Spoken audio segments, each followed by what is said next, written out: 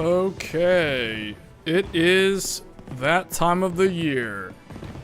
Christmas time and New Year's. We are in that transitory end of the year, you know, that final end of the year when a lot of people are on vacation. A lot of people are visiting family members for the holidays. So I don't know if we'll have a very large audience here, but regardless, we are going to be playing Monster Hunter Wilds on this stream because this is the continuation of the Lumenheim Festival, the Winter Festival in Monster Hunter.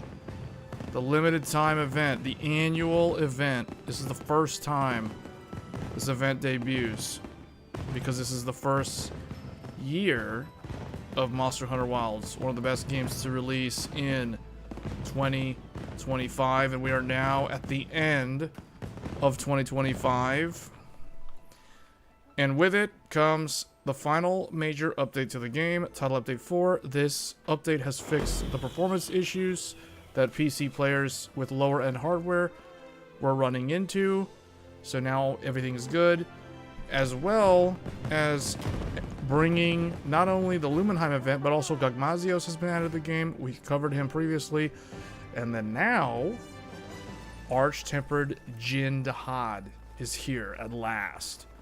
So we are going to be doing the Arch-Tempered Jin Dahaad hunt here on stream. So let's go ahead and eat this meal. The Lumenheim ceremonial platter.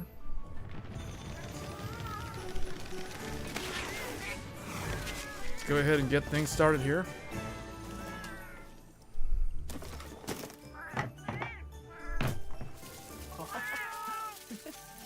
A holiday meal fit for a king. This is like the worst time of the year to try to lose weight.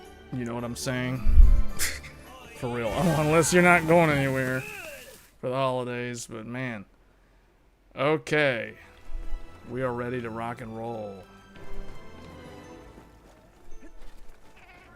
This is going to be Arch-Tempered Jin Dahaad.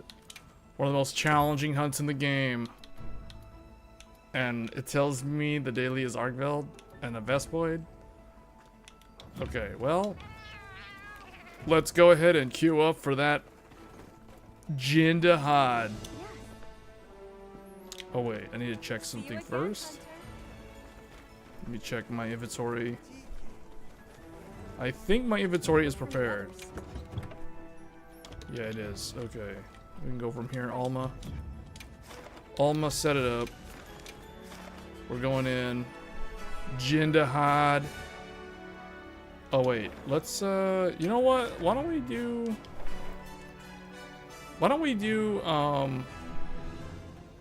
SOS. Let's go find someone that's doing this. Jin Dahaad isn't really harder than Nizar Jin Dahaad. Well, he has some different moves though. He has some new moves.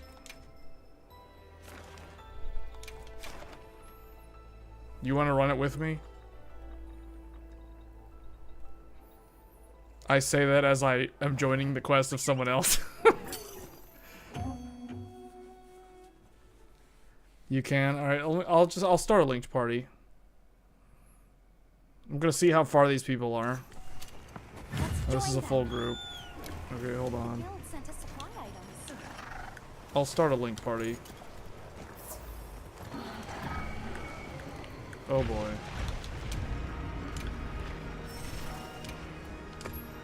I'm gonna invite Chief also. I see the Chief is online. This is so weird doing this in the middle of a of a Jin Dahaad hunt. It's a very dangerous hunt to be trying to like invite people into a link party.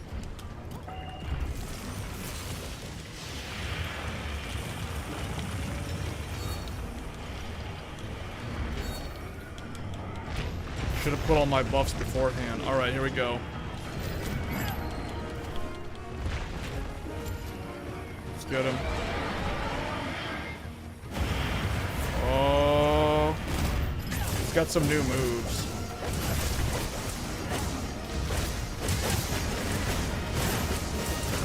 Yeah, you can do whatever. You can do that. It's fine. This is gonna take like about anywhere from 15 to 25 minutes anyway, unless these guys are terrible and we end up carting in 10 minutes or so.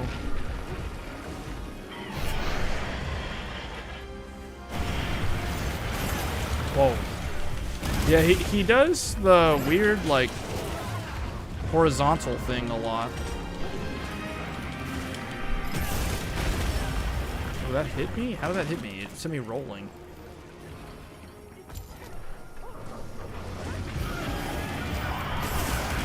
Yeah, for this, I'm bringing all the survivability. I'm basically using my Gagmazios and Omega build with the inclusion of earplugs level 3. Because I don't want to be interrupted while I'm trying to do whatever. One thing I learned also, if you're using Hunting Horn, earplugs level 3 is like almost a must if you're playing Hunting Horn, so you never get interrupted when you're doing the songs. Speaking of Hunting Horn, well, I don't know if I want to try that. I really want to be able to block against this guy.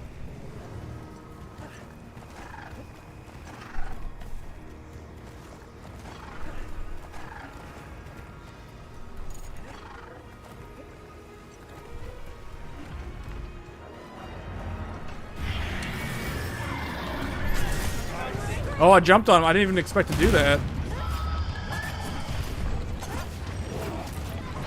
Well, alright. Well, I used up this.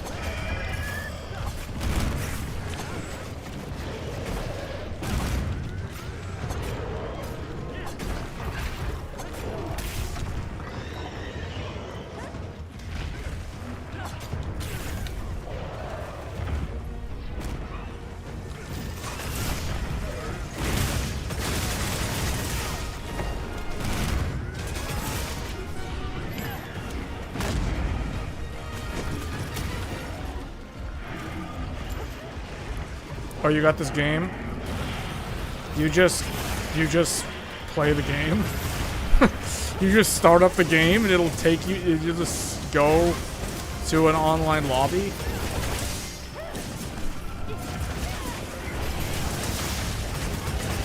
Oh man, somehow that greatsword cleaved through there. He's gonna do it, he's gonna do it. Oh, there we go. He's doing his thing. He's doing that frost move. Watch. Oh, no, no, no, no, no. Oh, no, no, no. Oh. Wow. Well, he does have a one-shot. Someone told me that Dahaad has a one-shot. His one-shot is his breath mouth attack. His breath attack can one-shot you if you're not at full health. Well, he does it twice. No, this attack, this attack. Oh no, he's doing the clear. This one's not a one-shot, as far as I know. The one where he goes straight, his straight breath attack in a straight line, that can one-shot.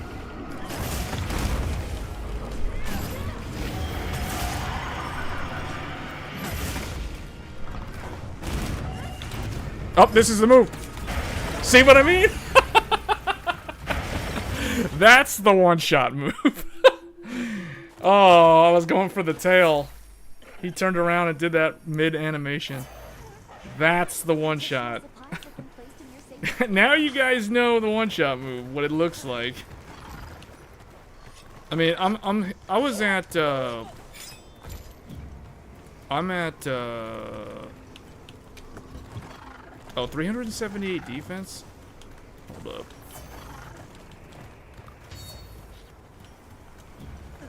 What's my defense? 398 defense. Normally I can get it to over 400. Oh, because of this. I need these. Okay. Oh!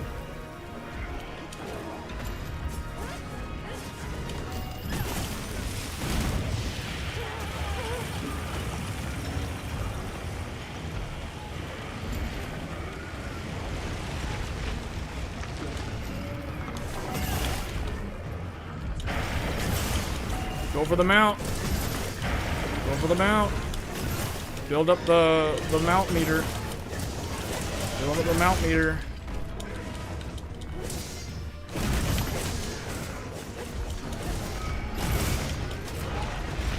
Oh, man.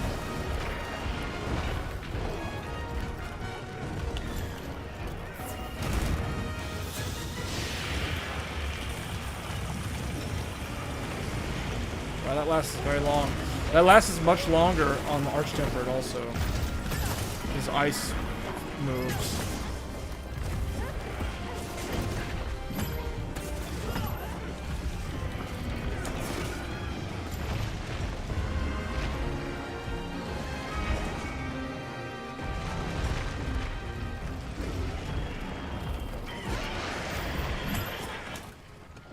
Oh. He likes to do that move too.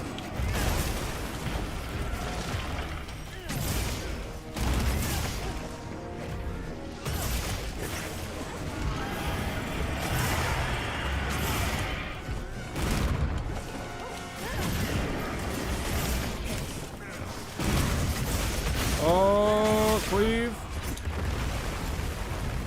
Oh, he's going. Okay, we're going to phase 3.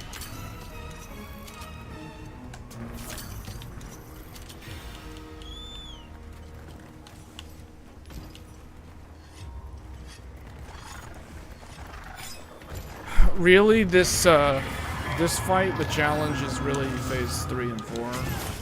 Phase 1 and 2. Unless you get unlucky and you just die to a one-shot. Oh, I got an idea.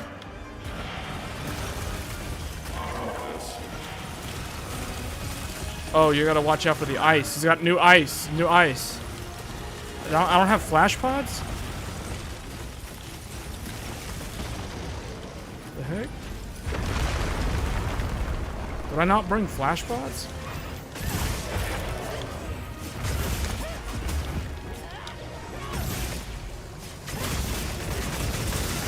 Cleave through.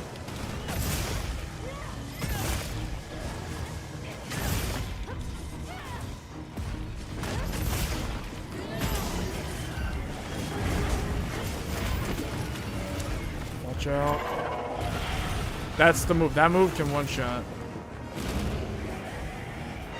He'll do his slam down twice. Sometimes, too.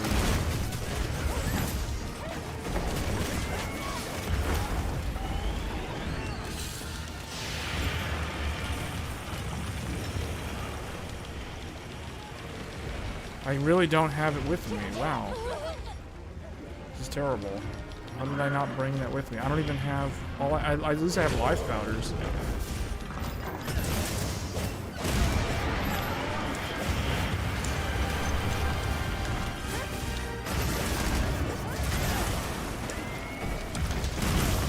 Trying to go for a mount. Trying to go for a mount.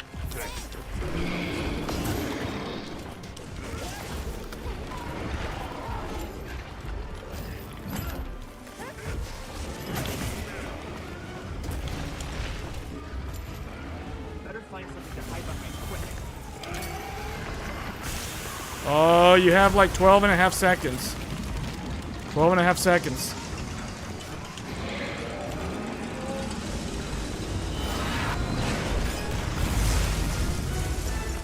Oh, man.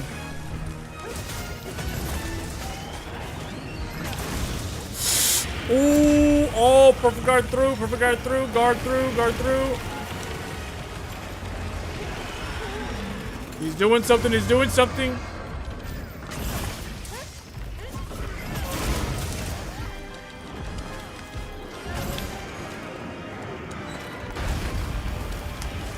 Oh, man. NVIDIA's not going to showcase any of that stuff. NVIDIA's going to talk about AI. They're going to talk about AI factories. I know what they're going to talk about at CES. They're going to talk about AI factories.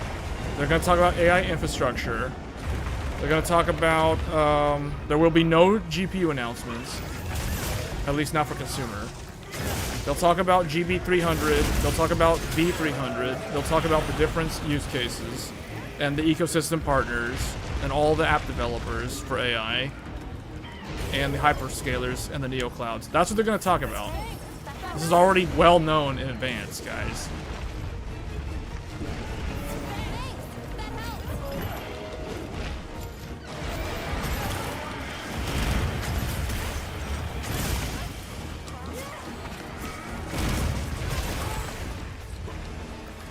Well, he just ran off.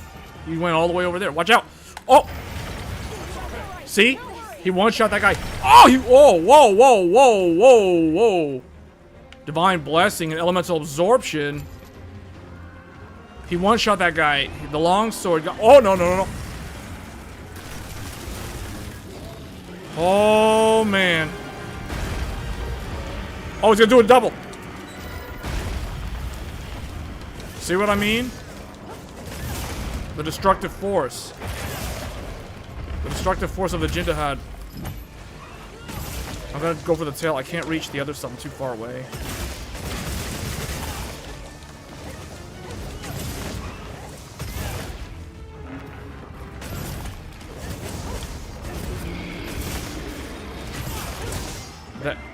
That's not a problem for them. That's a problem for gamers. That's not a problem for them. I don't know. You don't understand. The solution. I'll tell you what the solution to that is. Whoa, is he doing? Oh, he's doing his weird like power up. He's doing his weird power up. And then I think if you linger around in that too long, you're gonna get frozen. You're gonna get the frostbite status. Frostbite status works a little bit differently in this game compared to how it works in Night Rain.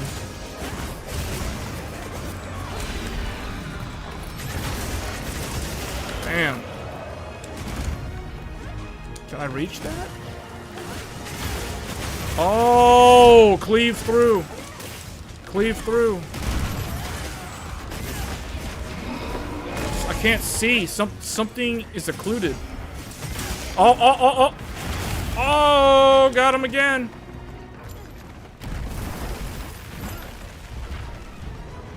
There's no issue with the memory. No. Like, in terms of memory utilization, I'll tell you what the solution is. The solution is sign up for GeForce Now. That's what they're going to tell you. If you're having trouble with memory, sign up for GeForce Now. You don't need a PC. That's what they're going to tell you.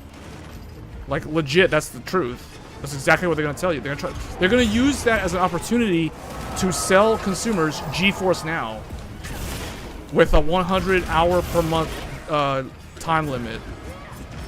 You can only play, if you sign up for GeForce Now, they're making a new rule, 100 hours per month, and if you want additional game time, you have to pay like $3 for like 15 more hours.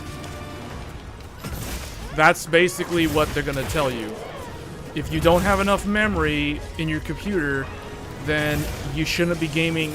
The narrative is gonna become, why do you need to game on a local PC when you can just game on the cloud? Just pay for the cloud subscription. Problem solved. That's what NVIDIA's gonna tell you. You don't need to own a computer. That's the whole point. Make it so expensive that you can't have one anymore. Oh, no, no, no! People, don't die! Quit dying, please! I'll save you, last chance! Oh, man. We're down to one more. We're down to one more. Oh.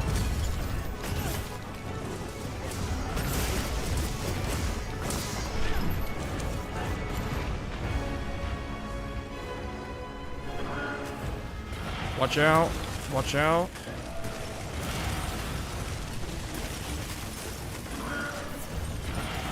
Oh, man. Oh, man. Oh, no, no, no, no. Oh, no, no, no, no. Knock him down. Knock him down.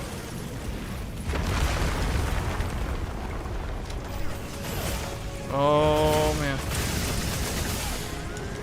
We have to go quick. We have to go quick. Billy Bob, we gotta go quick. Go fast. Go fast. Watch out, watch out, watch out.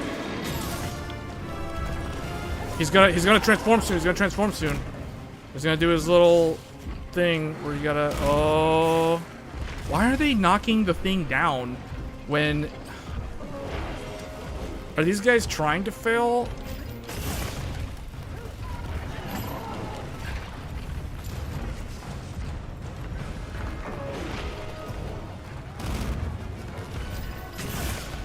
Trying to cut the tail. This would be the time to do it. He's gonna do a second one. He's gonna do a second one. Come on. Let me get that tail. Trying to cut the tail. Come on. Oh no. Okay. Is this safe? Yeah.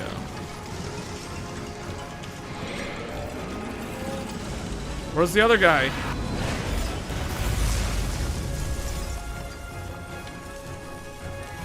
Alright, this is it. Final phase. Final phase. Where's that tail? Just quit turning around. Quit rotating! He doesn't want me to get the tail. Okay, well, you need to stop moving then. Ah!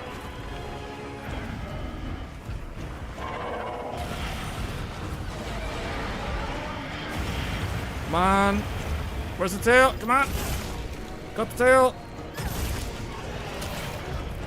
Why does this feel like Dragon Ball Z when Vegeta was desperately trying to cut off Gohan's tail? When he was fighting him when he was in the giant ape form. Oh no! Watch out!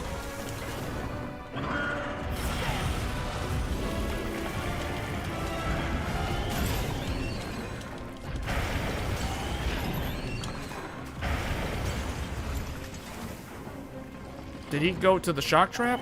Oh my goodness, he's like way up there.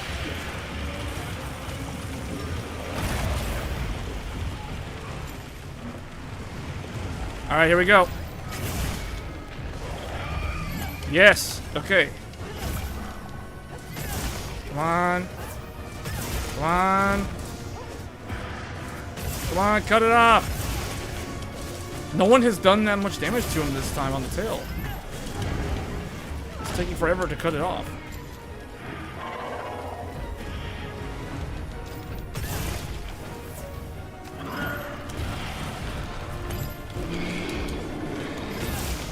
Alright, I'm gonna go for a mount then, if I can. Unless he moves.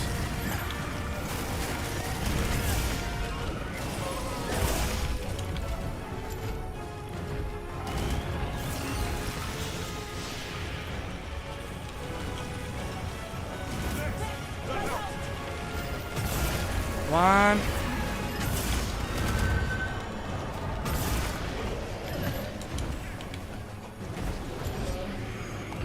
Yeah, he's gonna swipe.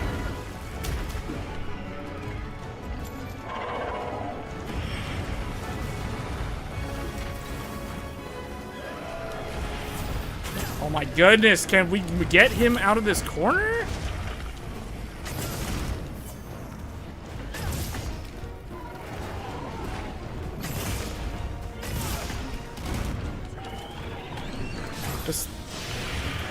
Man, this tail does not want to come off.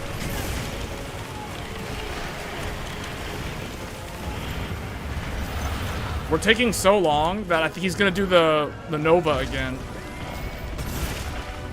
Trying to interrupt him with the tail cut.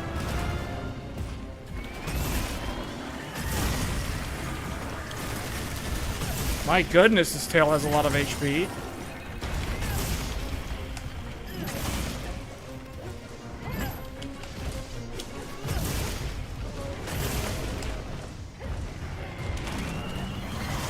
Oh no, he's doing. Oh no, he's doing his weird. Okay, hold on. That's just his.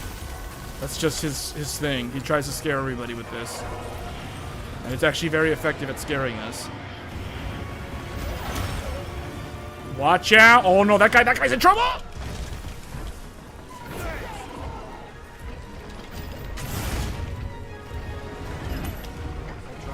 Oh no! Okay, hold on. Where's the? Where is it, guys? I can't see it. Where is it? I'm out. I'm out. I'm flying back. Somebody died. See, someone died because they didn't have a thing, or maybe all three of them died except me. Because I flew out of there just in time. I didn't see a thing to drop, and I'm like, everybody needs the Farcaster. Everybody needs the Farcaster. And then I guess they all died.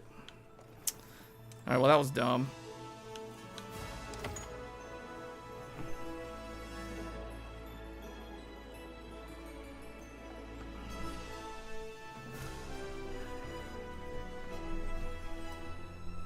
Well, no, I'm never going to use GeForce Now either.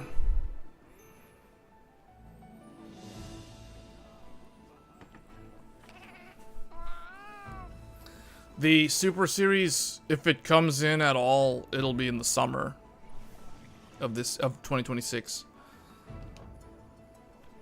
Yeah, well, one thing I know that they are going to do, they're reducing the wafers that they allocate for the consumer market. They're not well, actually, the reality right now is that there is not really a shortage of NVIDIA GPU chips for the AI data centers. That's not really a problem right now. So technically, they don't have to reduce the number of wafers for consumer GPUs. What they are going to do is they're going to scale back specific models of GPUs. So for example, the 5070 Ti. The 5070 Ti will become harder to get in the first half of next year because they're going to stop producing that many 5070 Ti's.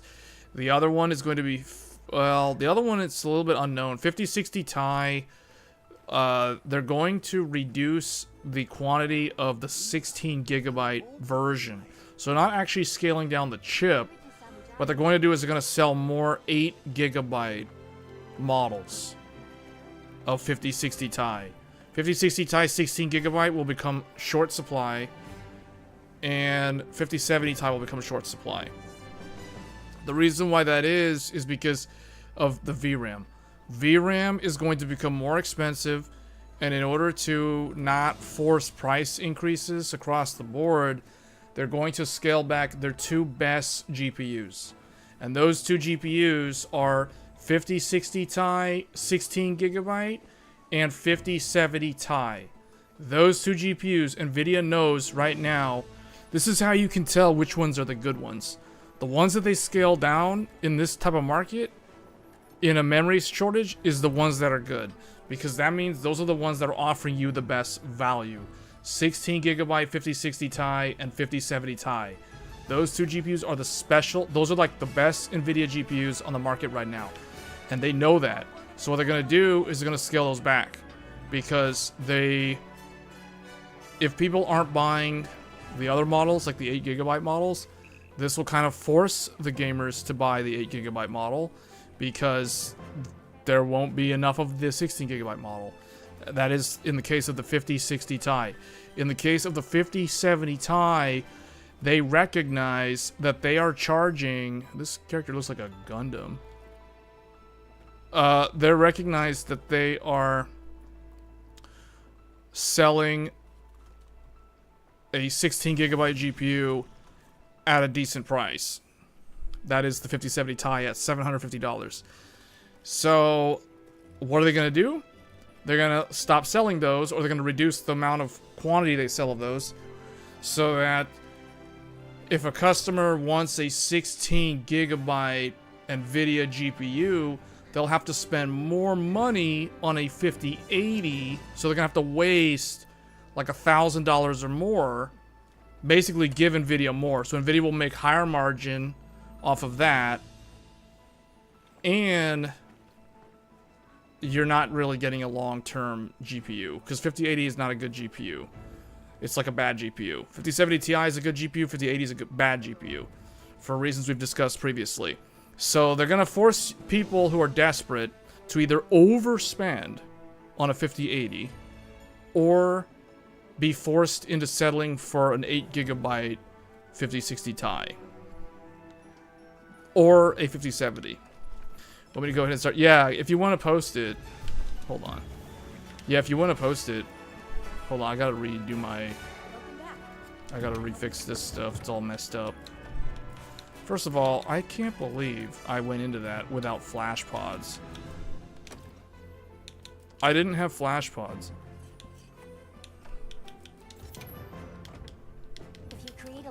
And I gotta redo the food.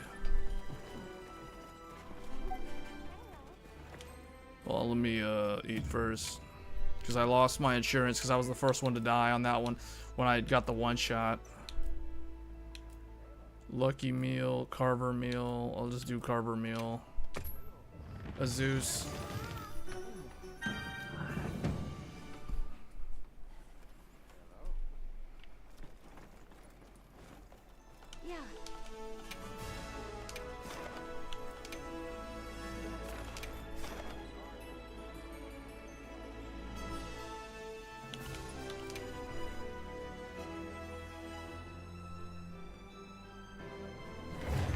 All right.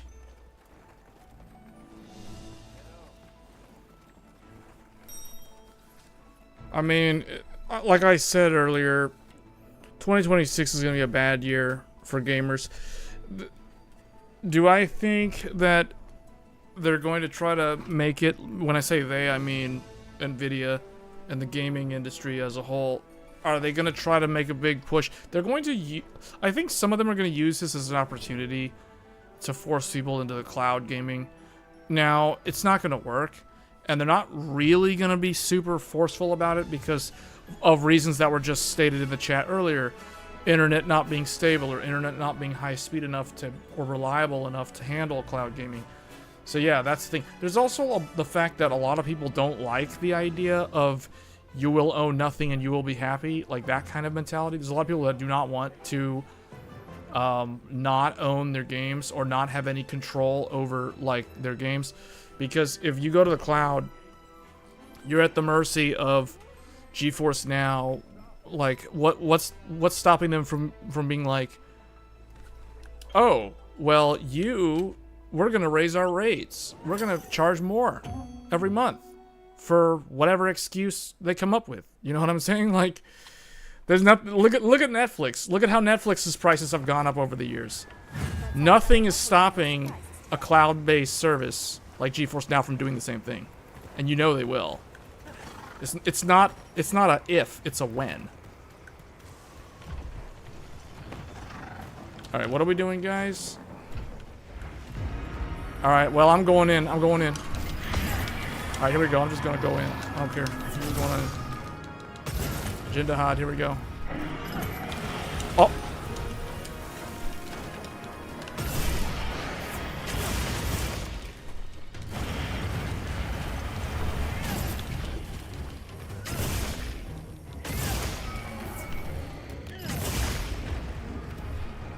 I got it.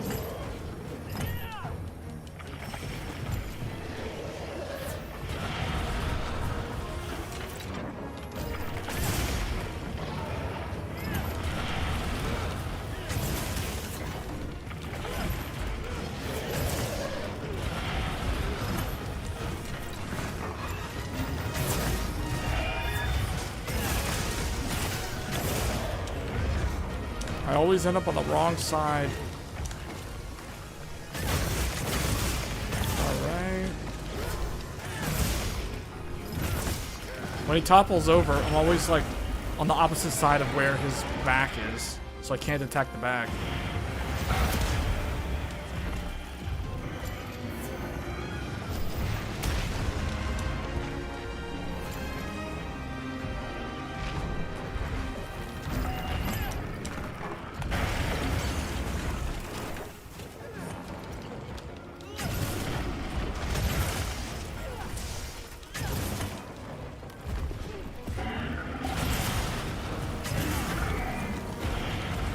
Is this link party members only? Or is a random fourth person gonna join?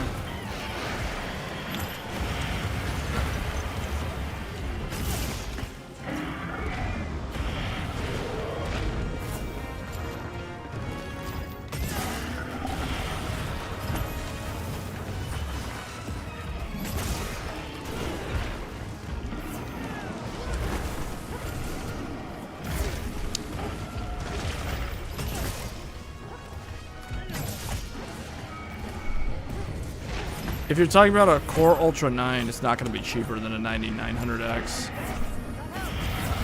Because it wouldn't be priced in the same range. It would be priced more like a 9950X.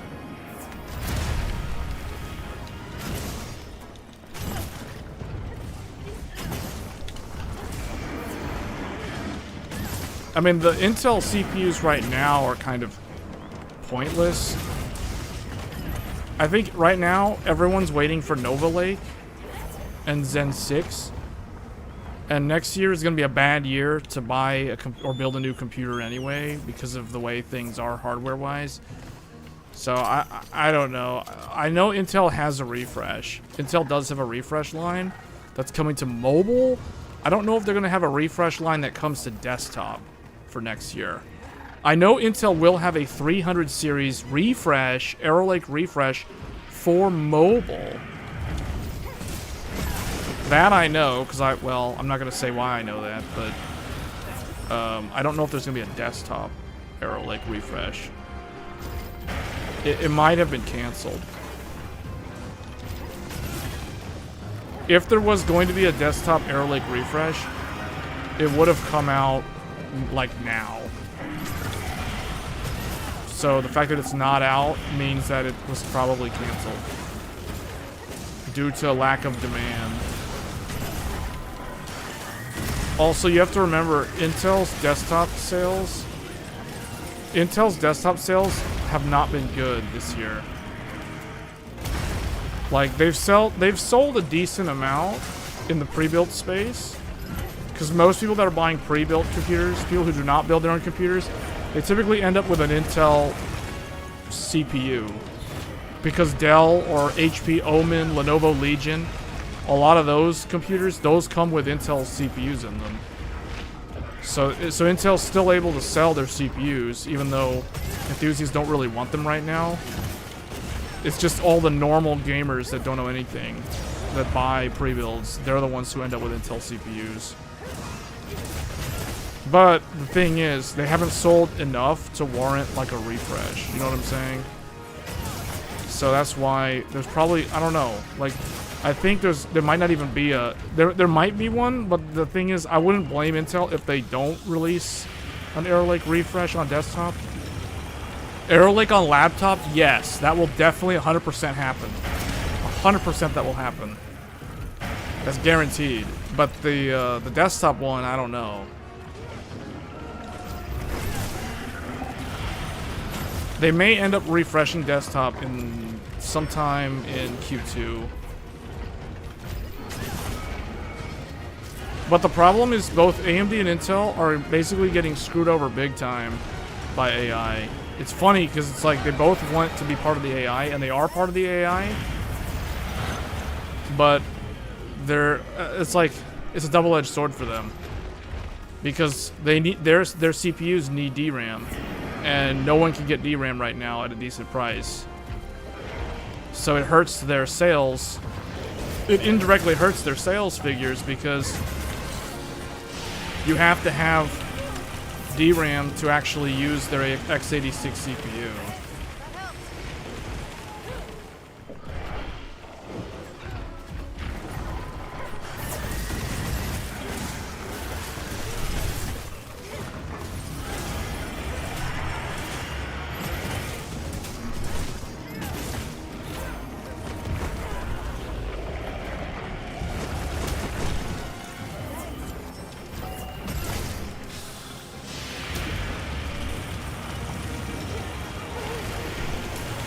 Oh, what the? How did...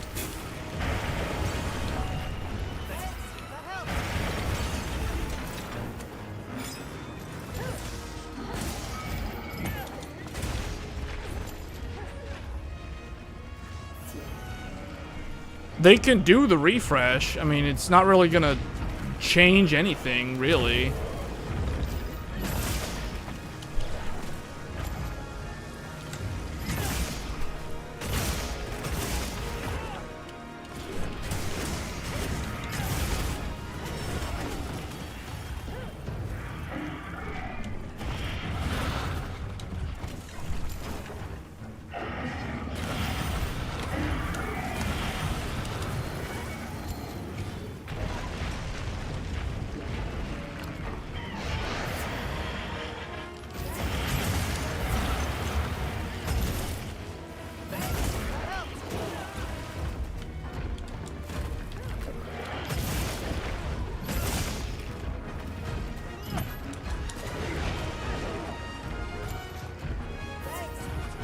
Nothing's gonna change in core counts.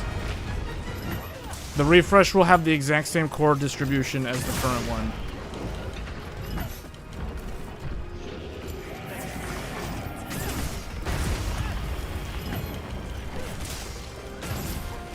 That's why it's questionable whether or not they even need to do that.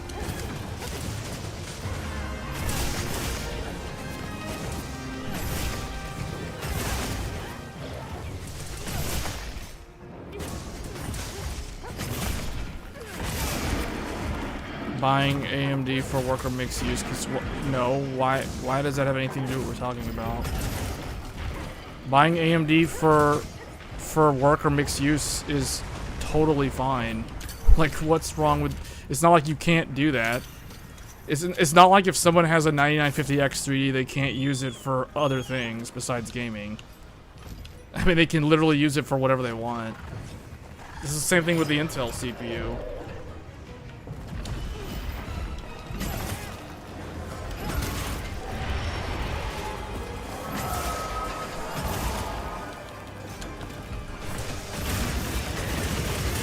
I mean, I have an AMD CPU and I use it for work and gaming and mixed use case. Price, performance.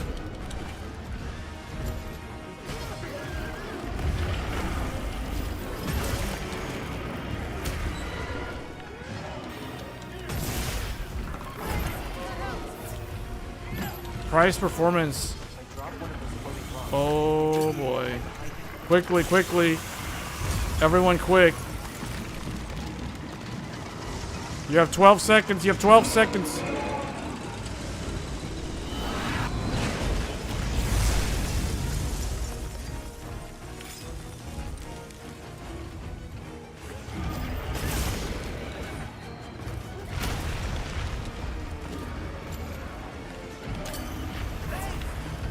He's moving away from it. Is he gonna get hit by that?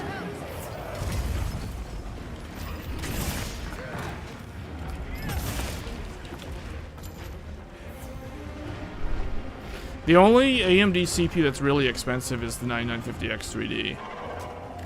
All of the other ones are priced appropriately at the current sale prices. If you live near a micro center, both of them, I would say Intel is offering more cores per dollar right now. Like more physical cores. But that's no hyper-threading though. So it's like you take the top Intel, the 285K, and you look at the AMD equivalent to that, the 9950X. So you have a 8 core plus 16 each core. So you get 24 threads. The AMD equivalent to that is a 16 core 32 thread. So they end up performing, in terms of multi-thread, they perform very similar, like in Cinebench. And then what's funny is in single thread, they also perform very similar.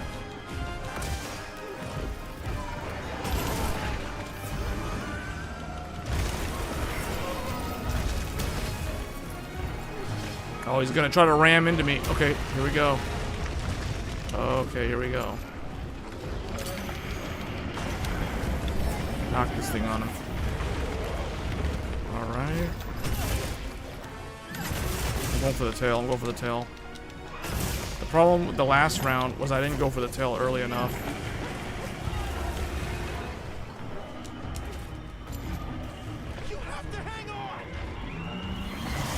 Oh, he's doing this thing. He's doing this thing.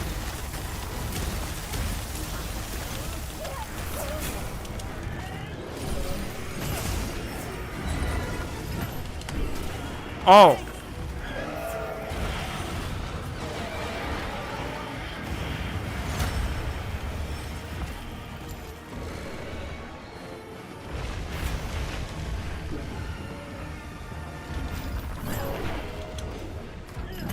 He's on the move. Oh, apparently I have the enmity. I just now noticed that. He's targeting me. Oh, man. Oh, man. Oh, he's gonna do it again. Oh, someone interrupted him.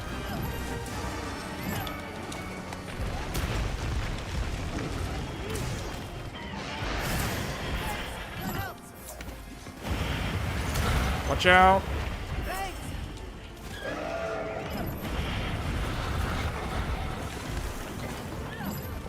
Ah.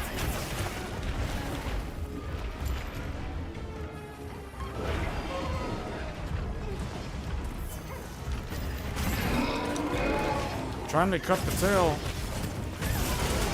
Oh. Return of the King. Return of the... What? Huh? He was doing it again? Over here, over here.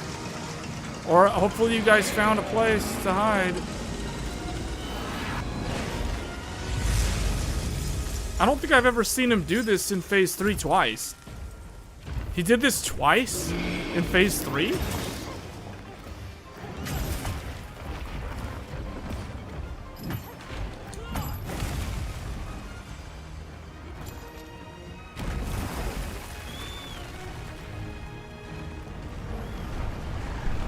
Man, there's a lot of like fake. You guys are reading a lot of fake news out there. Asus wanting to make their own GPU. That's like the most fake thing I've ever heard all year.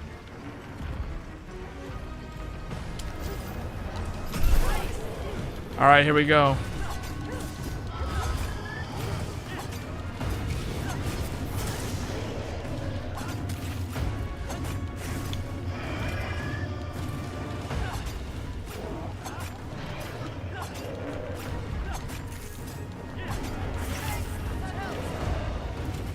Alright, let me see if I can go to the back, I think. Okay, I can go back here. I can make like a third one. Alright, he fell down, he fell down. The head.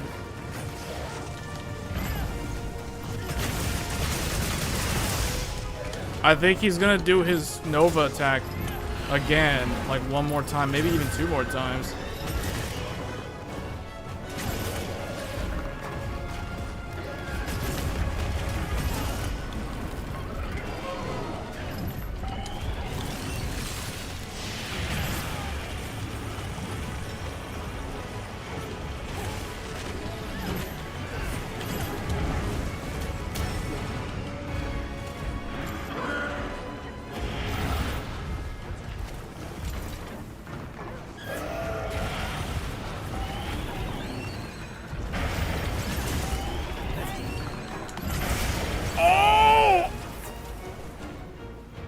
That barrier, man. That barrier, like Mazio's barrier is so good. He broke my barrier. This is basically like you're playing like your Gaara from Naruto with the sand armor. I got that like sand force field around me. That's so good. That is so good. Now that sand force field's broken though, so I don't have it anymore.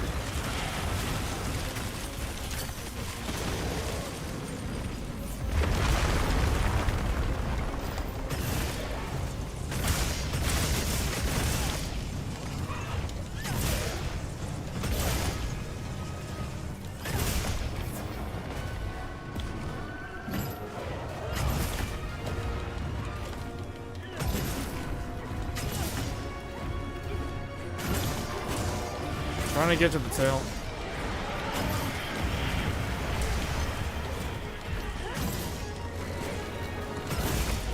Oh, the tail's already cut off. Okay, I just now noticed that.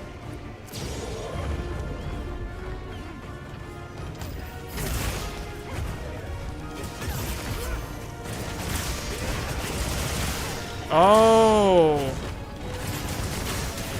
Oh. Oh. I think the head.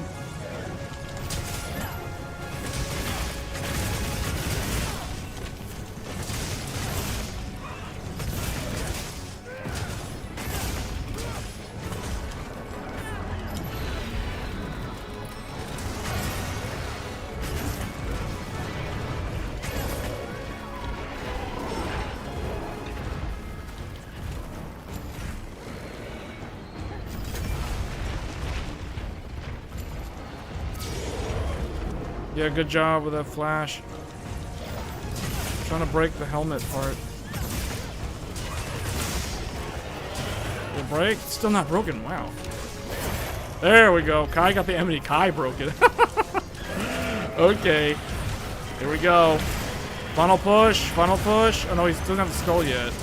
It's not final push. He's gonna do his save the thing in the air because he might do his Nova again. We need to at least have a cover.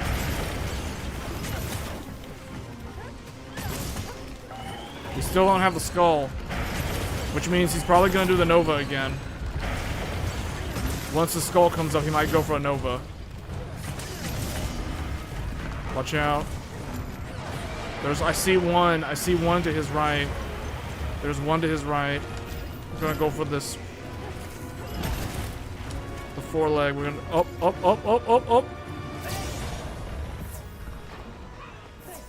Oh, we need to break the thing on the back.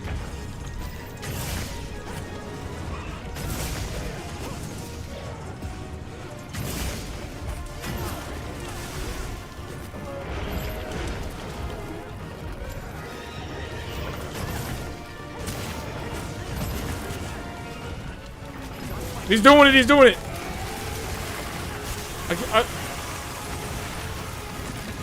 It's over there, it's over there. It's way over there. Hold on, I'm dropping it down. What the heck? What the heck happened? What? That thing fell right as I should have been safe. 2 people died though.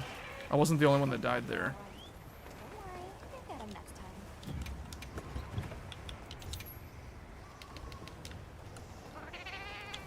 Man, he did the Nova 4 times this hunt.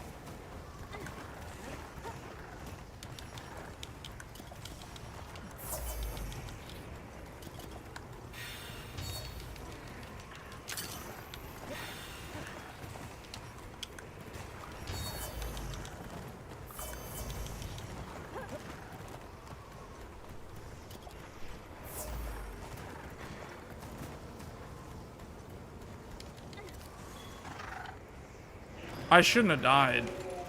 That wall thing fell right in front of me.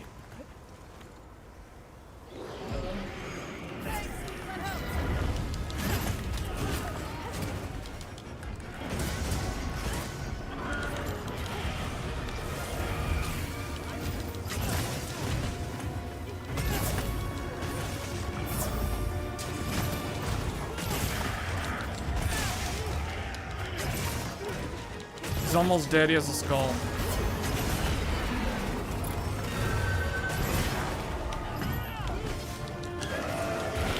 Wait, if I have guard up 3, can I block the Nova?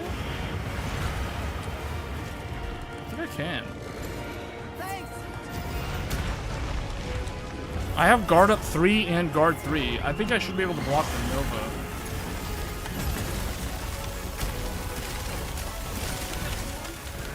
This attack has different properties, though.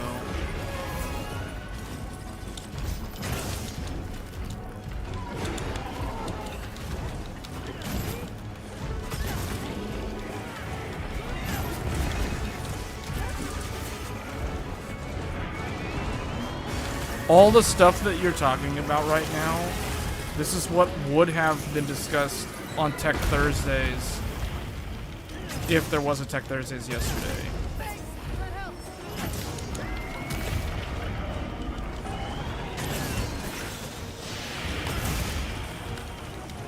Oh, there's a blue on him. There's a blue. He's got lots of cuts. There. He's got another one over here. There's another one in his back. The back leg. The back leg.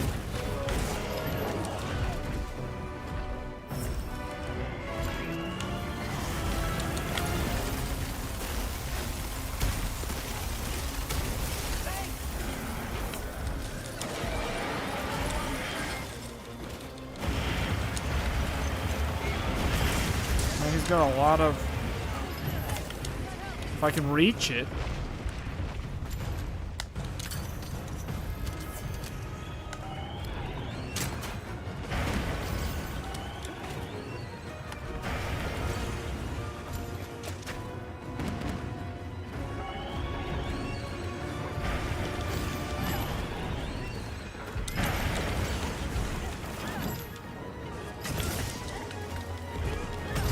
funny. His right arm, his right foreleg still has the armor.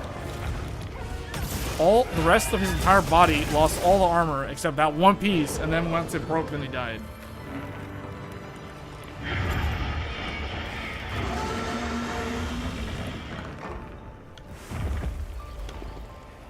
Man, that supernova is still the most dangerous thing about this. That and the breath, the frontal linear breath attack.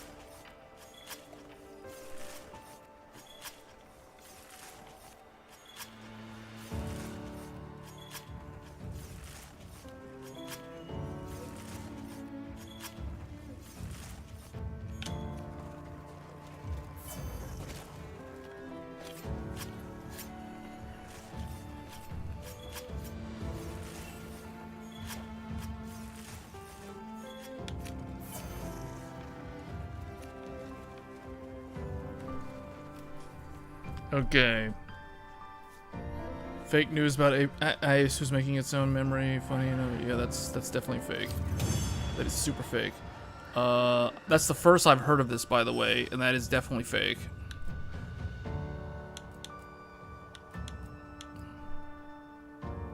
I got one ticket.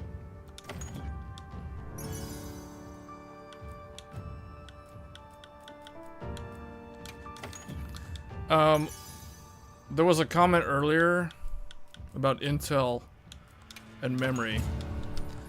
There was a comment about Intel. How long ago was that comment? There was a comment about Intel. The comment about Intel regarding memory. Intel's not going to make memory. First of all, a comment like that shows me that you're probably new to building computers, because Intel used to make memory a long time ago. Intel was part of the memory chip market, but they exited that market. They're not doing that anymore. They also used to make flash memory. They used to make SSDs. They don't do that anymore. They spun that off a long time ago. So Intel's not going to do DRAM. Intel's not going to do flash SSDs. They don't do that anymore. Intel Optane, that was the last thing. They don't do that stuff anymore. So Intel's not going to help in regards to the memory. A Chinese company making DRAM, that is more believable. And the thing about, okay, the comment about some random Chinese company that's secretly developing its own GPU. First of all, it's not secret. Second of all, that already exists. There's actually a bunch of Chinese companies that are making their own graphics cards. There's already their own, Huawei already has their own graphics card. And there's other ones too. More Threads is a startup company that made a graphics card a few years ago. That's a Chinese company that made a GPU. So yeah, that is already a thing. That isn't even like a secret. That's like well known already in the tech space. So the Chinese could actually save the day in the end. Like if things don't improve until 2029, like a Chinese company could potentially save everybody if it starts making memory chips or whatever. Now it might not be that great, like won't match the performance of some of these well-established ones, but maybe that's not even necessary. That maybe they don't have to do that. How do you play online? It's very simple. You just start the game and well, if you have to go through the beginning of the story, then you can't play online yet. You have to go through the story to a certain point, and then you unlock online play automatically. So you got to get through the first section of the game to be able to play online. It requires you doing the first part, where you have to rescue the girl, and then get to the main camp, and then you talk to some people, and then you unlock multiplayer. So you have to do that first. You beat Chotacabra and you unlocked online. Yeah, so that's how you get online. You're talking about how to join a lobby, like a specific lobby? You go talk to Alma, and you basically... Where is Alma? I don't even know where she went.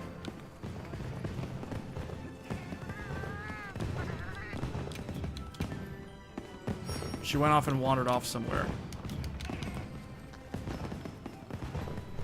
Yeah, where is she? Anyway, you need to go to Alma, and you go talk to her, and you go to recommend... You do this. You can do lobby search. You can do recommended lobby. Are you trying to... If you want to join the lobby that I'm in, the lobby is right here at the top of the screen. There's the lobby ID. E834J4TP right there. That's the lobby that I'm in. And let me see how many people are in here. 84 players out of 100 right now.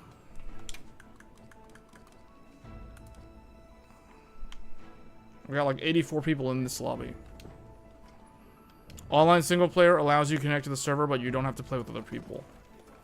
So that allows you to have access to the dailies. This stuff.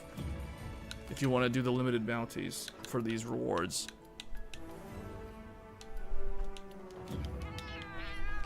Wait, Fulgur vein was spotted? We're gonna need to do another one of these.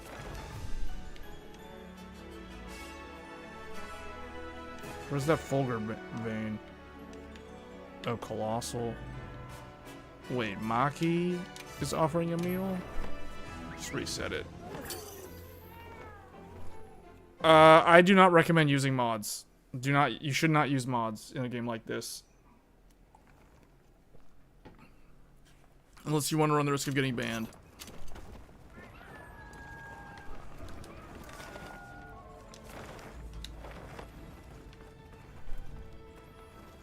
Mods also cause problems, like the game will randomly crash. Especially when there's a game update. They push an update to the game and it breaks the mod, or the mod breaks the game. So I do not recommend that. It's a bad idea. Where is she?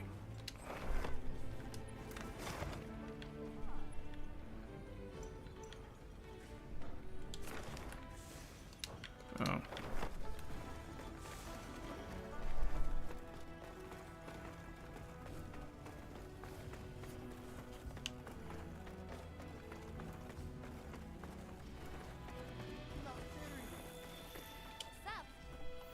Because I've heard all kinds of horror stories of people having instability problems with the game and all that stuff, and it usually comes down... It's funny because you go look on Steam forums and someone's complaining about the game crashing, and then eventually somebody replies, "Are you using mods?" And then after that, no response. Like the person, the OP, like literally disappears. It's like, oh, well, I guess you're not having the game crash anymore. No response typically means either the problem solved or... I don't know. Yeah, because I think if it was a few months ago, it was back in the summer, they did this massive ban. They banned a whole bunch of people that were using mods. You can go look up in the Steam forums, people that got banned, because the ban is pretty severe. It's like 180 days. It's like half a year. They get banned for half a year, and it's like, well, now you can't play with anyone else. Unless you want to literally buy the game again on another Steam account, and that's dumb. That's a real loser thing to do.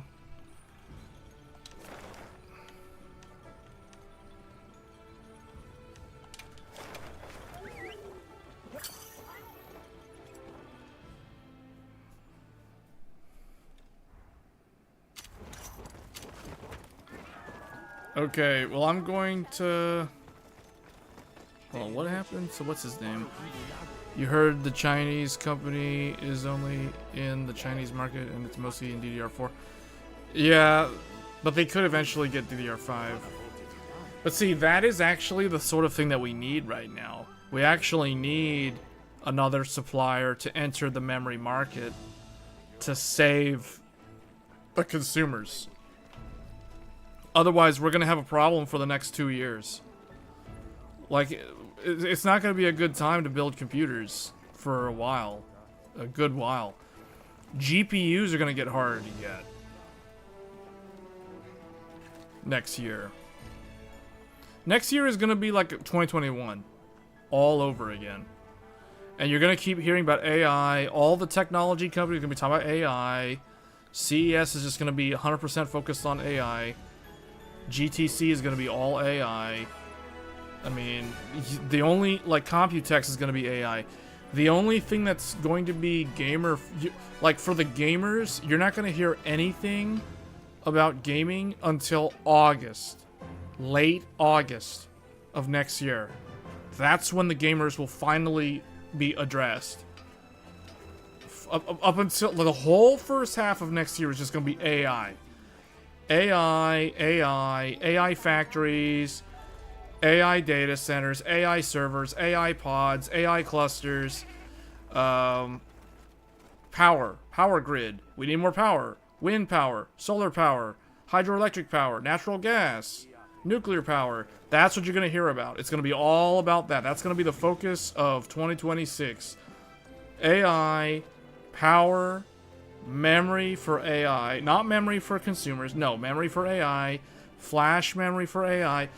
SSDs are going to get so stupidly expensive in in 2 months from now. It's not even going to be funny. So if you were thinking about buying an SSD, you better buy an SSD now. Fair warning, because it is not going to be pretty by March. For anyone who's looking for an SSD, like a decent 4 terabyte SSD.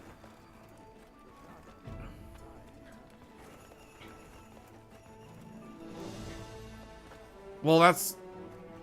What if they're pushing...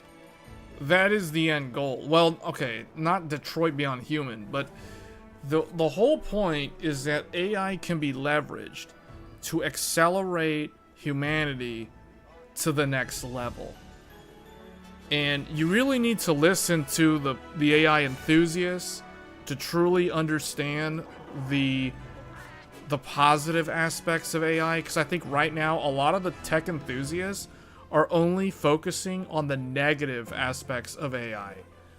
They need to listen to people that are talking about the future, like things that AI is going to be leveraged for helping us actually achieve positive outcomes long term. But a lot of these things are way out in the long, we're talking 10, 20 years, 30 years, 50 years from now.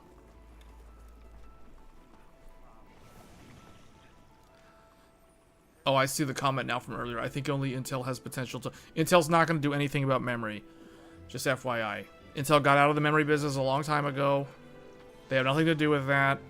The companies that make memory have their own fabs to make memory. DDR5 is not made by TSMC.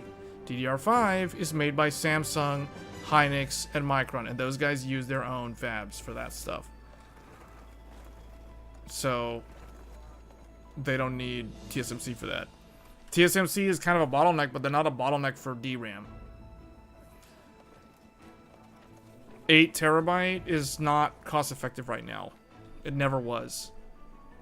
4 terabyte is really where it is, but that is rapidly not becoming true. Like, if you're trying to get the best value historically, for a number of years, it was 2 terabytes. Then, as of last year, or maybe the end of 2023, 4 terabytes... Yeah, it was the end of 2023. 4 terabytes became the best value. And it's been like that ever since. Now, because SSDs are becoming more expensive, I'd have to relook at the prices. But 4 terabytes does not look like a good deal right now.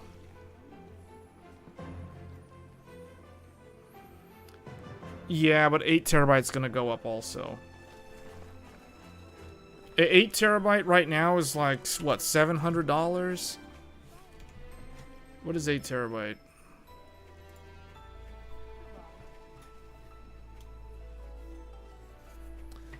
Let me see.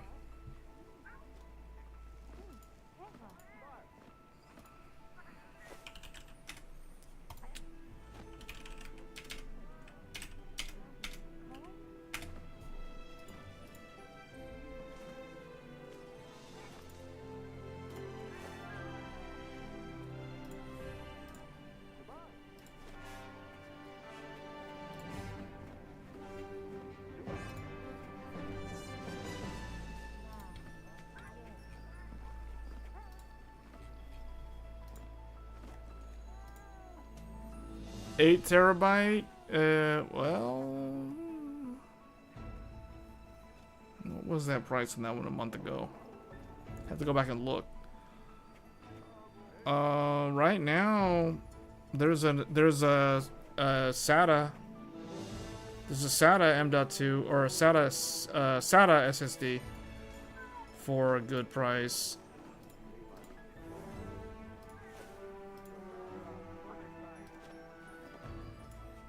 This one, $500. Inland Platinum 8 terabyte Micro Center brand, a Micro Center SSD. This one, the Inland Platinum 8 terabyte SATA 2.5 inch, $500. That's the only one I would consider. That's the only one I consider. These other ones are way too much money. Like, okay, because I'm gonna tell you right now. What is the price that I would pay for an 8 terabyte SSD? What is the normal price that yours truly would pay for an 8 terabyte SSD? Who here can tell me? This will tell me who actually pays attention to my Tech Thursdays show. Because you guys should be able to calculate it by now. There's been at least 3 live streams in the last month where I have explained how to buy an SSD, like how to determine if you're getting a good deal. $400. Good. Thank you. You're paying attention. $400. So I will not pay more than $400 for an 8 terabyte SSD. So that automatically means looking at all of these, $900. This one's almost $800. $900. No, I'm not paying for this stuff, guys. I would never, ever buy an SSD for this much money. Like, never, ever. So this one, this SATA SSD, this slow SSD, the slowest SSD, bottlenecked by SATA, is $100 more than what I would actually pay. So think about that. That shows you that SSDs are on the rise in terms of price. The prices of SSDs are starting to go up. Doesn't matter the PCIe gen. I don't care what the PCIe gen is. Gen 4, Gen 5, Gen 3, I don't care. I mean, ideally, I want it to be Gen 4 and not Gen 3. But I don't care, dude. Like, I've already explained, I buy the cheapest SSD I can get. I don't care terabytes written. I don't care TLC, QLC. I don't care about none of that stuff. I don't care if it has DRAM or if it's DRAM-less. I want it to be cheap, and I want it to have a high capacity. That's all I care about when I buy an SSD. So let's look at 4 terabytes. Let's look at 4 terabytes. Okay. What's my price for 4 terabytes? $200. I don't want to pay more than $200 for a 4 terabyte SSD. And oh, look at this. All of them are more expensive than what I would actually pay. I wouldn't want to buy any of these SSDs because these prices are disgusting. The Crucial BX500, I bought this during the Micro Center deal for $194. I paid $194 for this exact SSD. And look at the price of it now. After the holiday season, look at the price. It used to be under $200. Now, it's approaching $400. Almost a 2x price markup. Price increase. So SSDs are definitely getting more expensive. Where is my favorite SSD that I bought in like 3 this year? Okay, I have purchased 3 of these and 2 of these. I have 3 Samsung 990 EVO 4 terabyte plus, EVO Plus, the good one. This is the one. I've got one in the Godlike. I've got one in the Intel, and I've got the third one in some other device. What is the other device?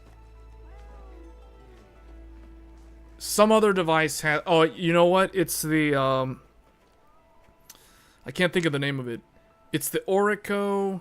It's that Orico docking station that has like an M.2 slot in it. I forgot the name of it. But I've got one in that. I've got one in the Godlike, and I've got one in my Intel computer. So I have 3 of these, and I paid $230 for 2 of them, and I think the middle one was $220. $220 and $230. Look at the price now, $328. So it's like $100 more than what I paid for this back in the summer. I bought one of these in September. I bought one of these in August, and I think I bought the first one in like late July or something. So I bought 3 of them, and I didn't pay anywhere close to this. Crucial P310. I bought 2 of these. I bought one of them has the heatsink like this. The other one does not have the heatsink. And this is in my Strix Halo Evo X2 mini PC. And I paid $240. $240 for a P310, 4 terabyte. Because I only buy 4 terabyte. I don't buy 2 terabytes anymore. And 8 terabytes is still too expensive. So, this is already $100 up. So, every time I look at SSDs, I'm like, man, okay, that's $100 more than what I paid. And this is $100 more than what I paid. This is actually more than, this is like $105 more than what I paid. And this is almost $200 more. This is like $150 more than what I paid. So, in my mind, SSD prices are going up 100%. They are going up. They are going up. It's getting bad. It is getting bad. The price of these things is going to get really, really ugly next year. Because you know why? AI is coming for these. AI is going to take all of these SSDs. They're going to consume. They're going to siphon all the SSDs. They're already siphoning all the RAM. Next, they're going to siphon all the SSDs. They're also siphoning all the electricity, the electrical grid. They're going to siphon up the gigawatts of electricity. And they're going to siphon up all the fresh water because they need all that water to be turned into either deionized water or distilled water. They need to consume millions of gallons of water because these AI factories are going to be liquid cooled. I can pretty much guarantee you CES is going to talk about liquid cooled AI factories. It's going to be talking about the electrical grid, the water requirements. They're not going to say power consumption because that has like a negative connotation. But they're going to talk about how it needs the electricity, the infrastructure, the ecosystem needs to be put in place. So, you want a new house? Too bad, because all the construction contractors are working on AI factories. So that's going to affect the housing market potentially. It's at risk in certain areas. I shouldn't say that it's like a widespread problem, because wherever the data centers are going to be built, that is going to put a lot of other construction on hold, both residential and commercial, or private or public, because the contractors that do the concrete, the electricians, the plumbing construction workers, the people who do like the piping and the connection to the water systems, like all those guys, all those workers are going to be locked in to these like 2-year, 3-year projects to build AI data centers. It is happening now. And the US government, and I'm pretty much sure that other governments all around the world are on board 100%, full steam ahead, build up that infrastructure, sovereign AI, build that Skynet, get everything going, because they're going to look at it like, oh, look at all the jobs. Look at how many jobs the AI is generating. You have all the construction. You have to hire the whole crew. You gotta work 24/7. You need 1,500 people on site 24/7, going full steam ahead, building the AI factories to put the infrastructure in place. This is what we're going to hear about from some of the guys at CES. Now, NVIDIA might talk a little bit about that, but they're going to talk about mostly the software, the ecosystem partners, the data center providers, the infrastructure, the AI as a service, all that stuff, medical research, drug discovery, you know, all the same talking points that we've heard from the whole AI narrative for the past 2 years now. That's going to be, we're just going to hear that regurgitated again in 2026. So, but it is literally consuming all the resources right now.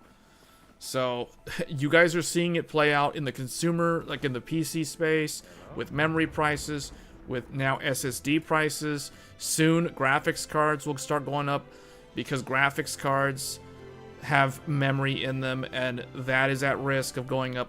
Like laptops, pre-built, smartphones. I'm not sure about smartphones, because smartphones might have a special allocation, but laptops and GPUs for sure are going to become more expensive because of all the AI demand for memory. So yeah, right now, oh man, I don't know how long this deal's gonna last, but sub $600 for that's pretty good. But yeah, deals like this are not gonna exist next year. Like you go in, like fast forward to March or April, good luck trying to find this type of deal. Once the supply chain moves these GPUs through the channel, you get through that latency phase, then all of a sudden, prices go up because it's going to be harder to get these things. And they're just going to have higher BOM costs. COGS price are going to go up for people like Power Color and Asus, etc. So, yeah, it's going to be a huge problem. Like I said, it's going to be like 2021 all over again. Only worse. Only worse. Because now we're talking storage and RAM, in addition to GPUs, being stupidly expensive. You had the option to get 192 gigabytes of RAM for 800 and didn't. It makes me think I could pick up 8 terabyte and hold it and see how things shake out. You mean an 8 terabyte SSD?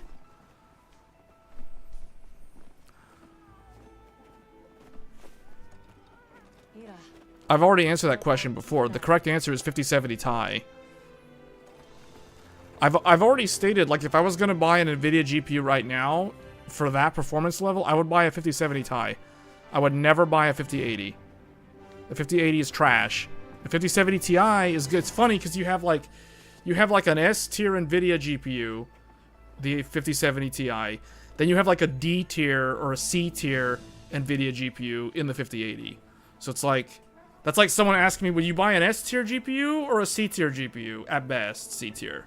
You know, like, I don't know. I mean, that's how I process the question.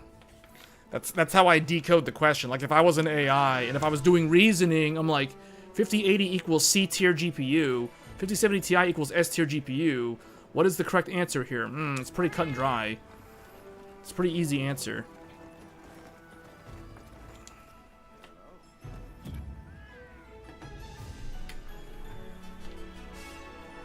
$5070 Ti is the one that's going to become harder to get next year, though. Because of what NVIDIA's planning to do. They're going to reduce the supply to it because of the VRAM.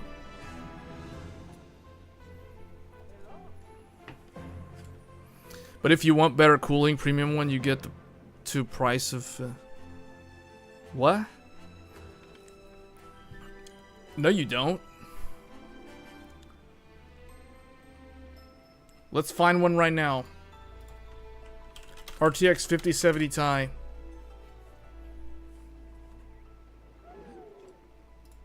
Bam, right there.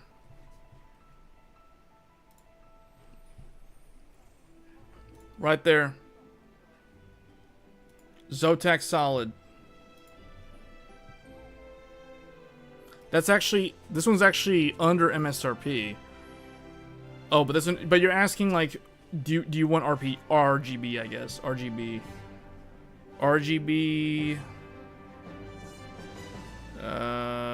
Which one has RGB?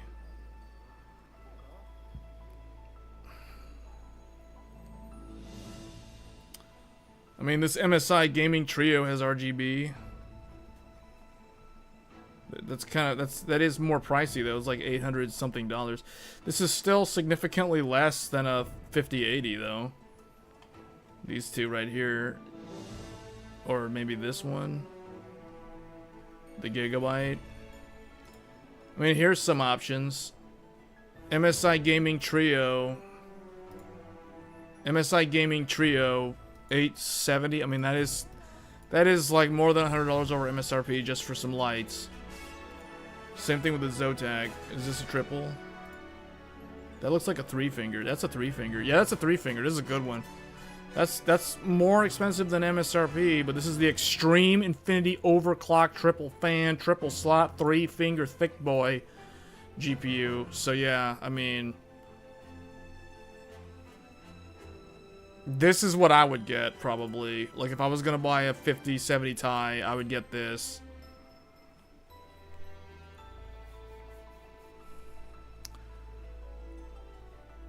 So yeah, I wouldn't buy MSI. I know that. I wouldn't buy that. Personally, I'd probably get the Zotac with the infinity mirror on the front. Like right there, that little cap end right there. It looks like it has an infinity mirror on there with the RGB. I would get this, or I would get the PNY. I didn't see the PNY with RGB though. I'll tell you what I personally get if I'm buying NVIDIA. Oh wait, here it is. Oh, right here. Dude, this is what I would get. This is the one. This is the one that I would get. This one. There it is. 850. Hold on. Zotac's a little bit more. This is the one. Either this or the Zotac. This is $100 over MSRP. $100 for the thick. If you want the thick cooler with the 3 fingers. This is the one. Yeah. That's the good stuff right there. This one, PNY or Zotac. If you're in Asia, you end up with Zotac. If you're in North America, you end up with PNY. That's how I operate.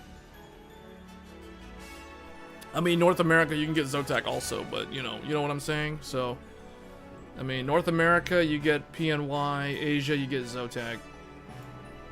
Depends on where you are. Like, if I was in Japan, I'd probably end up with a Zotac.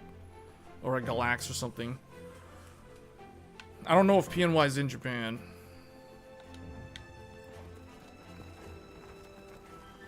No, PNY is not Zotac. Okay, do you guys know what PNY stands for? PNY is Paris, New York. PNY is Paris, New York. It's an American company. So if you want to buy, quote-unquote, buy American, you buy PNY. PNY is America. Murica. If you want Murica brand, you buy PNY. It's Murica. If you want America, if you want to buy American, you buy PNY. End of story. PNY period. Because PNY is American. So therefore, PNY gets dibs on this. RTX Pro 6000, where you at? Oh, look. PNY, the American brand, is the only option for the Blackwell. PNY exclusive. American company. NVIDIA, American company. PNY, American company, gets exclusive dibs on RTX Pro 6000. As well as the Blackwell Workstation Edition. $9,000. The money goes to PNY. So no, PNY is not Zotac. It's not Zotac at all. Zotac is an Asian brand. So if you're buying the Asian brand, you buy Zotac. Represent.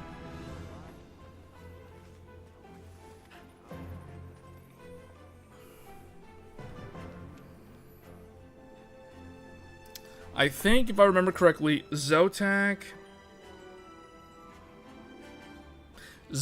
is part of, I believe they're owned by PC Partner. PC Partner. So it's Asian. This is an Asian brand. Zotac. Paris, New York is American. So, I mean, these are the ones that I would get. I've already stated what I would buy. If it's my money, it's gonna go to either Zotac or PNY, depending on availability. Okay, so looking at these two, like, the PNY is cheaper, so I would probably buy the PNY. Because the Zotac is what? What is that, $20 more? $20 more for Zotac? It looks like this one's using flow-through. This is using flow-through? Yeah, it's got flow-through on there. It's got RGB and flow-through.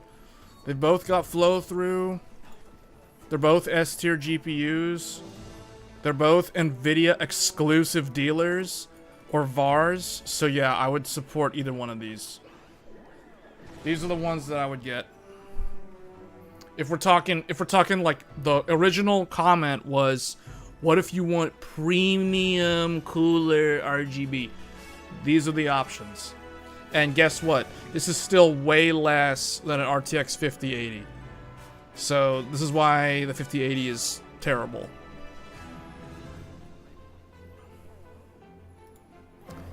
Okay.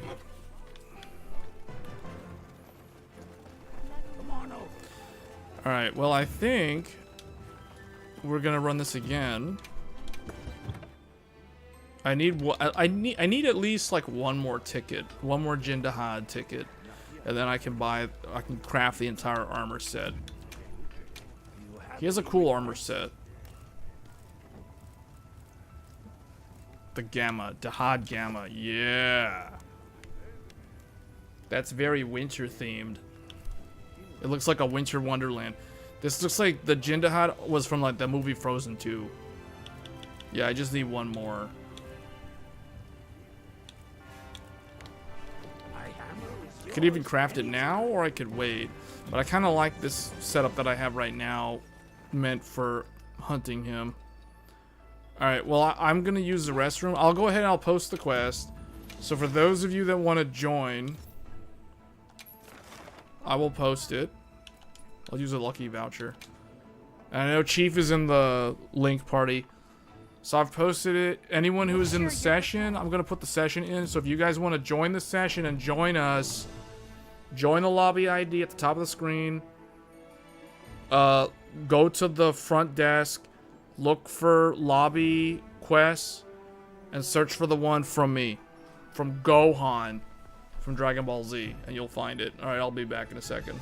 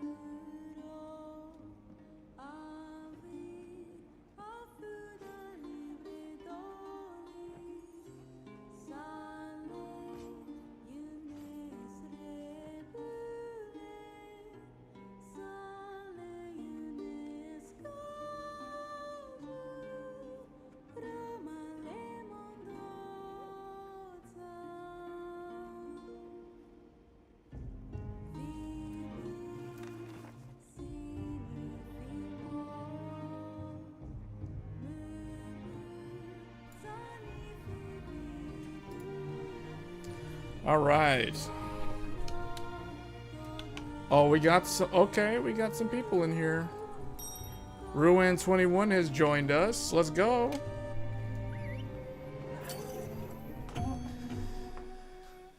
AIB partners are both the manufacturers and the VARs.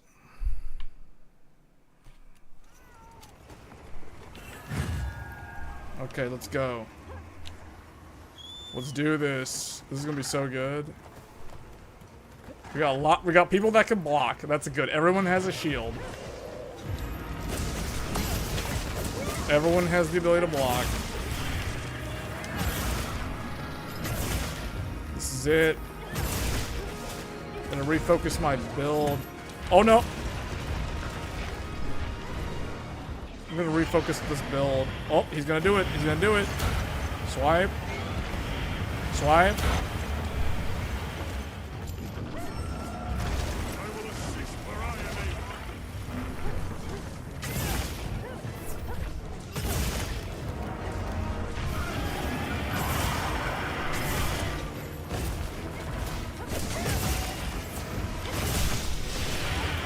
I prefer to buy from a store, not direct. Depends on what it is, but I typically don't like to buy GPUs direct because if there's something wrong with them out of the box, then you have to deal with shipping it back. Whereas if you buy it from Micro Center or like a local retailer, you can literally just take it back to the store and exchange it. It's so easy.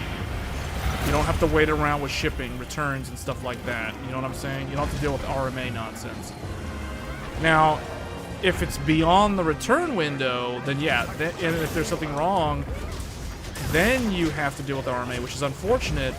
But from my experience of building computers for like over a decade, the only time, I mean, there's only been a handful of times where I've ever had to RMA something, meaning it doesn't happen frequently enough where it's a big issue. It's still an inconvenience, but it's not really that bad. And normally, if something is defective from the factory, you catch it within the return window. This is why I tell people, when you buy something, when you buy an electronic device, you want to make sure you test it very thoroughly within the first few days of ownership. Meaning, don't go and buy something like a graphics card if you're not going to be able to test it immediately after you purchase it. Because you don't want to, like let's say you're going to go on vacation. Don't go and buy a GPU and then go on vacation for like 2 weeks. And then you're like way past your return. You know what I'm saying? Like that's not good planning. You gotta plan these things out. I mean, some of it sounds like common sense, but you'd be surprised. Some of the people that I've talked to that have done some of the strangest life choices when it comes to like buying something. There was something, I can't remember what it was defective. I know someone who bought something, it was defective in the box. They bought it, they were out of the country for like 3 weeks or whatever, way past like the 15-day or whatever return window. They come back, they open up the box, lo and behold, it's defective and it doesn't work. And they can't return it to the store because it's past the return window. So they have to deal with an RMA. Like, wow. Wow. Like that, see what I'm saying? Like, that could have easily been avoided with proper planning.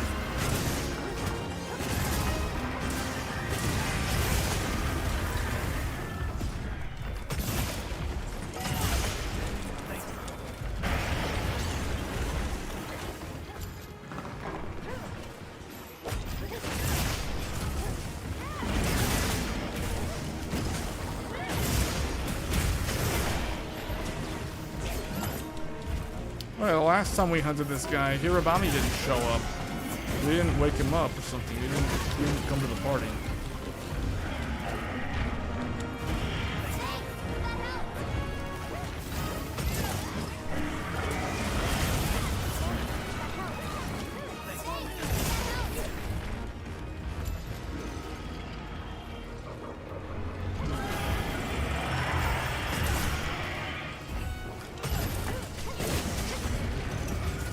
Oh! I really like this build for this because that barrier, that barrier is so good. What the heck? How did the message thing pop up?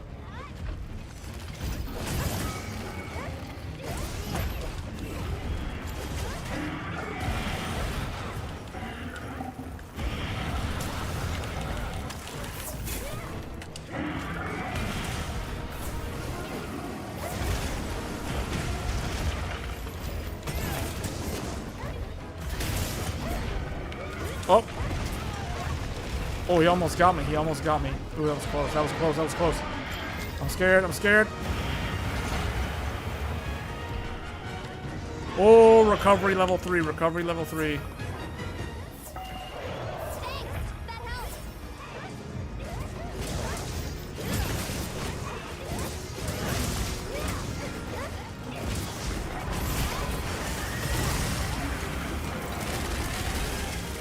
Oh, man.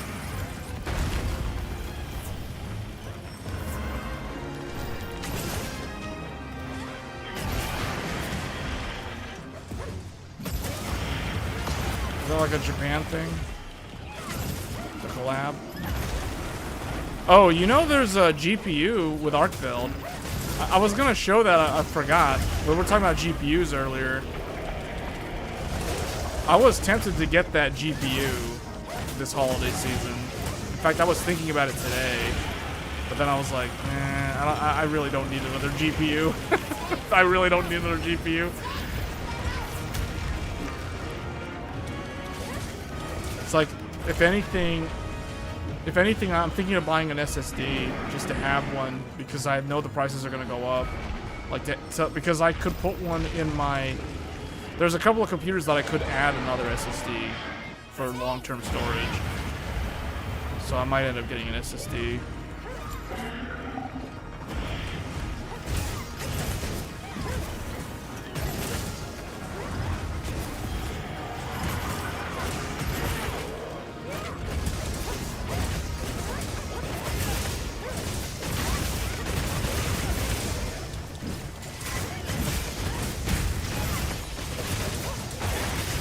Ooh, good job, guys. You broke that thing really fast. That was good. I think that forced the phase transition. Yeah, I think he's going... Is he leaving? Yeah, I think he's leaving.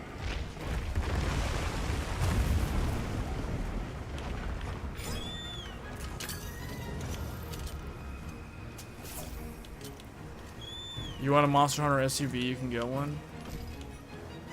Is it? I think I know which car it is. It's the... Is it the Suzuki Forester? Or it's the... I think I know which one it is. It's the one that's meant for camping, isn't it? Like the station wagon looking thing.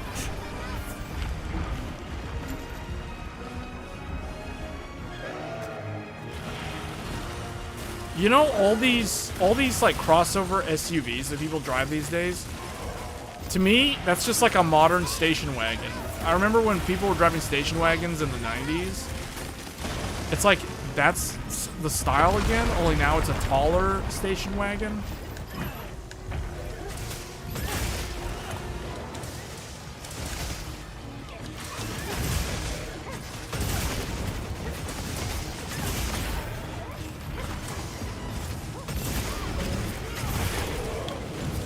Oh, fell down again. I'm on the wrong side again.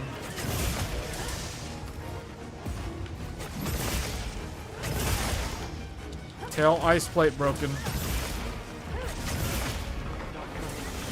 Okay, get ready, get ready. He's doing it. He's doing it. He's doing it. I'm dropping the one over here.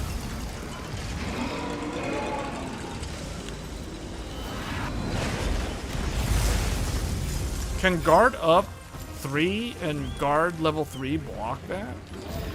I'm always tempted to try to block it when I have guard 3, because I have guard up 3 or guard up level 3 and guard level 3. on this build. So I'm tempted to try to block that, but I don't want to like waste a feint in multiplayer.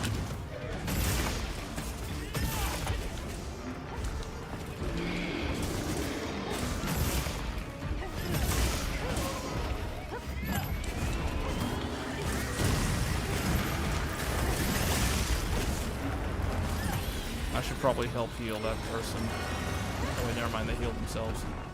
I switched to life powder so I can help heal. I'm watching when whoever has the aggro gets hit, and I'm like, yeah, I need to heal them up because we took two feints already.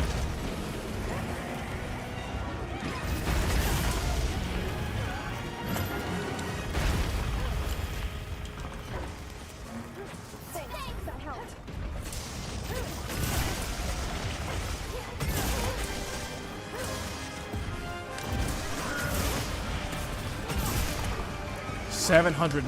There we go.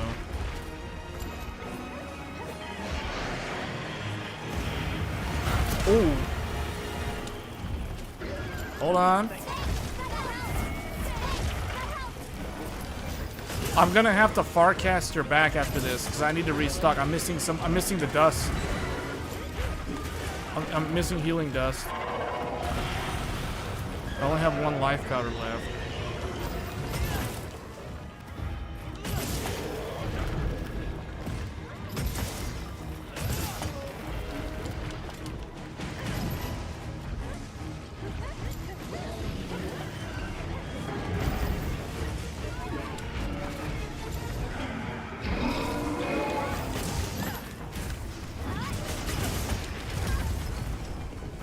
That hit. Okay, he's leaving. I am going to Farcaster back. I need to go get some more stuff.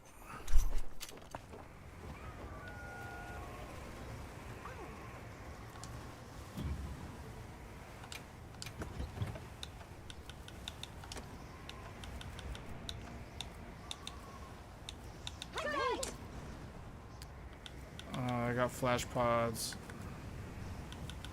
This and this. That's what I needed. Alright, I'm coming back.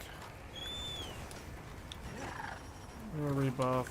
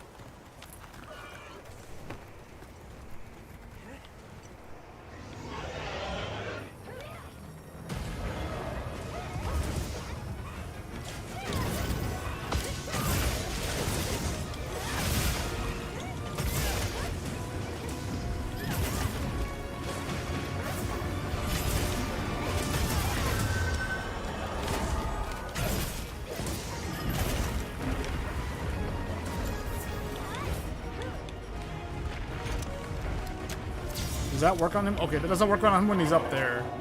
When he tries to crawl on the wall, I know you can flash him. I guess once he's already up, you can't.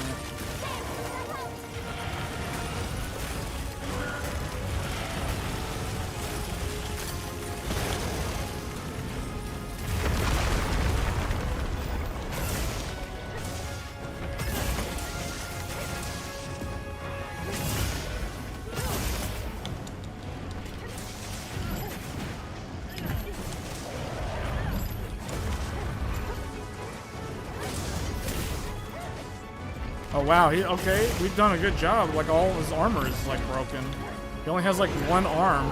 The front, the forearm on the left. This one still has the armor.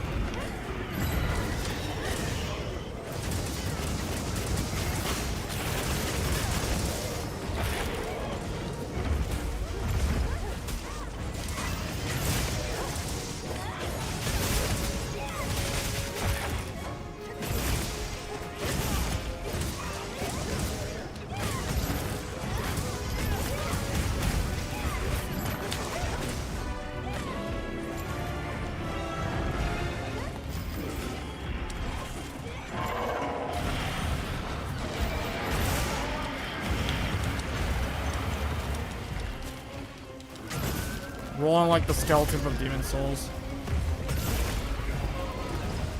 You drive a forest through the plains. Can you imagine if they added like a weird skin for the Sacred, which was literally the Forester, as some kind of like collab thing? So instead of like riding on the Sacred, you'd be driving around on a Forester.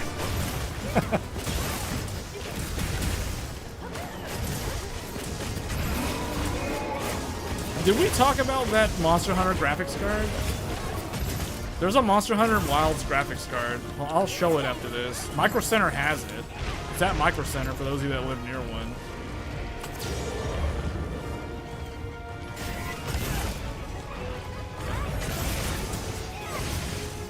Yeah, but they're not the same price though.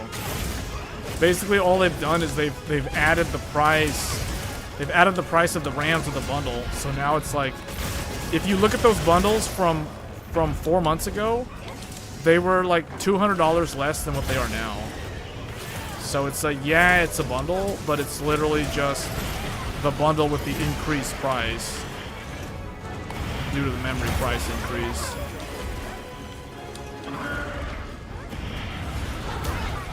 Oh man, uh-oh. Oh! Oh, good job, guys. I wasn't sure what happens, like the camera like zoomed in on him, like, wait, is he doing his thing again? And no, he died.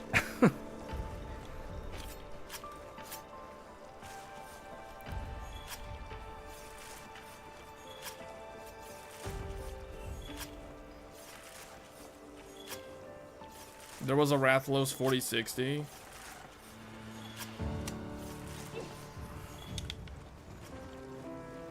That sounds appropriate for a Rathalos. Because the Arcville GPU is a lot better than the 4060.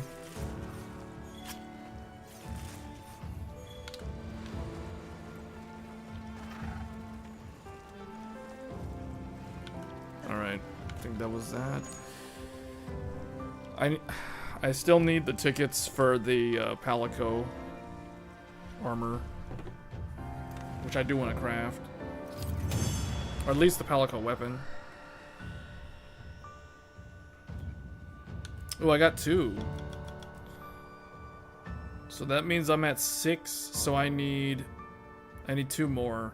Well, actually, you know, you need 3 if you want to craft the charm that has Agitator level 3, which is, I've heard, is quite good.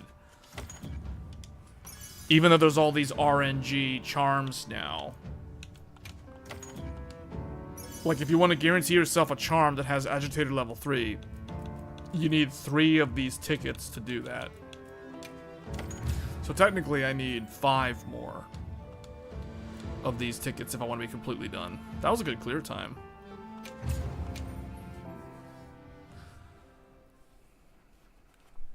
Alright, but the, let me find that Arcville GPU. Hold on, was there a quest to turn in? No. I do want to craft this set. I still need to do that Gagmazios hunt until I get that War-Torn Dragon Gem to complete his set. I've gotten so unlucky on that. Like, wow.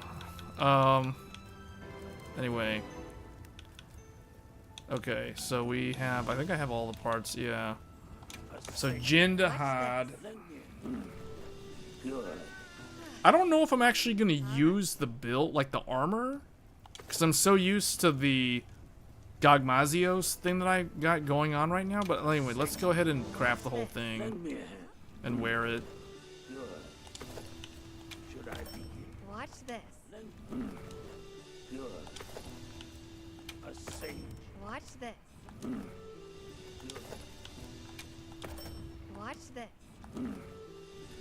And then remove the... How do I change the...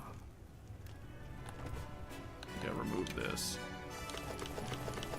I don't need that anymore. Yeah, there we go. Jin Dahaad Gamma. Let me see.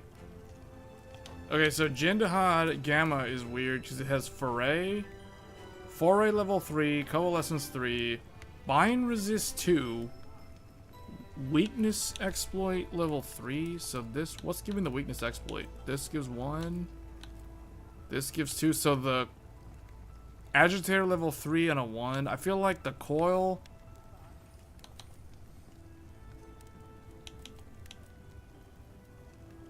The coil and the chest are quite good. I'm not sure though if I'm right on those statements, but I think that's.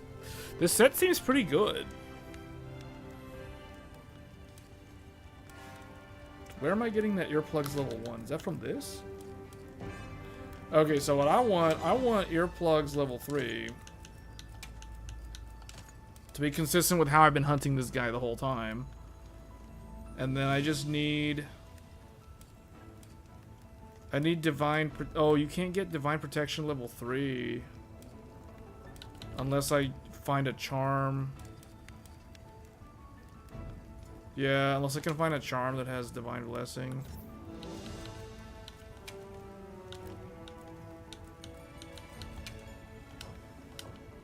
This one has 2. And coalescence. Coalescence isn't really needed though. This one has 2 load shells, blast resist. So it looks like the only ones I've got are these 2.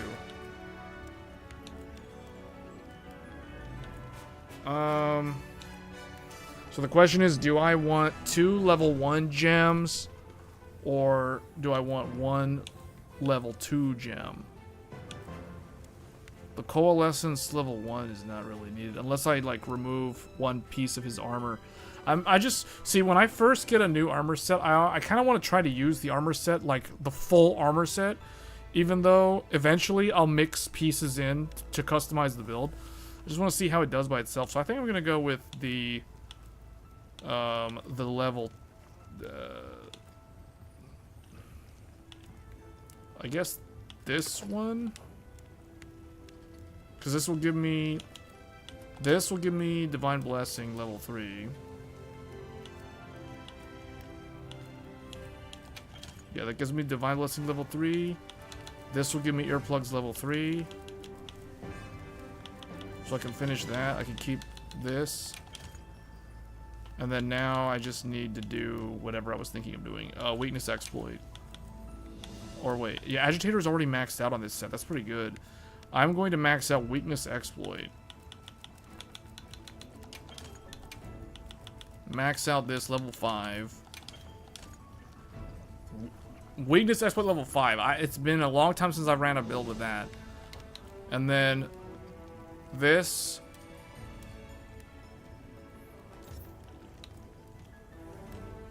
Yeah, so they give you bind resistance level 2, so you can break out of the frost blight very quickly. That's the idea if you're hunting Dahaad. Otherwise, power clash. Or being pinned by like Arkveld or Rathlos or something. So you kind of don't want to become immune to that. So that's why it's bind resist level 2 instead of bind resist level 3. Tenacity. This gives me tenacity. So this kind of makes up for not having the Gagmazio's barrier in a way. So I guess that's how I can not need that.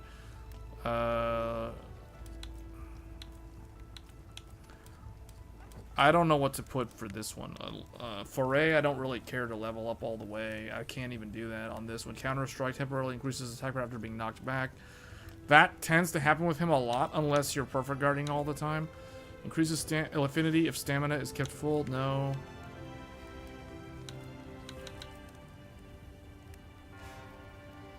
No, not heroics. I'm thinking either counter strike or evasion. Just do 2 evasion, I guess. Although I don't know, guys. I don't think evasion's really needed against Dahaad, especially if I was running like a dual blades setup or something, probably. But no, I don't think I need that. I think I would go with this resentment level 2. I guess.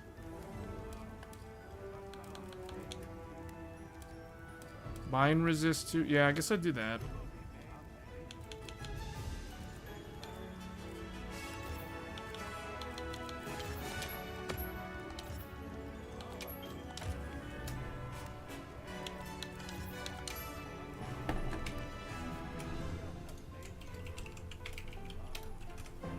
Dahaad Gamma. For now.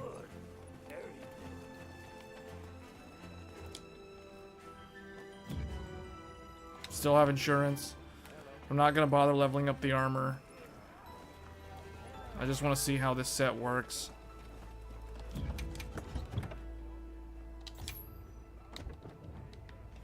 Yes. Everyone in the village said they can help too. That GPU that we were talking about earlier, I'm gonna pull it up here in a second.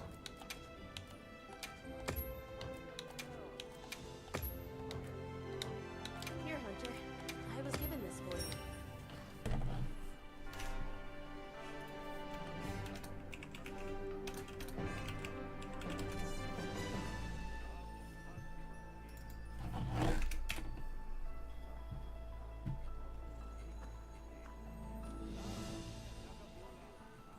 Here it is. Okay, so this is the GPU that I was talking about, the Monster Hunter GPU. Radeon RX 9070 XT, Monster Hunter Wilds Edition. You know the crazy thing is, they don't tell you, but it comes with the game code for Steam in the box. Like, the game is included in the box. So there's a game code for the Steam version of Monster Hunter Wilds, included with the GPU. So you factor in the price of the game. That's pretty good. This is the price of essentially a PlayStation 5 Pro, with Monster Hunters included, or Monster Hunter Wilds included. So quite good, man. Arcveld. I mean, if you like Arcveld, I guess, and you're in the market for a GPU, it has like Arcveld, literally the word. I don't know why they went with Arcveld, like for the actual logo, the RGB lighting up says Arcveld. I don't know why it doesn't say Monster Hunter. Like, to me, Monster Hunter would have been a better choice than Arcveld. Unless you're a fan of Arcveld. I mean, it's got the Arcveld, the official art on the backplate. Yeah. For those that don't know what this GPU performs like, this GPU is basically a 5070 Ti. It's just, it's the Radeon version. It's the rival to the 5070 Ti. So it performs basically the exact same. So yeah, a lot faster than that Rathlos 4060. 16 gigs of VRAM, which is kind of the standard right now, I would say. So, if not already the mainstream standard. What is the back of it again? It is triple DisplayPort and one HDMI. That is the way I like it. I prefer triple DisplayPort and one HDMI rather than two DisplayPort and two HDMI, or four DisplayPort and no HDMI. But yeah, $649. It's available at Micro Center. Includes a copy of Monster Hunter Wilds in the box. So it's pretty good. Basically, if I was in the market for a GPU right now, I would consider this GPU. I would very strongly consider this GPU.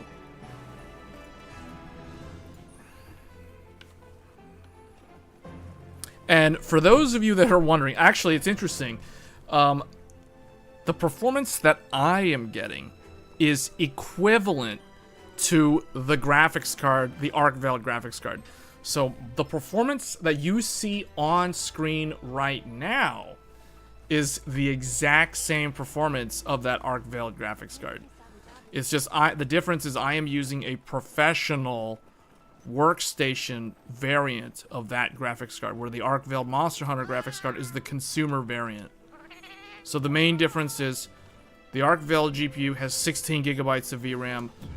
My GPU has 32 gigabytes of VRAM. It has double the amount. You can see right here. AMD Radeon AI Pro R9700. 32 gigabytes of VRAM. in use, and we're using 13.4. So, you know, that GPU has 16, so that GPU would be able to handle this. We're playing the game at 4K. It's interesting. It says direct storage enabled. It used to say direct storage CPU. Now it says direct storage enabled. So that might be one of the changes that they made. I need to look into that. I just now noticed down here it says direct storage enable. Since launch, it said direct storage CPU. So I wonder if this means that it's using GPU decoding now.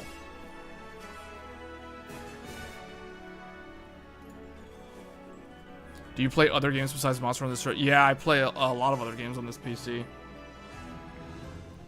I pretty much have almost my entire Steam collection on this computer. Yes.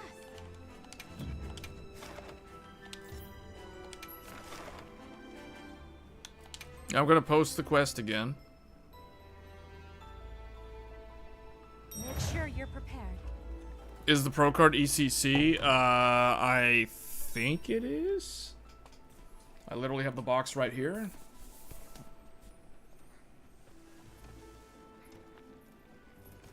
Oh, that's right, it is.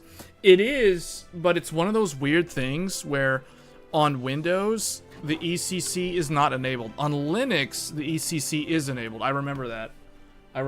For some weird reason, the driver doesn't run the ECC on Windows. I don't know why. But to answer your question, the RAM physically is ECC, yes. It has ECC capability. It is a professional GPU, so it should have ECC. But for some reason, oh, you know why? I think it's because I'm using the gamer driver. I'm not using the Radeon Pro driver. I installed the regular Radeon Adrenaline driver with Redstone. Because I'm running the game with, yeah, see right here? Redstone. AMD FSR 4.0.3. So we've got Redstone running right now for the best image quality.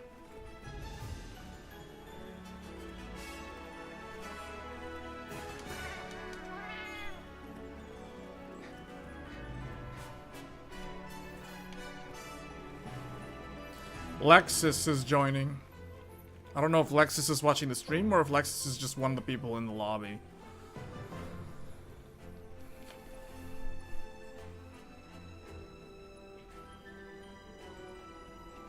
I wouldn't recommend buying the Pro Card if you just want to play games, though. You're better off in terms of value for money. Micro Center has the Pro Card also, so if you want the Pro version, let's look at that real quick. Yeah, Micro Center has it. It has all of them. They've got all the different ones in stock. So it's $1,300, guys. So it's double the price of the, or more than double the price if we're talking MSRP, of the 9070 XT. So it's literally like twice as, it's like buying two of those Arcvale GPUs.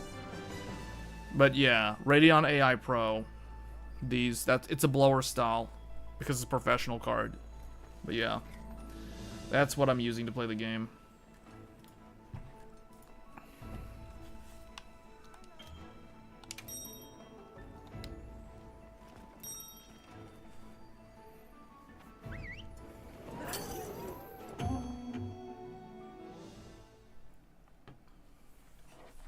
My computer is basically the Micro Center bundle with the Radeon AI Pro. Like, the whole computer is just Micro Center computer parts. That's all it is. Are you prepared?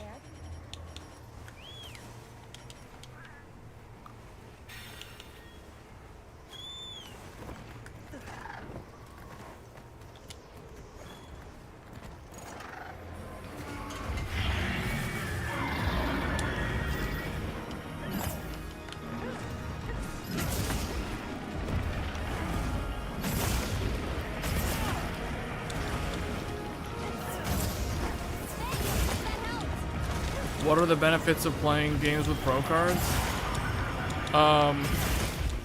Sorry to keep you Nothing. Nothing really. I mean, you get a lot of VRAM. You never have to worry about micro stuttering or VRAM issues. You don't have to ever worry about texture popping or things like that. Everything's buttery smooth because you have, like, I guess also technically if ECC is enabled, then you would have a more reliable experience. Like, the game is less likely to crash, or it'd be harder for the game to crash,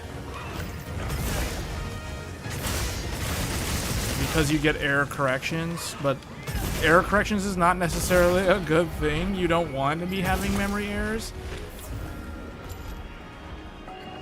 Basically, the system that I'm using is the sort of system that a game developer would be using to create the game. Like, to test and debug the game, they would use something like this.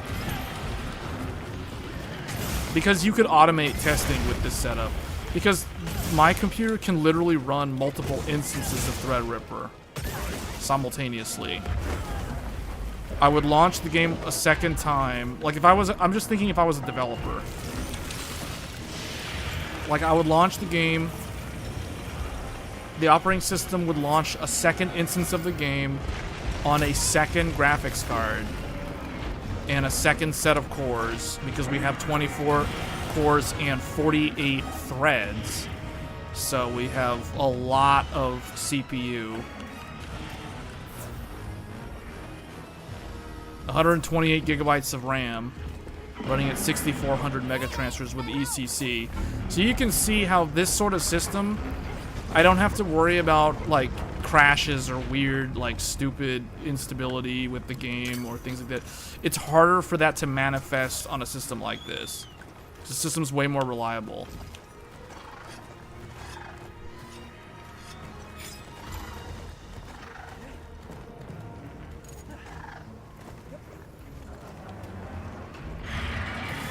That being said, I don't normally stream on my Threadripper system. It's just, ever since FSR4, I've literally just been gaming on this. I have not gamed on my actual gaming computer in a while. I feel like it's been like 3 weeks since I last gamed on my gaming computer. I've just been using this. But I need to stop using this, because the more I use this, the more I feel like I don't need my gaming computer. Because I have this, and I can just do everything with this computer. This computer has like 4 times the amount of storage as my gaming computer. It has like 33% more cores. It has 30% more memory. And it has 3 graphics cards. So it's like, yeah, it has so much hardware that I feel like the other computer is kind of pointless sometimes.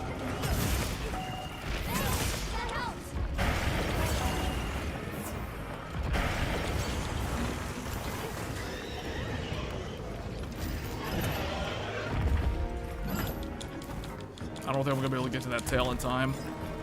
Ah.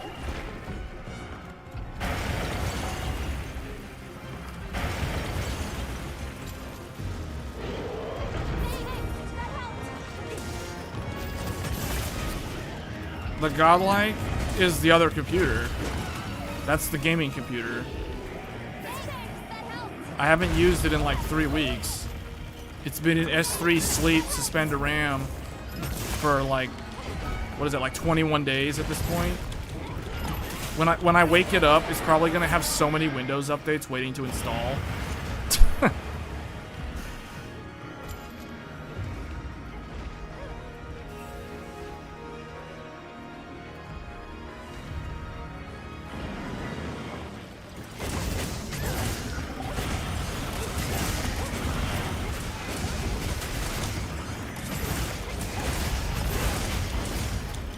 I don't know, another thing that made me not want to use my other computer is the whole, like, memory situation. Because RAM is all such a mess right now.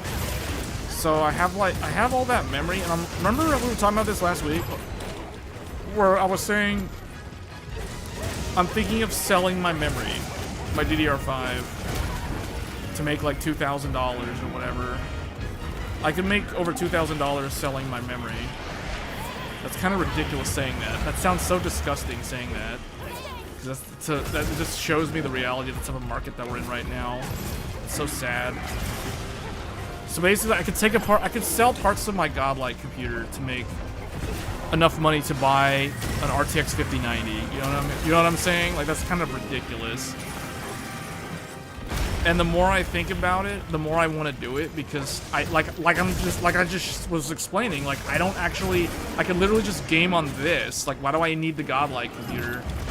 I can just sell the memory, put the motherboard in a box, and then just use this. You know what I'm saying? Like, it's nice to have options like that.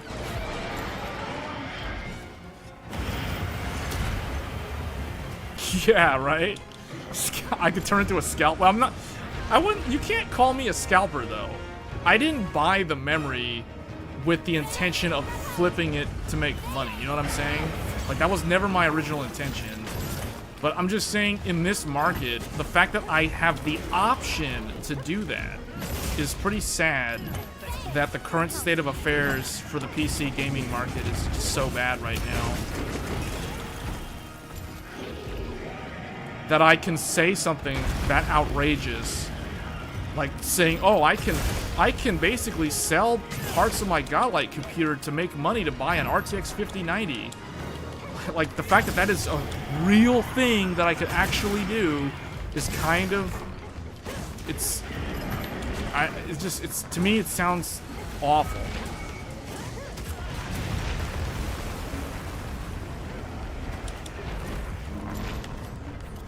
Yeah, this is the 9960X. This computer is basically that Micro Center bundle, guys. That Threadripper bundle. That's basically what this is, with the Radeon AI Pro ×2, because there's 2 of them in here. And there's an Intel GPU in here as well. I have 3 graphics cards in this computer. 1 Intel GPU and 2 AMD Radeon AI Pro.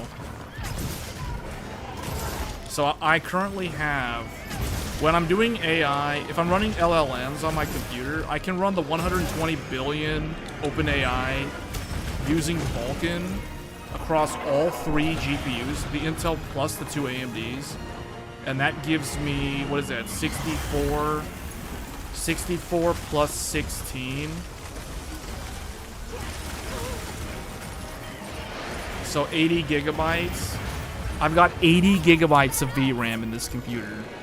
Just FYI. And 128 gigs of ECC running at 6400 for the system memory.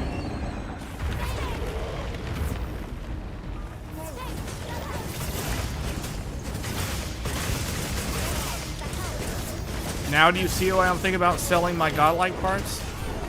Because it's like I already have so much compute condensed into one machine. Uh-oh, get behind it, get behind it.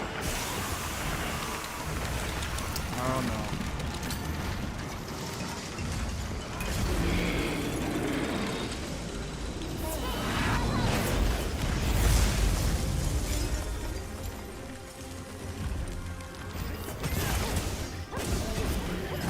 Downsizing makes sense.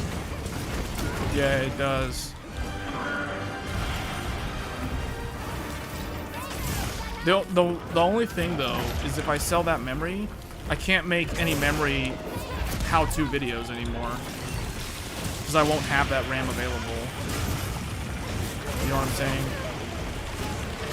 Because people have... I might make memory videos next year, even though to me, it feels a little bit inappropriate to make, like, memory-related videos when it's so hard for people to get memory right now.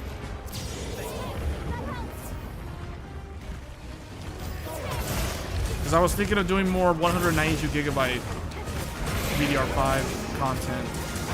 Because people keep... You'd be surprised. I get so many comments of people asking me, like, can you show, like, 192 on ASRock or a Gigabyte or an Asus or an MSI, like whatever motherboard the person has, and they're wanting to go to 192 gigs of VRAM or system memory. So I've shown how to do it for MSI and Gigabyte and ASRock. I have not shown it for Asus because I can't get it to run stable on Asus. But I need to try with the newer BIOS. I haven't done it in a while, that's why. But if I sell my RAM, I can't do that anymore. I won't be able to make that video.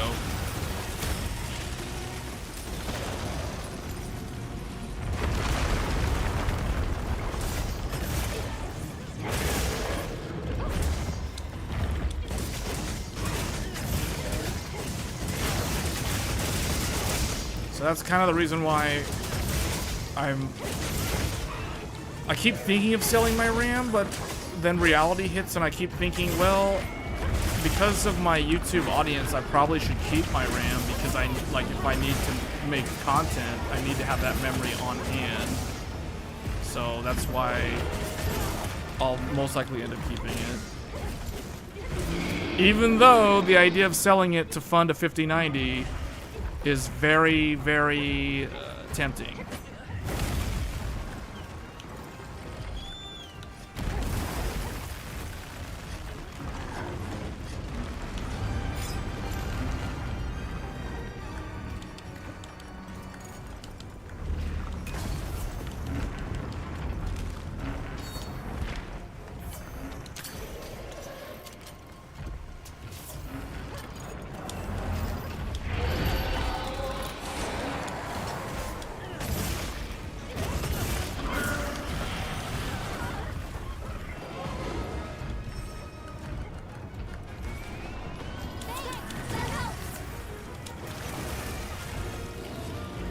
How to do an Asus BIOS upgrade video?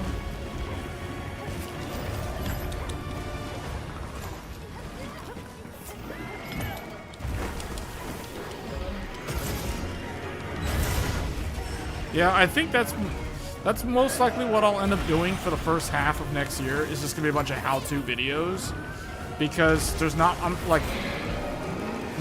not gonna be buying any hardware. I don't think. Oh, that hurt. Oh, that hurt really bad.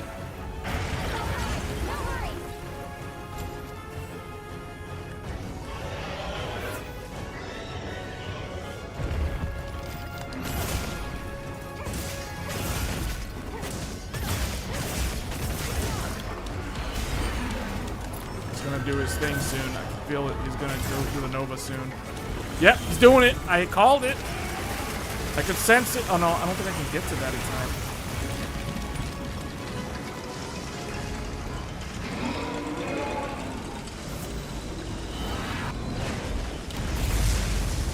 Barely made it.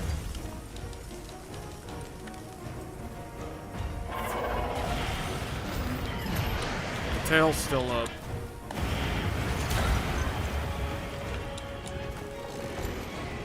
He's gonna get staggered, yeah. I'm gonna try to cut the tail. If I can reach it.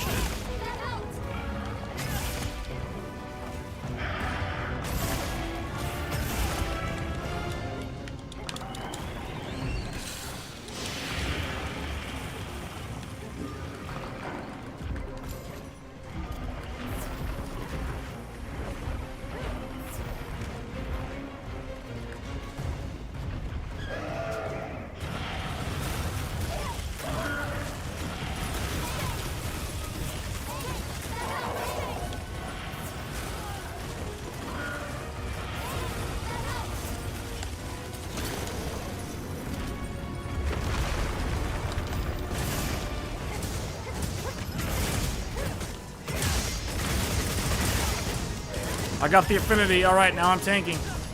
I'm tanking. I'm the official tank. Uh-oh. Cut that tail. Ooh, perfect guard. Not perfect guard.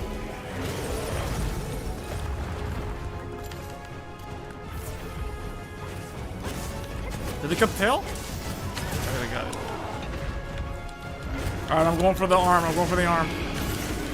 I'm going for the arm. Knock him over.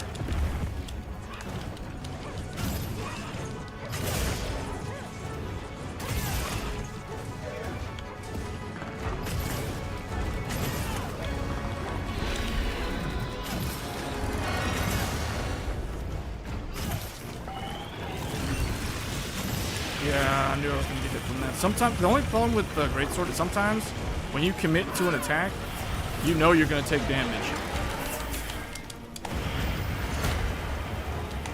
Ooh, that was close. That was close. He's coming at me. He's gonna try to step on me.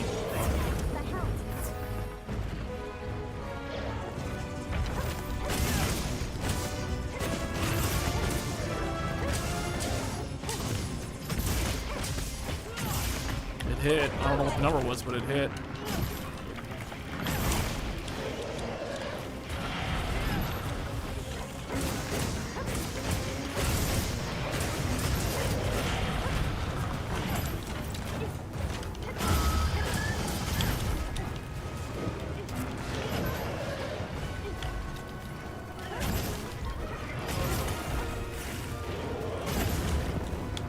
Oh, we gotta break the ice thing. The plates on the back.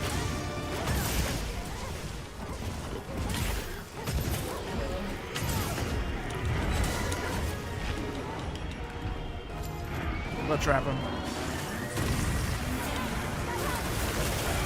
Trapping him.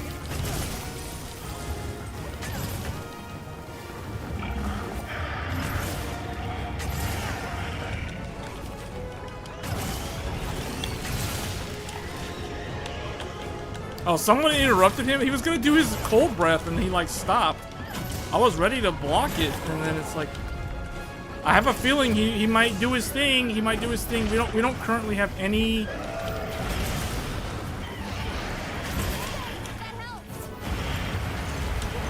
We need to watch out. Okay, there's one over there in the back.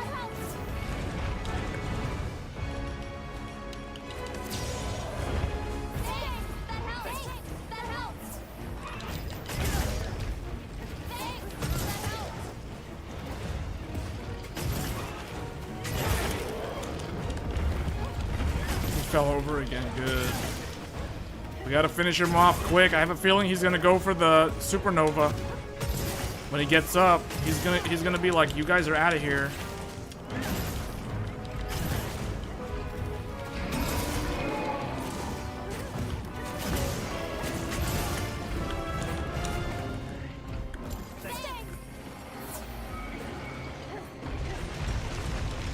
What's he doing?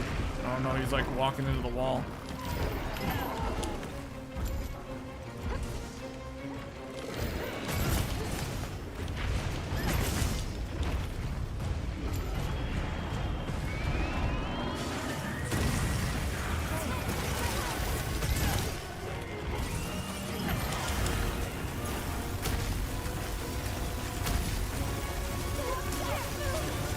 Oh no!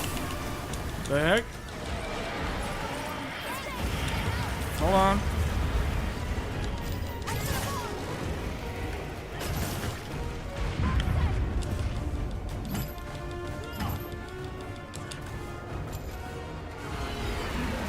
I think he's gonna do the Nova again.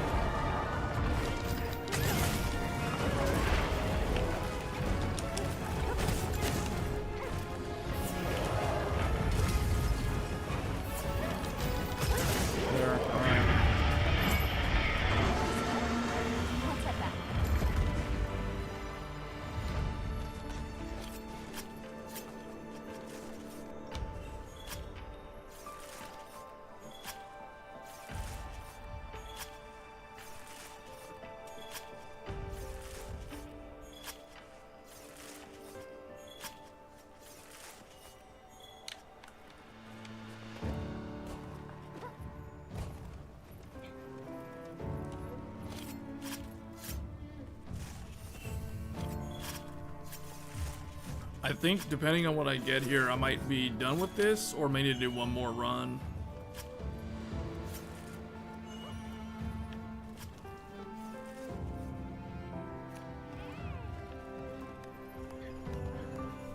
This Dahaad armor makes me think of Space Cases for some reason from Nickelodeon from back in like the late 90s. I don't know why, it just does. This Dahaad Gamma is like Space Cases Season 2. Like legit. I'm gonna need one more for the Palico. And if I really want to craft that agitator charm, I need I need like 3 more after that, so I would still need like 4 more total.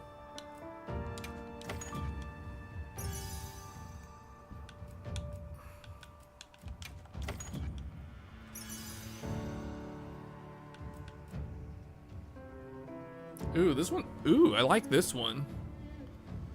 I like evade window, earplugs, and airborne is also good too for a lot of hammer, sword and shield, insect glaive. That's pretty good too. Ooh, I like this one. Favorite that one.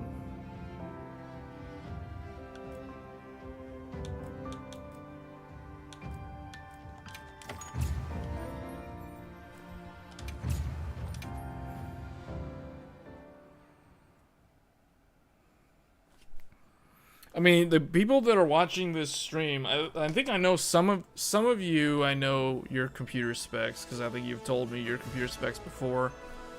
But sometimes I wonder, you know, what is the computer hardware that the average viewer is using when they watch these streams? Meaning, are they in the market to upgrade? Are they not? Did they already upgrade? So they're like off the market, you know what I mean? In terms of like, you're gonna buy new hardware or not.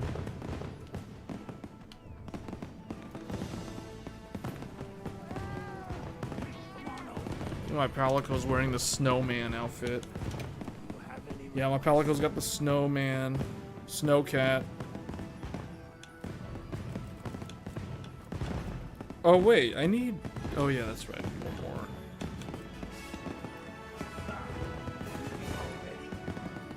I kind of want to try my hunting horn that I crafted, but I don't want to go against Dahaad and not have the ability to block. I'm too afraid to go in without a shield. That's why I'm not using dual blades or those other weapons like switch axe. Because I was thinking of using switch axe.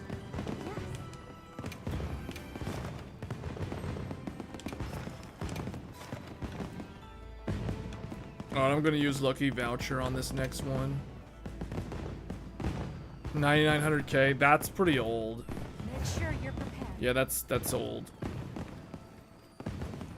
That will not run this game well at all, I can tell you that right now.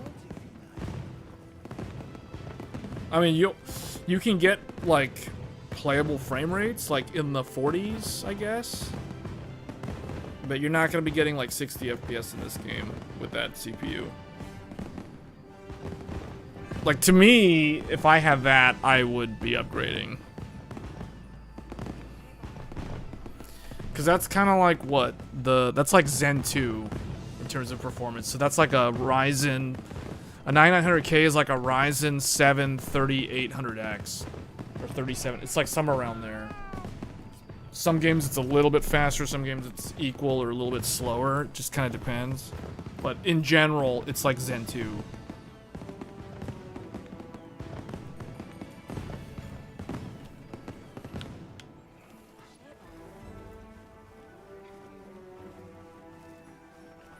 So technically, well, I don't know, because that CPU is on DDR4, which means you're kind of,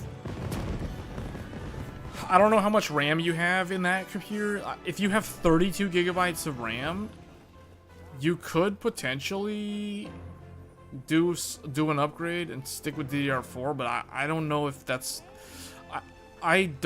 I hesitate to say that because I don't think staying on DDR4 going into 2026 is a good idea.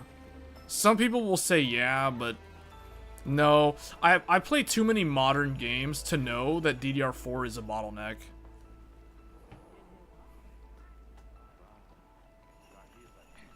There's too many games now that memory bandwidth is a big issue. So you're gonna want like faster memory, or you're gonna want more memory bandwidth, which is typically faster memory. And that's where DDR5 really starts pulling ahead of DDR4, especially with these modern CPUs.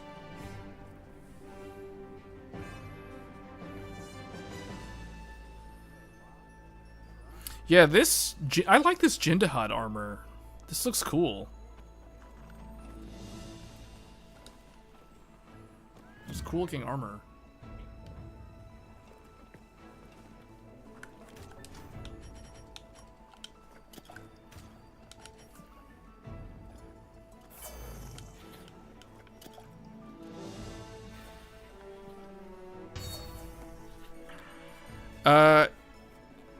Well, if you're gonna look at those two, I would say 9900X 3D is what I would say. If you're looking at 9900, if you're looking at a 12-core CPU, I mean, doesn't Micro Center have? I don't know if Micro Center has the bundle for that though. Micro Center has. Oh yeah, I can see it has a. It has a 9900X bundle. It doesn't have a 99. It doesn't. I don't understand why they don't have a 9900X 3D bundle. Because that's actually. It's actually not too bad. Hold on, let me. I want to sort this by. I wish I could filter out all the Zen 4 CPUs from this list. Oh yeah, I can. I would do Granite Ridge. Yeah, Granite Ridge. 9900X3D. 9900X. Oh yeah, I see. You know why? 9900X is on a really good. Well, I mean, it's cheaper than the 9900X 3D because so many people are buying 9800X 3D. So the other one looks. Yeah, I can see why people wouldn't really want to look at the 9900X 3D just because it's way more expensive. And at that point, you might as well. Well, I don't know. See, I'm looking at it on Micro Center right now. I'm looking at this price. $400. $400 for the 9800X 3D. The 9900X 3D is $540. That's $140 more for 4 more cores. For a 12 core, 24 thread. So this is 24 threads. So to the operating system, this literally looks like the Intel Ultra 9, because that's 24 threads also.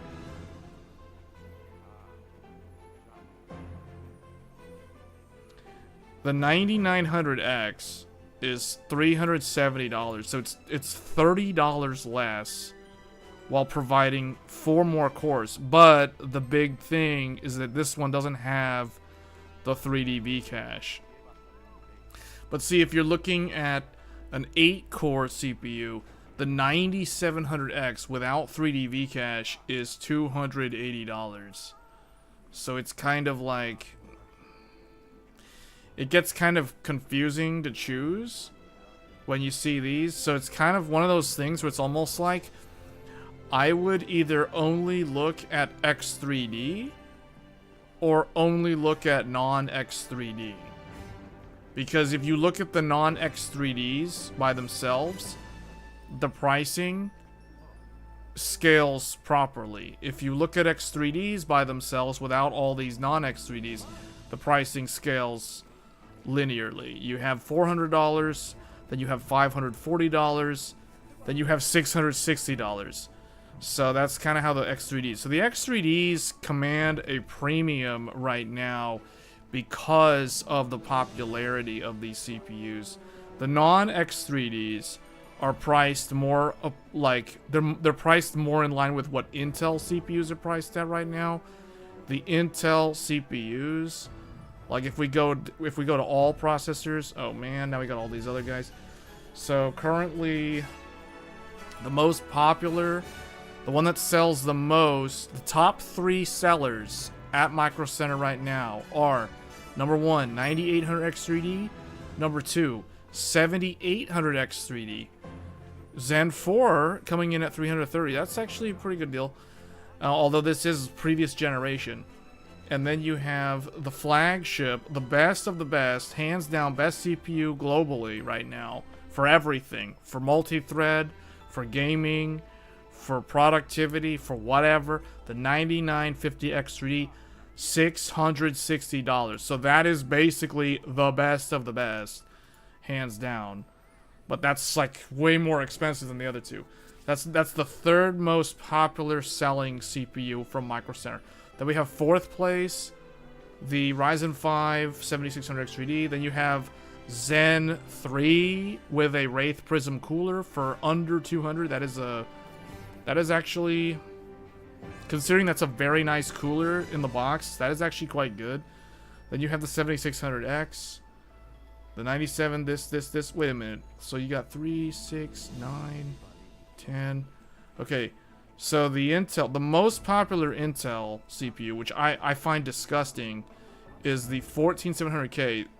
If I was gonna buy an Intel CPU, the Core Ultra 7 265K for 260, that's a pretty good deal.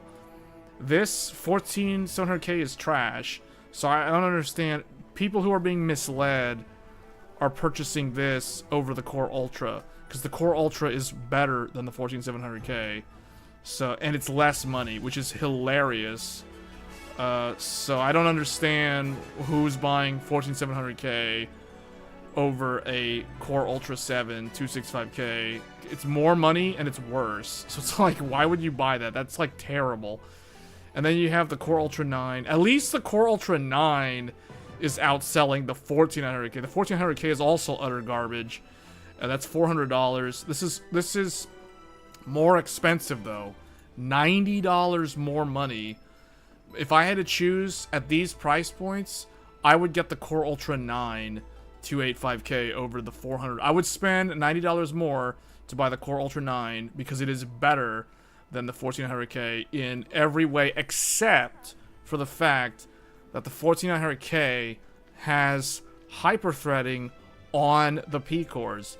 So the 14900K is a 32 thread CPU, which means it can match AMD's 16 core in logical thread count, whereas the Core Ultra 9 cannot because it does not have hyperthreading. So it ends up with only 24 threads versus 32 threads on the Ryzen flagship. So, but regardless of that, if I was choosing between these two Intel CPUs, I would get the Core Ultra. 100%. I would never consider the 14 gen, like, at all. First of all, this is 2 years old. This CPU, 14900, 14 gen, is a copy-paste of 13 gen. And people that don't believe me, well, guess what? Check it out. 12th gen still exists. 12th gen is still on the market, and 14th gen is also still on the market. But guess what's not on the market? 13th gen is not on the market. You know why? Because 13th gen is 14th gen. So that's the reason why you have a 12th gen. You can go into a Micro Center and buy a 12th gen CPU from 2021, brand new, and the other option is a 14th gen, because the 13th gen and the 14th gen are the exact same thing. So that's why there's a 12th gen and there's a 14th gen, because 12th gen and 14th gen are actually different things. So Core Ultra 9, I mean, that's super old. That's like old like Zen 3, but Zen 3 is even older, so it's like by a whole year. So but I mean, those are kind of like more budget options. And then you got the rest of this other stuff down here. You got the Core i5s and things that are like not selling as quickly like these old CPUs. So yeah, I mean, personally, the best Intel deal is the Core Ultra 7 265K. Like $260. That's really good. That's like the best in slot right now from Intel. Otherwise, pretty much these other AMD options are going to be what most people are going to be looking at.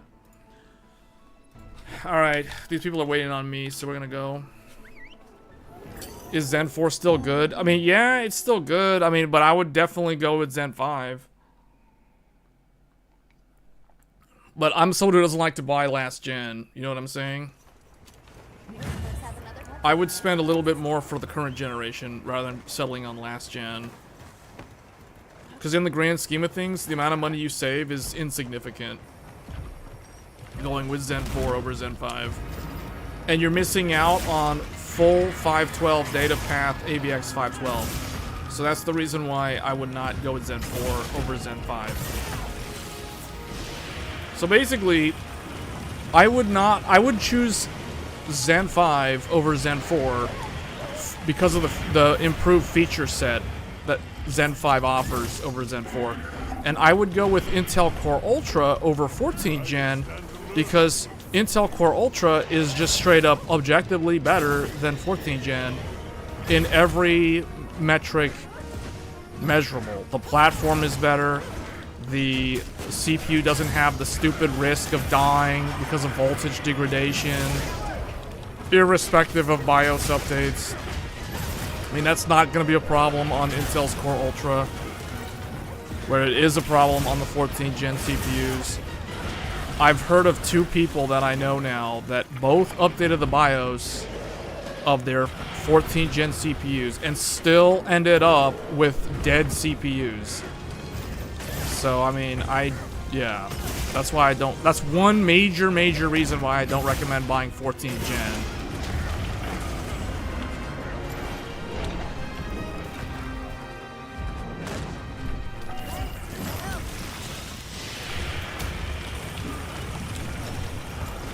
I need to find the hot drink.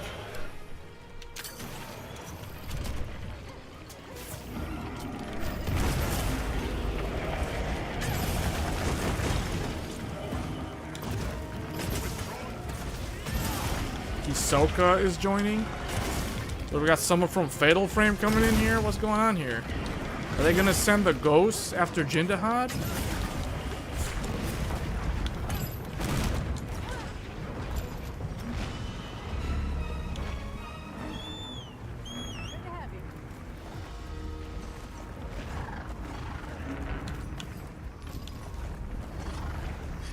I mean, I'm someone who just buys current gen. Like, I don't like to buy last gen, regardless of whether it's Intel or AMD.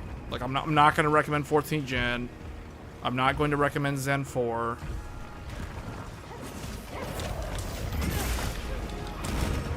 The Intel one is obvious. Like, there's obvious reasons not to buy 14 gen. There is one argument in favor of Intel's 14 gen, though, over Core Ultra. And that is... And it's a pretty strong argument. And the argument, and it's only an argument that makes sense in the current market with memory. And that is the argument where somebody would rather save, they would save money by, ooh, he did it, what, he did it 3 times? He did the breath attack 3 times in a row. Wow.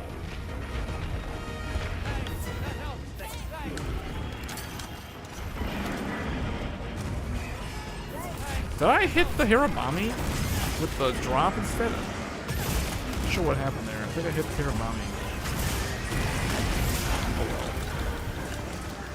Oh well. If someone wanted to hold on to DDR4, 14 Gen works with DDR4, so that is like the one thing that is working in favor of Intel's 14 Gen.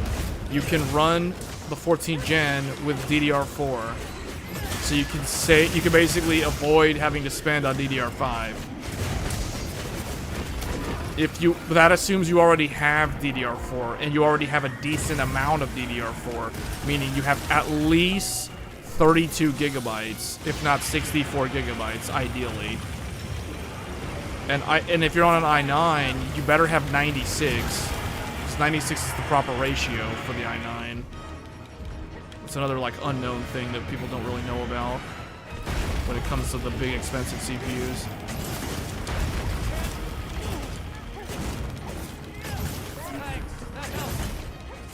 So if you just happen to already have like 64 gigabytes of DDR4 or more, and you are on an old CPU, I mean, yeah, maybe 14 Gen makes sense. Just beware of the known problems with that architecture degrading over time. I mean, that's like a pretty big deal.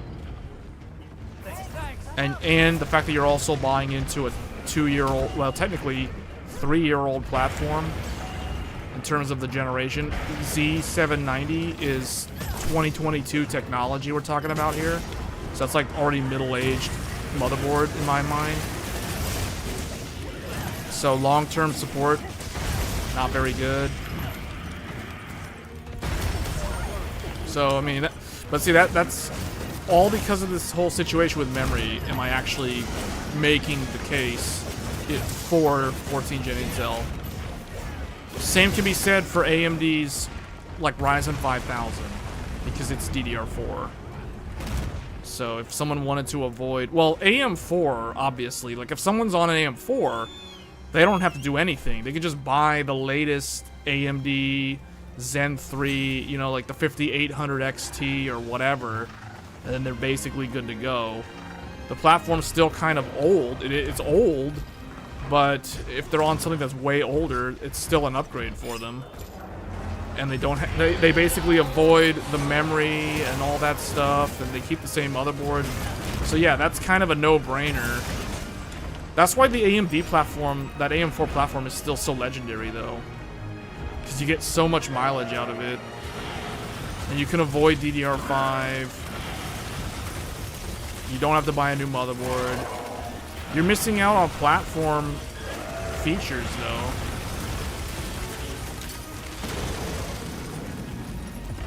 Intel, similar deal with 14 gen, 12 gen, 14 gen. They can stay on DDR4.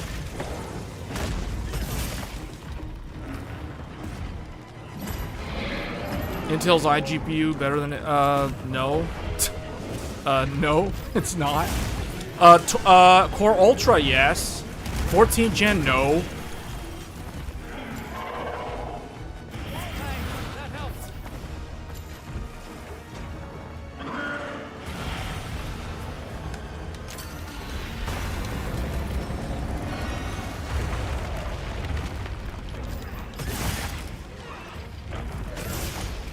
Wow, that was like one hit to break that. It must have already been almost broken. Now I got tank status. I got tank status.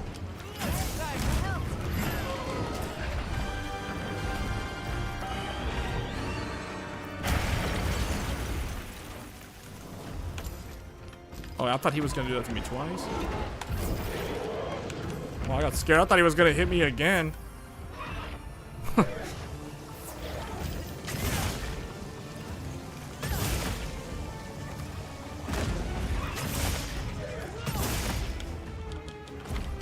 Yeah, Intel Core Ultra has good iGPU, but 14 Gen has a garbage iGPU.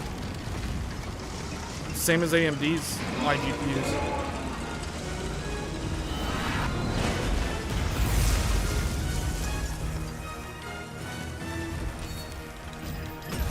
But if you're talking about iGPU, I mean, what, like, why is that even a discussion point on a desktop computer?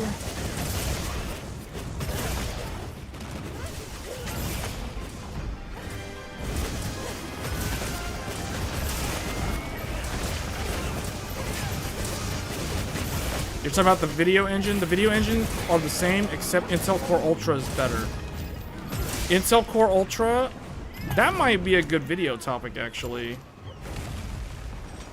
Integrated graphics on desktop. The best integrated graphics on desktop for these gamer setups is going to be Intel Core Ultra. Until the Zen 5 APU comes out next year. Intel Core Ultra has the best iGPU for media engine.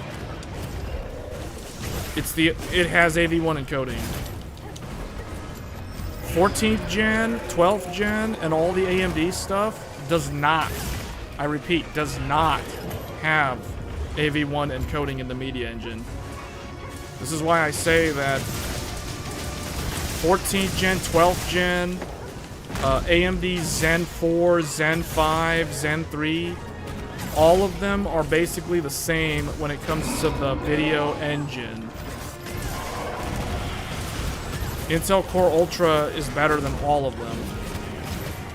But keep in mind, AMD, the Strix Point and Kraken Point. Well, I don't know. I'm pretty sure Kraken Point, but Strix Point demolishes Intel Core Ultra's integrated graphics. But now we're talking about an APU meant for mobile, so...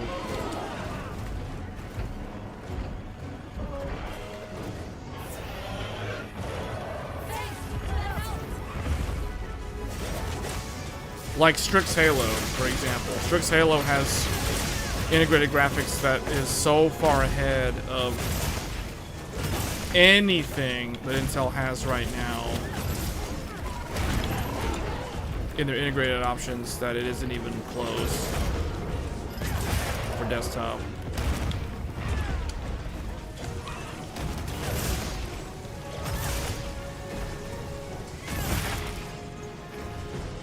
Oh, I got Enmity again. I feel like these people are doing pretty good. Chief and Hisoka and Helena are doing a lot of damage.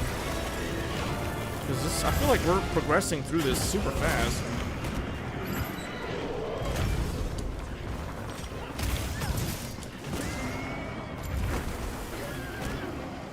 I have a feeling he's gonna do the... Yeah, he's gonna start doing the thing again soon. Oh, he's almost dead. Wow. Wow.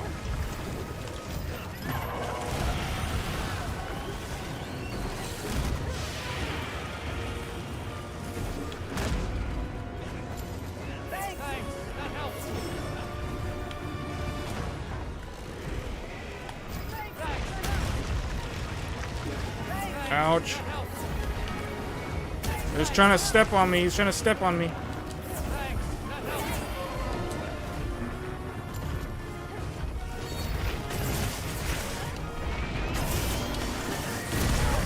Oh, I perfect guarded it. I perfect guarded it.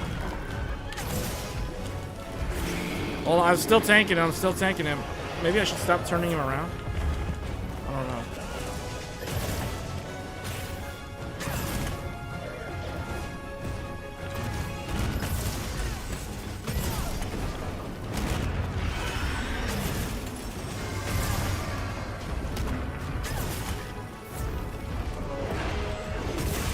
Oh, he shoved me. Uh-oh.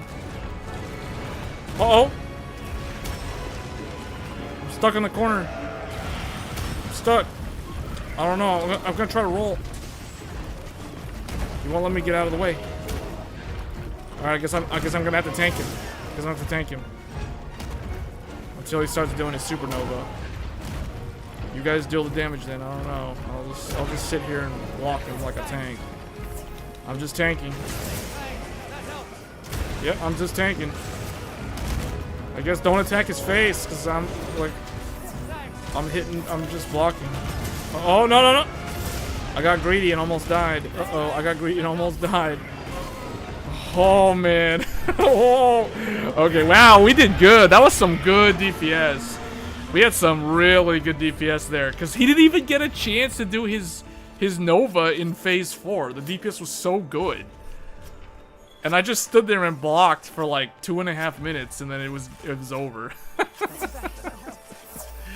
Wow. I want to see the time on this. I bet the clear time on this was really good. We only saw him do the Nova in Phase 3 one time.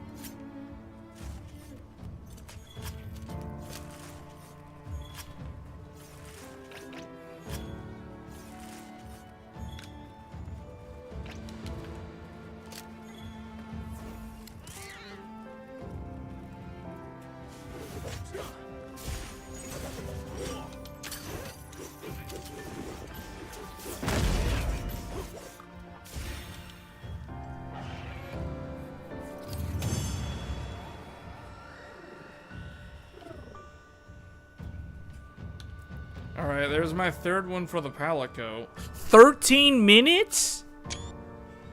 13 minutes and 29 seconds. You know, that was good because this is the type of clear time. I don't know what the, you know when the free challenge comes out for this thing? I'm wondering what the times are going to be for, like, A rank. I was thinking maybe it has to be less than 15 minutes. Or maybe less than 14 minutes. I think it could be possible to do less than 13 minutes for a normal group that knows what to do. but I feel like the thresholds to get an A rank on this is gonna be really tough. Because so much time is spent on phase transitions of having to wait for Dahaad to break a hole in the wall and go walk from the first area to the second area.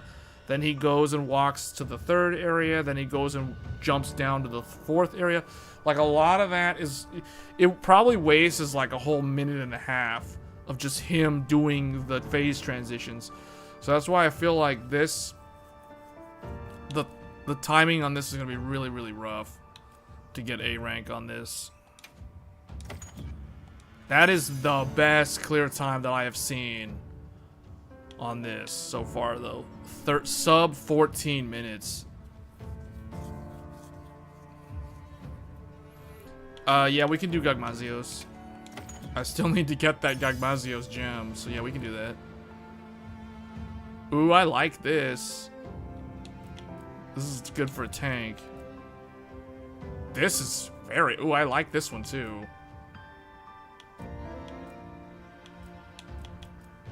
This is really... Whoa. Whoa, this is rarity 8. I think this is my first rarity 8. I like this one also. I like that defense up. I like tanking in this game.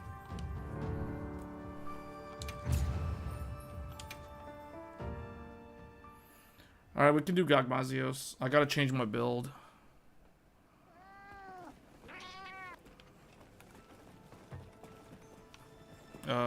Wait, what's the daily? Okay, yeah, we can do Gagmazios. I need to go and do like 4 Vespoids real quick for that easy thing, but I can do that later. So Gagmazios. This. Traps don't work on him at all. So basically this, what I have is good. Oh wait, hot drink, I don't need this. Yeah, okay, I guess this is all I need. If you create a loadout, you can restock your items in a flash. Come on over.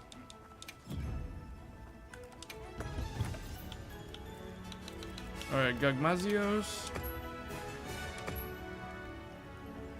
Just my build. Evade window. Divine blessing.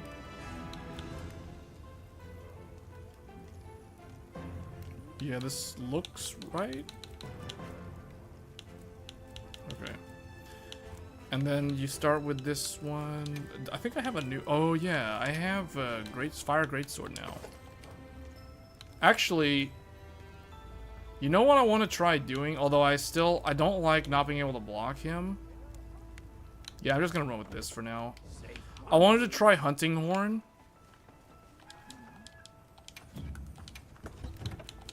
I'm going to try Greatsword against him. For phase 1. And then phase 2, I'm going to use the Sword and Shield.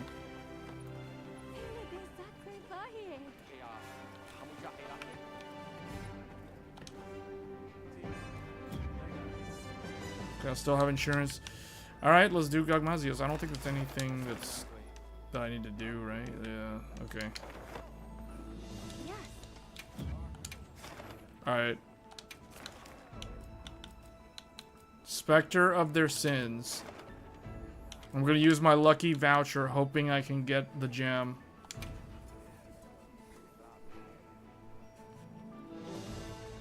Quest accepted.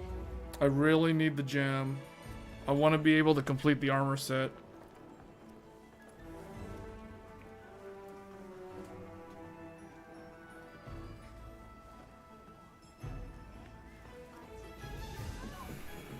Yeah, I hope the times on it aren't crazy though. Like if you have to be sub 10 minutes, I feel like the average person's not going to be good enough to get A rank. You have to be very, very creative to get a really, really fast clear time. You basically have to hit every single environmental properly and flinch him and stun him and kind of like skip certain phases.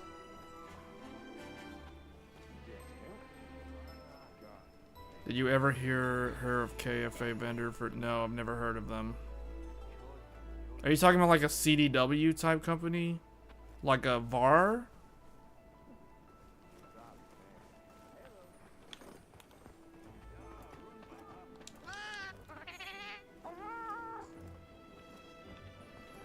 I don't know. I just feel like Nvidia is trying to screw over the gamer market like so badly.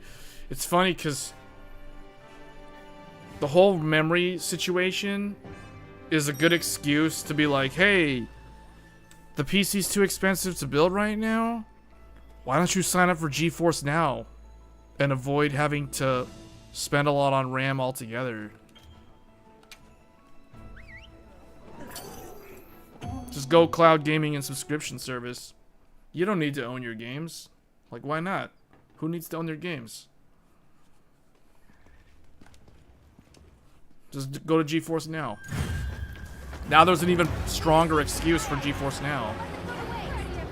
Because it's like, you can't afford to build your own computer anymore.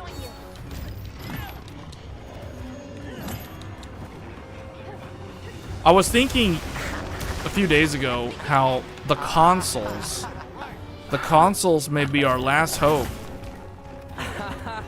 In the sense that the consoles might... Because the consoles create an anchor.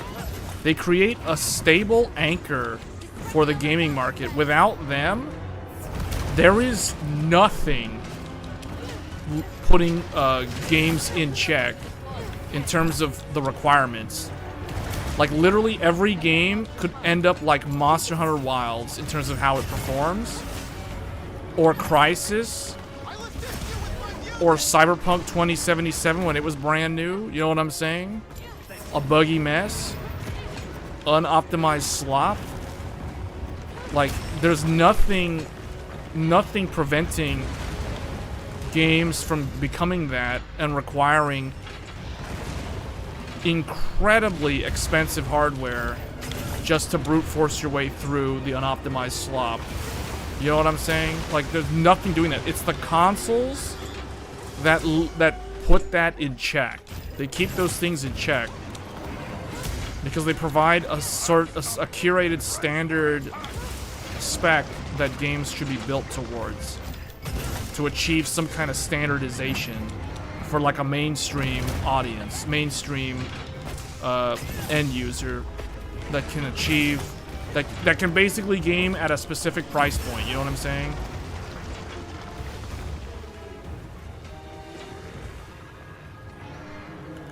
Yeah, GeForce Now is a joke. Like, yeah, no. But what I'm saying is now they have an excuse. They have a stronger excuse to try to trick people into GeForce Now because of the whole, oh, you can't build a computer because it's too expensive. Oh, well, you don't have to build a computer.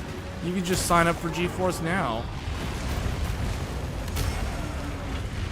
You know, like, that's what they can do now. So it's weird how that's where things are going, though.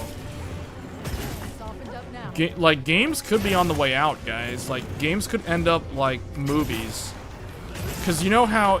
I feel like people have kind of accepted subscription services for content streaming. Like, for Netflix and shows and things like that. Like, you want to watch a movie, you just go watch it on one of the streaming services. And people have now accepted that. Well, the same argument can be made for gaming. Like, why do you need to have all this expensive hardware? Why do you need to have this big collection of games? You can just have a collection of your games digitally, and it's all in the cloud, and it's all basically streamed from the cloud, just like Netflix. So the fact that the film industry, the like movie industry has moved in that direction Gaming can totally end up becoming that. It can literally go the same way. And maybe AI will accelerate the demise of the PC DIY as a hobby once gaming moves to the cloud and becomes like Netflix and GeForce Now takes over the world, like, and no one's allowed to own GPUs anymore. Because, you know, I mean, it's easy. It's easy to price the average consumer out of the market. They can literally, what they can do, you know how they can do it? I know how they can do it. They could literally just scale down the amount of consumer GPUs, like they're threatening to do next year for the 5070 Ti and the 5060 Ti, 16 gigabyte. They're gonna scale those down because they know that those are the best GPUs that NVIDIA has for consumers. Like, they're the best value. And they scale them down so you can't easily buy them or you can't easily get them because of availability. So you're forced to buy the worst, like, worse value options, like the 5080 or an 8 gigabyte GPU, you know, something stupid like that. And then they could just scale that stuff down. It's like, oh, there's no interest in it. There's no demand. We don't need these anymore. If you're not going to buy a 5080, we're just not going to sell you one anymore. It's that simple. We'll just sell the chips to AI people. So that'll be the demise of the PC DIY. Because if they really want to, they can just price them out of the market. They can literally price the whole consumers out of the market. Just make everything stupidly expensive so that barely anybody has any interest in buying. I mean, look at the RTX Pro 6000. It's $9,000. If you want the best NVIDIA, that's essentially the NVIDIA Titan. If you want the NVIDIA Titan, you gotta spend $9,000. So they've already standardized that. And they can literally do that with everything. RAM can price you out. CPUs can become stupidly expensive and then price you out. Motherboards price you out. Remember when everybody was complaining about AM5 motherboards back in 2022 being so expensive? Well, they can price you out. They can just price you out, and then that's the end. That's the end of the PC DIY. Subscribe to a gaming service to continue gaming. You don't need to have a gaming desktop computer anymore.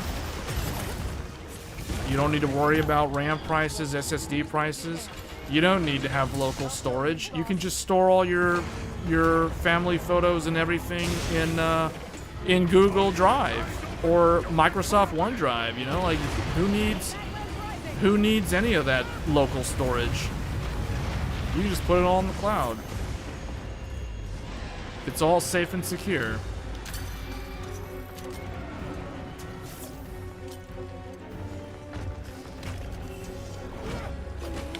There's those wings. That guy's rolling that thing.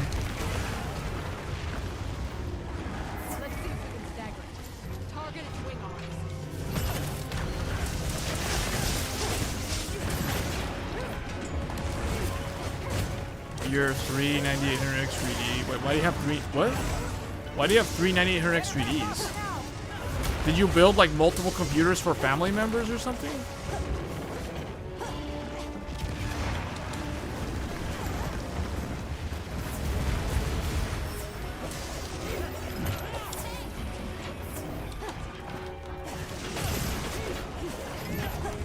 Yeah, who needs three 9800X 3Ds? Why wouldn't you just get a 9950X 3D? Like, the amount of money spent on three... I assume you have built multiple computers for family members.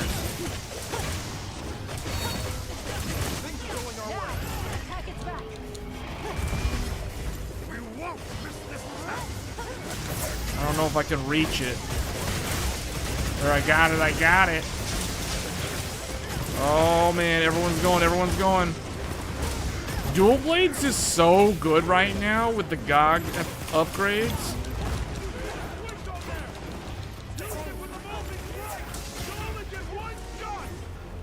Alright, here we go. Someone pulled the thing. I'm pulling the lever, go. Oh, 8,200 damage. He's down. Alright, here we go. Breaking this thing on the back. Come on, come on.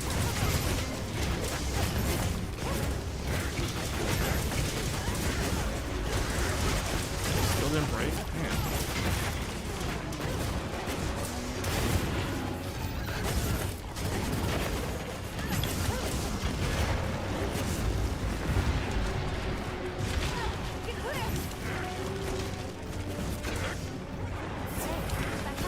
Wait, did we knock the thing on his head? Oh, we need to move him over here. We need to drop that thing on his head.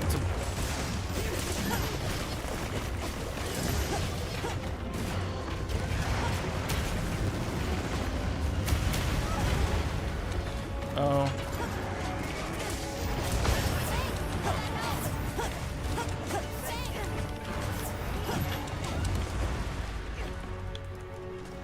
I mean, I have multiple Zen 5 computers too, but they all have different CPUs, so.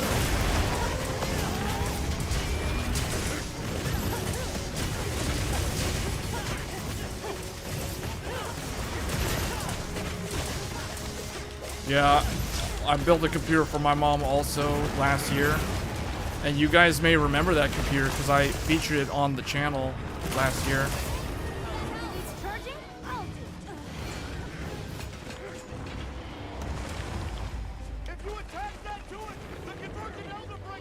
Alright, here we go, here we go. Connect the cables. Connect the network cables. Get those network cables. Man, he doesn't want me to connect that fiber optic cable. Oh, man, don't melt the cables. Alright, oh, just in time I connected it.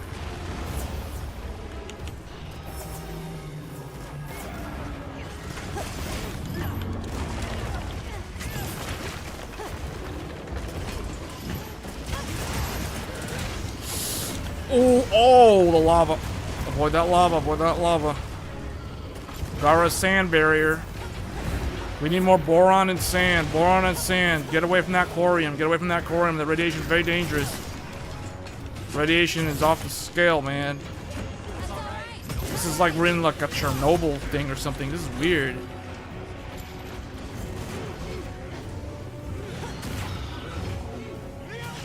Alright, I'm firing it. Radiation, radiation. Chernobyl. Oh! Ooh, that's a lethal dose.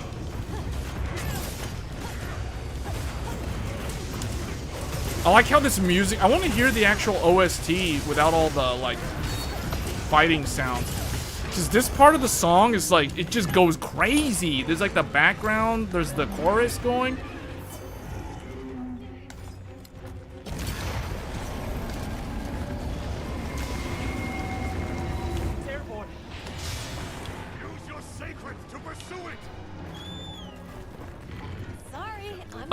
Yep, 9800X or 8700G. Yes, you're correct. Her computer is the 8700G.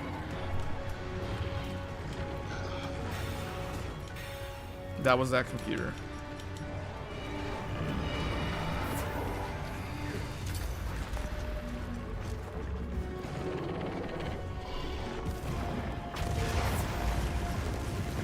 A local micro center, so everything cheap but RAM and all that.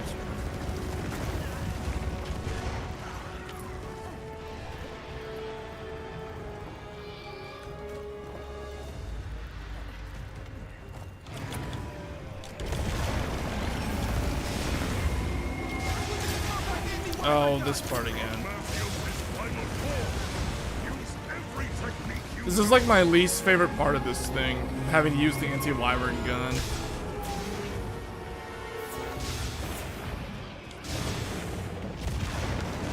Did they nerf the damage on it? No, I think I'm not holding the button down long enough.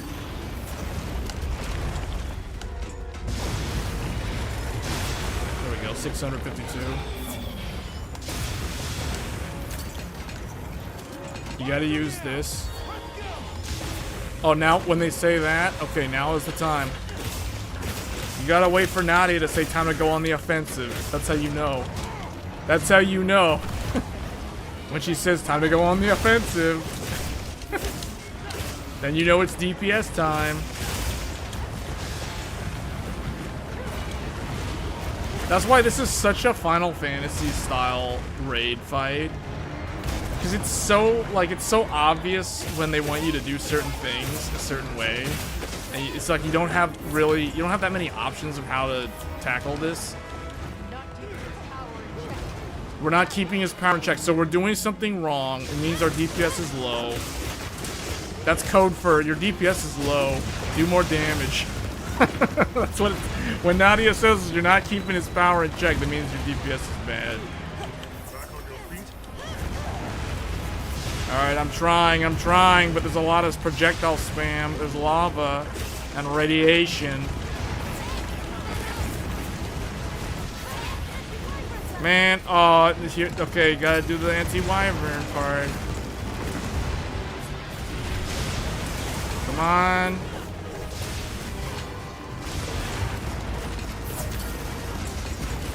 Whoa, I didn't never seen him do that before. I've never seen him hold the beam, the fire breath that long.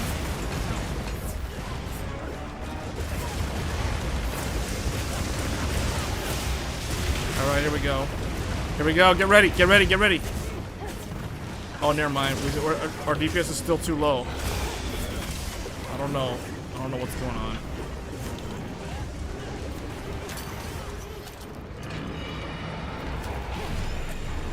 Oh, this is it. Time to go on the offensive. This is the part. He goes like Super Saiyan Red, and it's like, okay, KO can attack. Go. Watch out. Go, go, go, go, go, go, go. Bam, bam, bam, bam. Just keep attacking. Just keep attacking. Fabius, where are you?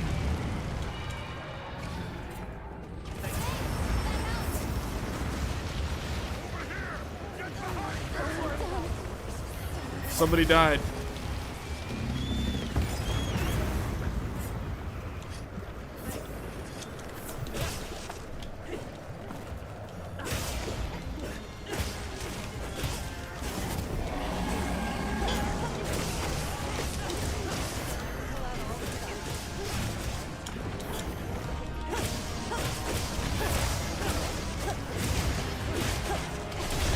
Yeah, I'm actually interested in getting one of those for desktop.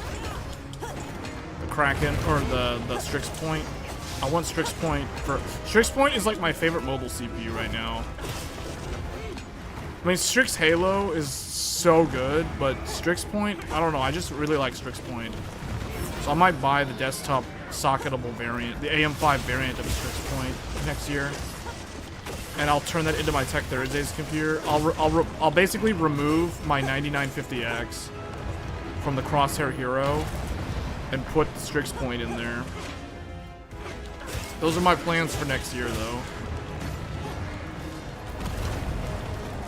I'm pretty sure AMD will announce Strix Point on desktop at CES.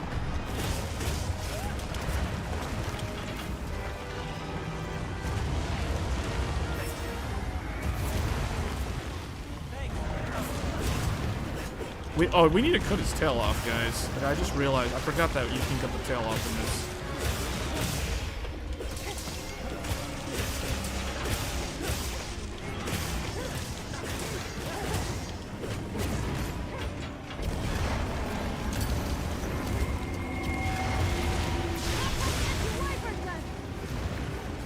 Should knock this thing down on him.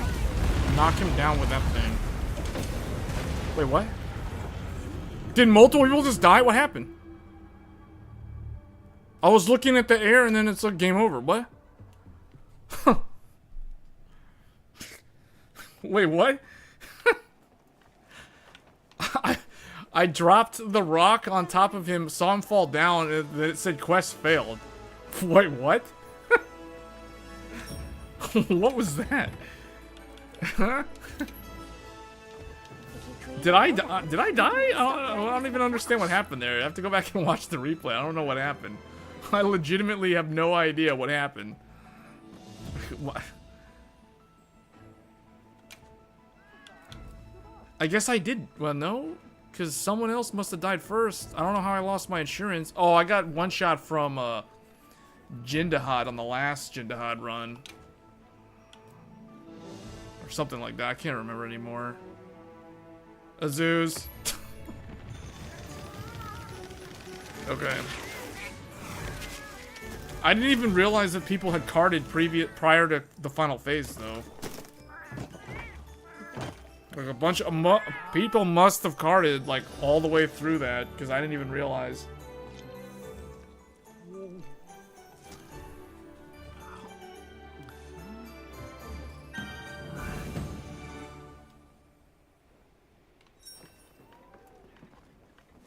All right. What I'm gonna do, I'll just post another one.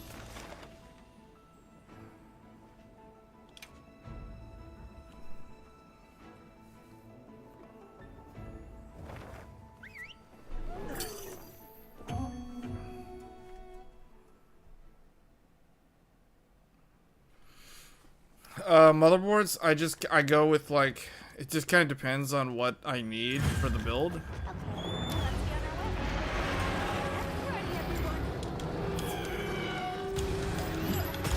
If the motherboard has what I need it to do, then that's what I end up getting. Good. I made it in time.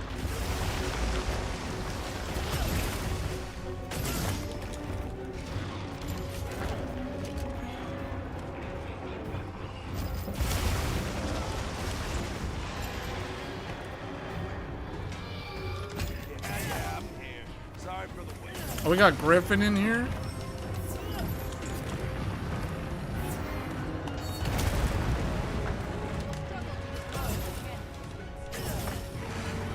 We got Olivia, Griffin, and Nightmare. This is interesting.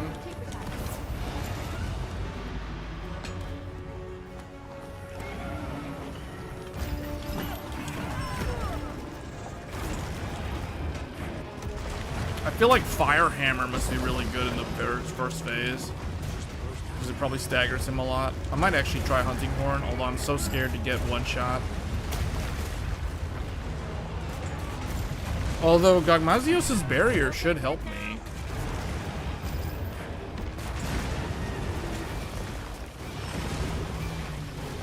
Yeah, there's no level system in this game. Oh my god.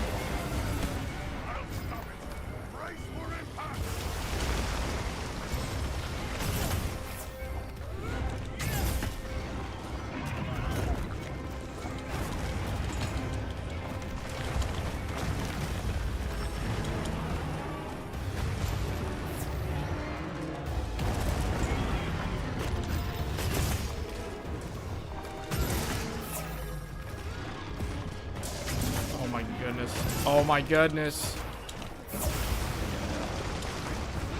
I overclocked the RAM. Everything, the RAM is overclocked. It's using Expo. Expo is an overclock. I'm literally just running the 6400 Expo profile on this computer.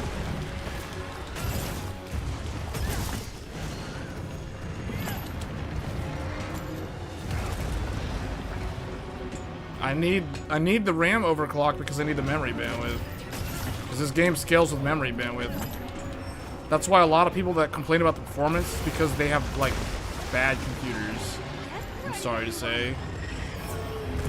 If they have a powerful computer like this, the game is buttery smooth and runs really good. And looks really good. At 4K resolution maxed out.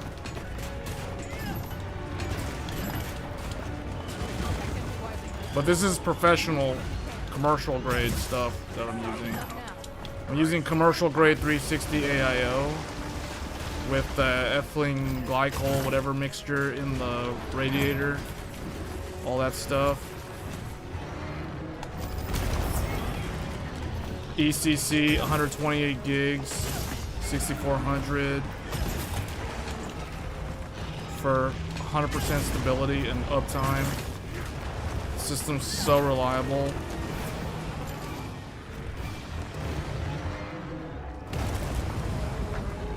We could literally run multiple instances of this game on this computer in virtual environment because of all resources.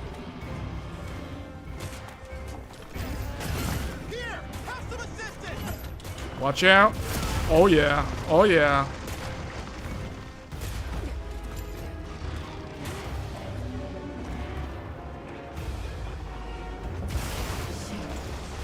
Whoa, okay. I actually managed to outrun that. Yeah, this first part of the fight feels like it takes so long.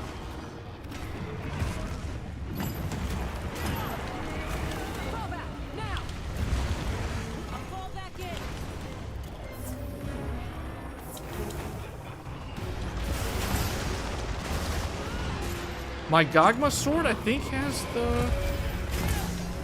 this is gonna... not gonna get maximum damage. 142 on that full charge, wow. Uh-oh, we're losing sharpness.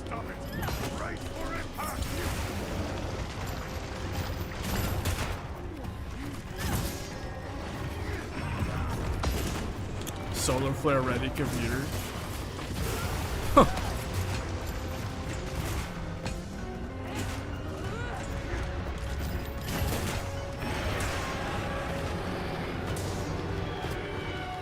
Come on. Come on, phase transition. Oh my. Where is he? Oh, that was close. That was one of those Harry Potter and the Half-Blood Prince moments where it's like, where did Dumbledore go? He's like up there casting that fire spell. I was like, I didn't even know where the guy was. It was like somewhere in the middle of nowhere. What happened? Lost sight of the target. Oh, watch out. Whoa.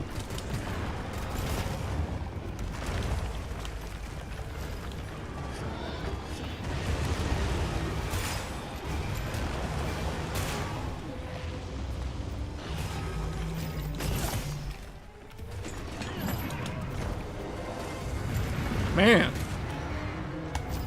Oh, wow. See? That's so satisfying. If you pull off those blocks, guard that. I wish there was a power clash for that. There's no power clash with this guy because he's too large. It just wouldn't make sense. It just wouldn't follow the laws of physics. Although I don't think any of this follows the laws of physics. There's like a YouTube channel where they covered like medieval weapons and stuff. I remember they literally did a special where they recreated a greatsword from Monster Hunter World, and they were like, is it real? Like, can a human use a greatsword the way it's used by the character in Monster Hunter World? And it was basically, they found that it's like impossible. The weapon's too heavy. You can't swing it that fast. You run out of stamina. Like, the humans in Monster Hunter are like way more powerful than the average human. I mean, think of like what this guy's fighting right now. Look at how big this thing is. Like, this would be terrifying. No one would actually do this with medieval weaponry if this was real. Like, the thing has like armor that's like 10x the thickness of crocodile armor. You know what I'm saying? Like, what are you gonna do against that? Shoot it with an arrow? You're gonna have to shoot with a lot of arrows. Which is funny because one of the weapons in this game is the bow and arrow.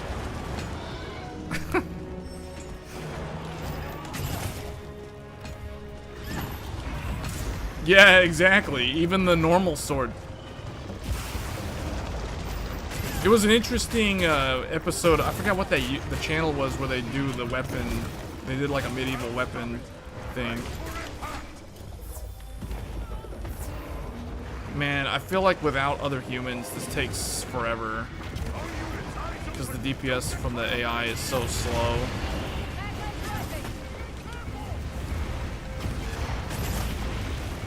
Alright, now I need to get up there.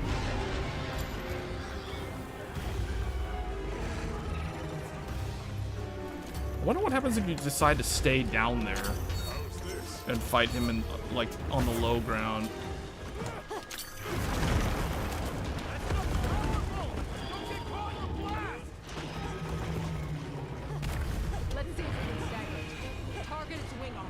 This is my favorite part of this entire fight. I like this part where you fight him where, like, he's basically a wall boss. Final Fantasy XIV style.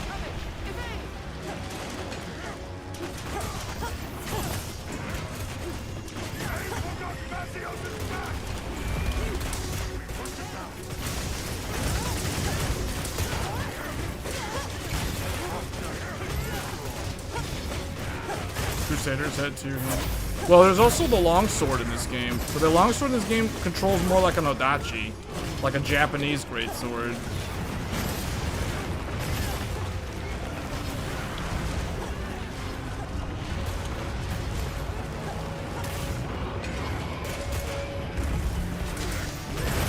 Oh man, okay.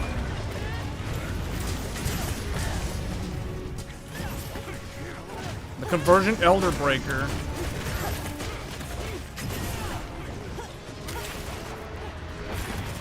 This is the part with the cables. You gotta connect the cables. See, I like this part because you have to do objectives. You can't just do whatever. Maybe you can. I don't know. I haven't really experimented with this. Oh man, lava! I almost died. Did I get guts? Did guts activate? Wait, what? Is he down?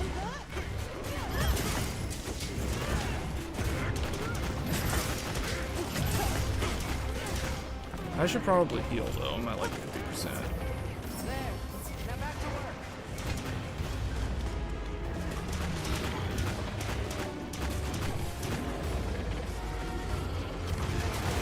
Yeah, they probably are. Well, maybe not all of them. Some of them were kind of forced to fight, but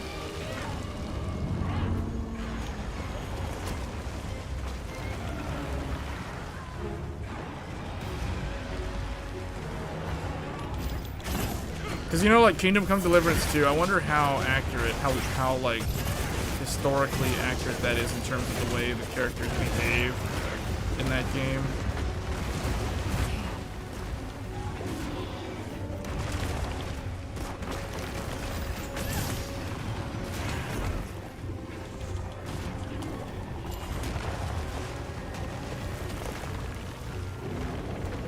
Is it ready?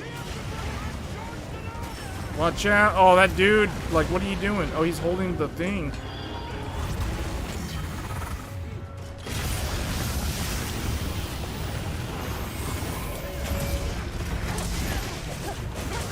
This is the coolest part.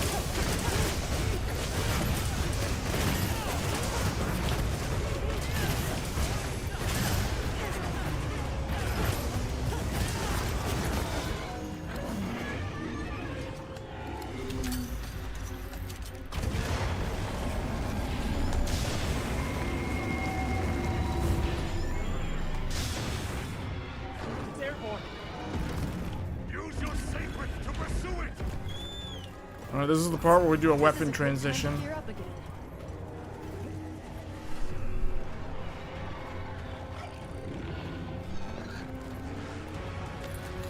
Yeah, that's... If you ever played a game called Soul Calibur, Soul Calibur is probably the best game that I can think of that kind of shows... Now, I don't think most of that's probably accurate, though, but it shows the different weapon styles from the medieval era and how they fight. Like there's your typical one-handed long sword with the or short sword, or I guess broadsword with shield in one hand, sword in the other. Oh wait, I'm not even using the right thing. Oh no, I'm gonna die to fire.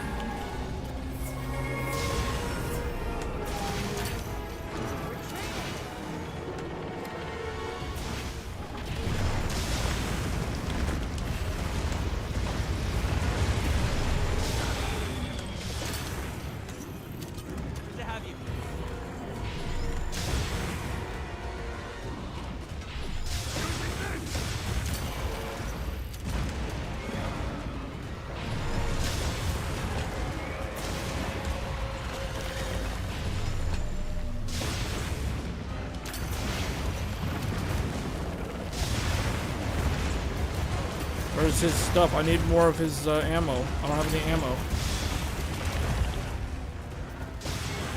How did I get knocked away from that? Because he landed on me?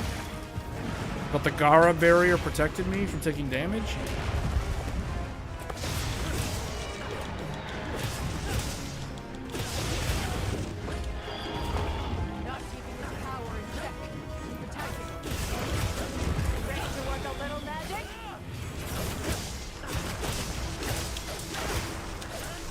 Sword and shield style. Oh man.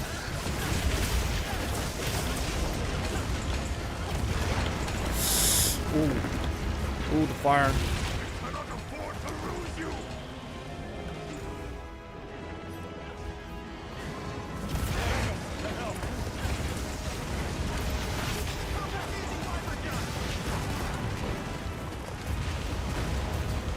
I need more ammo.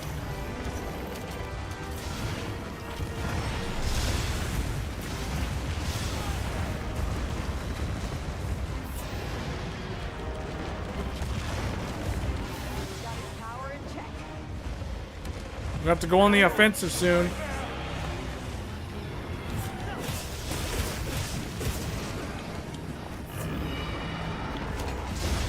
Here he goes, here he goes, here we go. Time to go on the offensive, this is it.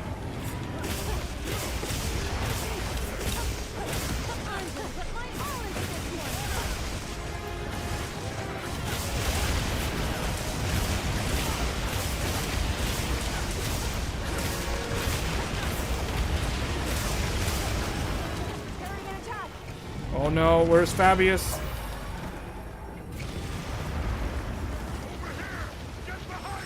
Get behind him quick.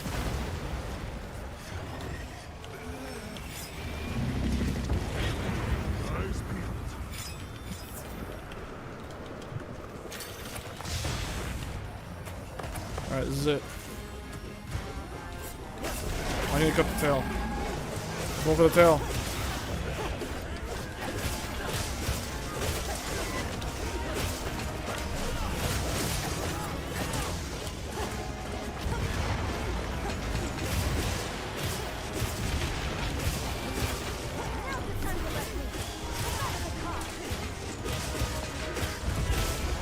Well, I think it's not it's not dragons. I think it was like dinosaurs.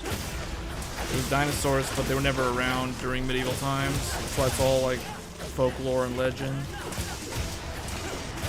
The thing is, I think of the guys who were like sailing in the ocean and saw like, you know, baleen whales and things in the ocean, sharks and stuff, for the first time, and having to understand like what were those things. You know, that must have been like terrifying and also thrilling at the same time. When humans encountered like other creatures for the first time.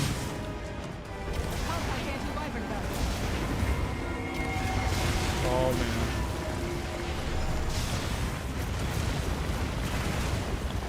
It is interesting about dragons though, because dragons never really existed, but you know how a lot of different cultures have their own dragon variants? You know, like the Chinese dragon, for example, is almost like a serpent. It's like a serpent with more like a crocodile face or something like, or like a weird lion face. Like the Chinese dragon, and then there's the European, like medieval time looking dragon, like this kind of thing.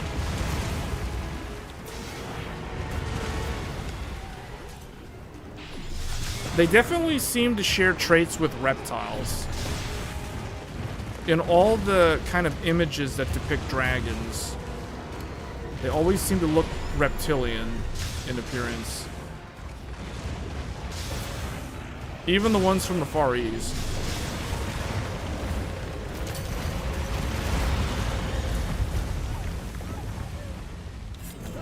But it's funny because reptiles, I think like reptiles were around way before mammals. And then wasn't it, there was another period where before reptiles, where humans like weren't around. Obviously humans weren't around, mammals weren't around. But before reptiles, it was just all the different insect type creatures, you know?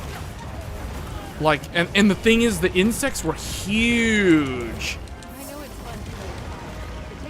They were like really, really big back then. Like we're talking like, I don't know, 7-meter long dragonflies and things like that.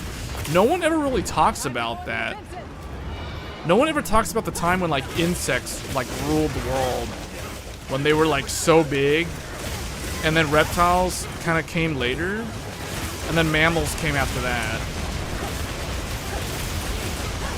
Flying reptiles, I feel like, were the most broken, like, OP thing ever.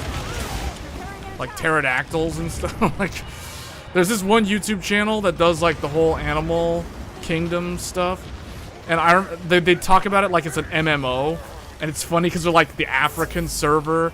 The African server was like Earth was around in like Earth patch 1.4 whatever, and you know, like the humans, like they server hopped to like the Asia server and the European server because reptiles got banned, like flight builds got banned because reptiles with flight builds were way too OP. Dude, it's hilarious, man. That YouTube channel, I forgot what it's called, but it is hilarious listening to it.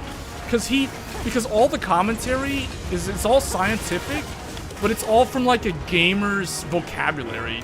Talking about like patch notes and server notes and things like that. Like reptiles got their flight builds banned because they were deemed way too OP. Like, look at this dragon. Like, they have the ability to fly. And reptiles have regeneration, remember? Keep in mind, reptiles can regenerate their, like, all their organs and their body parts and stuff.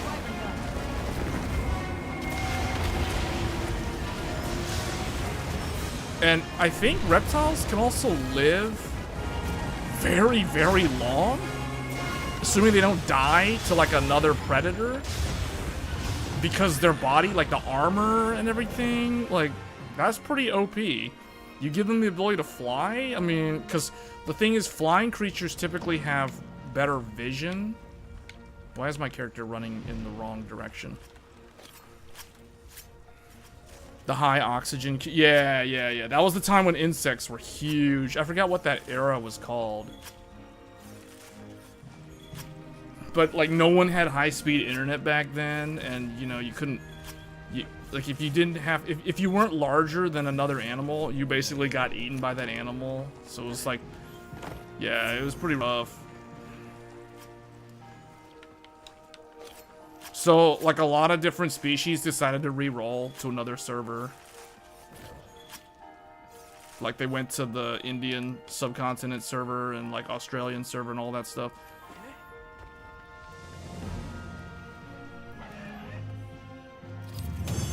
Yeah.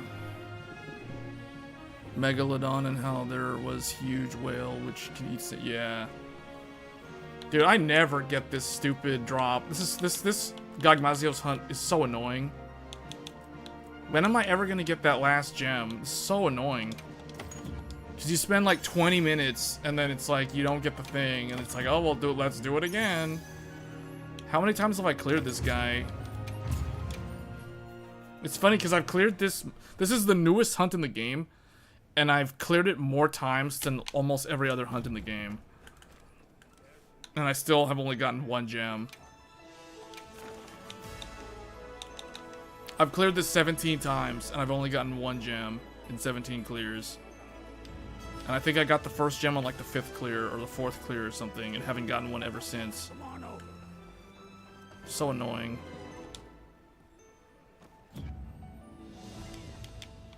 Well, do it again.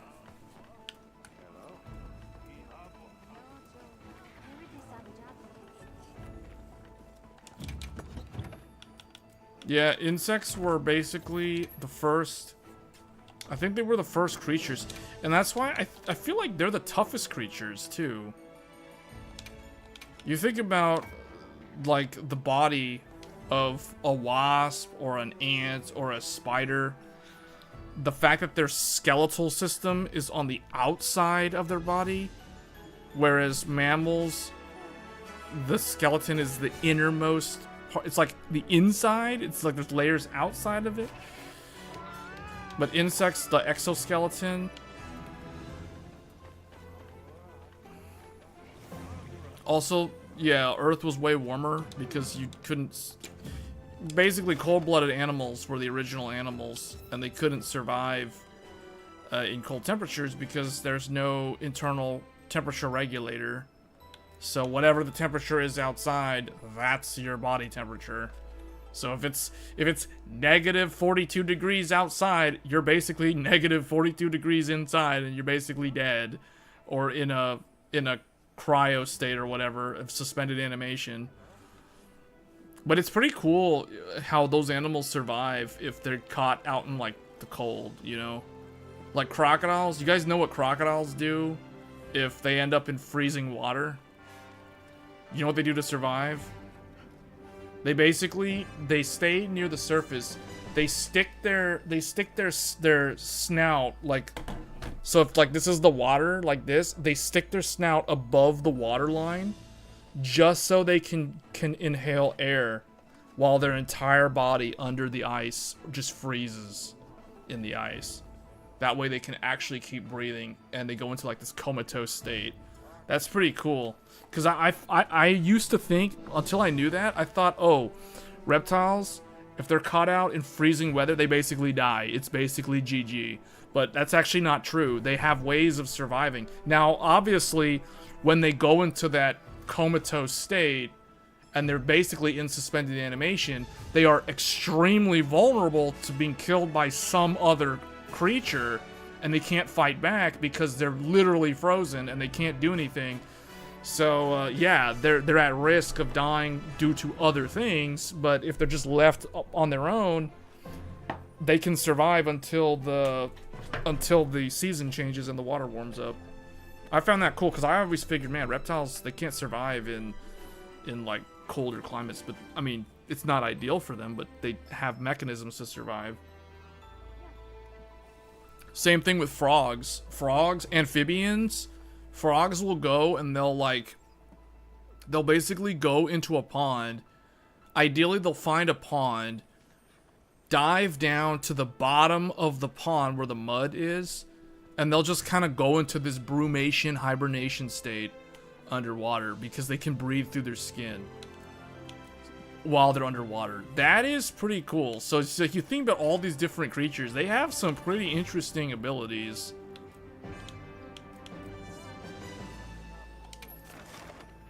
I don't know, should I just join somebody else? I feel like I kind of want to just join an SOS instead of hosting this. I just don't feel like hosting Gagmazios again. Yeah, I'll just join somebody else. Crocodiles, probably the most similar to dragons. Yeah, well, crocodiles were around during the dinosaurs. Crocodiles lived alongside dinosaurs. They are a very, very old creature. I'm pretty sure turtles also were around during the dinosaur period. I'm not 100% sure on turtles, but I'm pretty sure crocodiles existed alongside dinosaurs. Oh wait, oops, I need to swap. Go fire.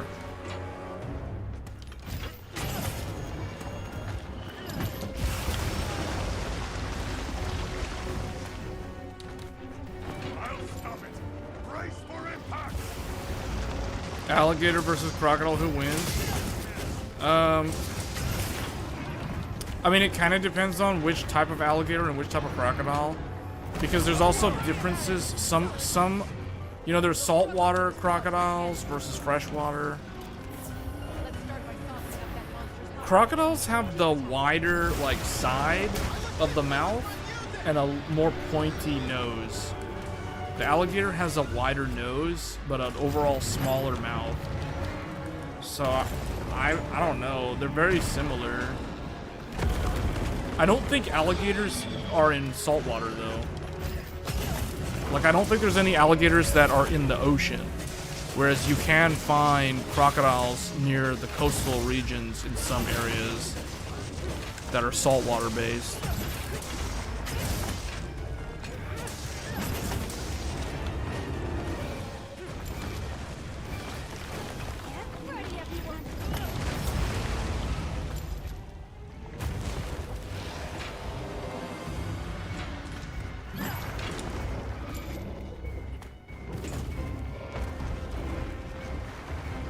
Yeah, but fighting this giant Gagmazios makes me think, man, I'm basically fighting a dinosaur. like size comparison. You're fighting some kind of dinosaur type thing. Softened up now. You can hear someone shooting arrows at him. Yeah, someone's shooting arrows. Otsuichi's shooting arrows at him.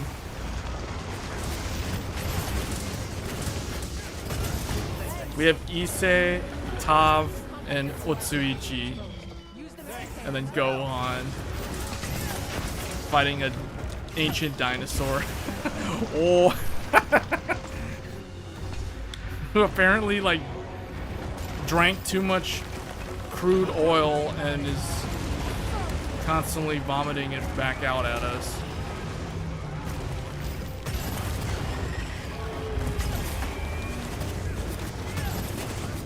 And must have fought like ancient Vikings or something because he's got what looks like some, or maybe some Egyptian weapon or whatever, or like a Greek weapon. He fought a bunch of Spartans or something a long time ago. And then he's basically like the Balrog from Lord of the Rings, down there in the depths of Khazad-dûm. He's like way down there, and what kind of woke him up. That's pretty much the lore of this story. For those that aren't aware of like how this random dinosaur thing is in the game.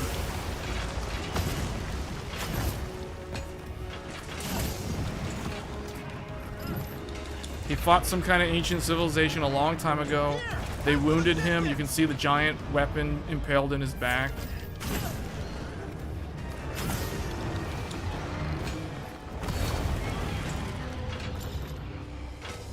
Okay, we're on track.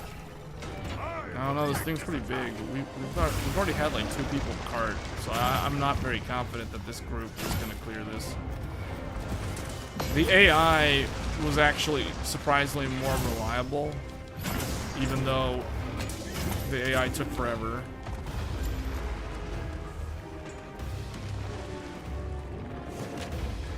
All units, eyes open! Don't get caught up in it! Magma's rising. Be careful!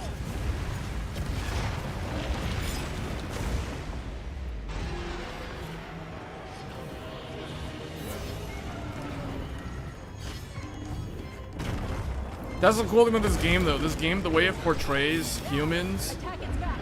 the humans in this game are no joke, man. These humans are tough. These humans are tough. That's why Monster Hunter just has this it has this unique vibe that I feel like no other video game captures the same kind of feel. Like, you play as these overpowered humans that are taking on these incredibly giant, ferocious-looking creatures.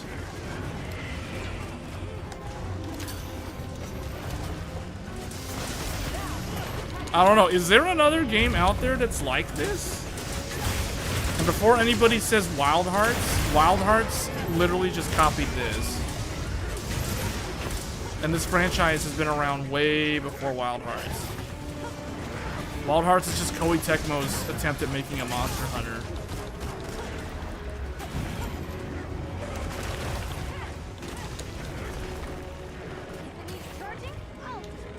Oh wait, did somebody grab this already? Oh. Okay, so they already...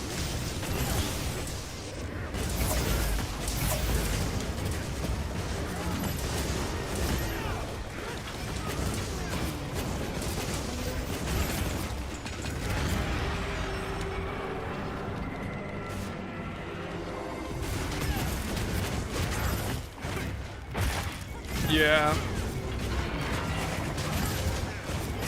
This game has some creatures like mammoths and stuff. Not in this particular version of Monster Hunter, but in older versions of the game. That's why fans of this series, they like it when they bring back some monsters from the older games. Like this guy, Gagmazios. He was in Monster Hunter 4, which I think was like 2013, 2014. That was the game that he debuted in.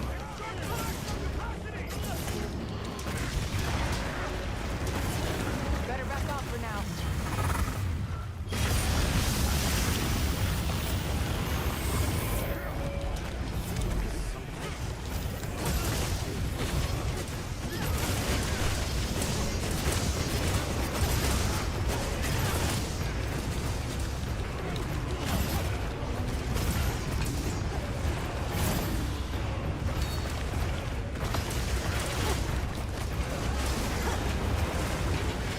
Oh, I guess we didn't do enough damage to him because he. Did we knock that thing down on his back? Oh, there we go.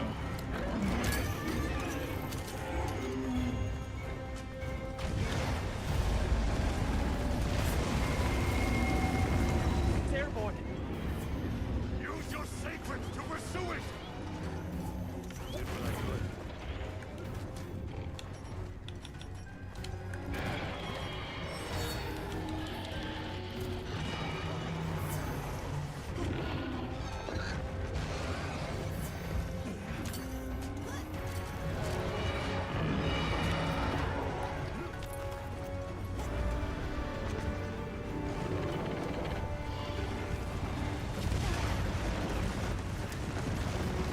This is one of the cooler phase transitions because you get to see like the verticality of this area.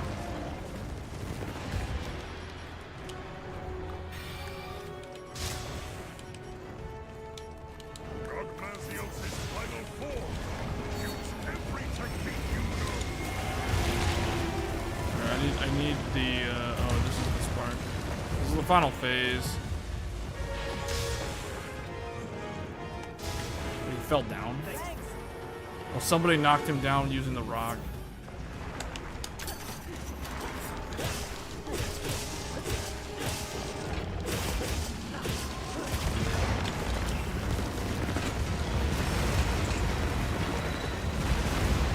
I need those iframes.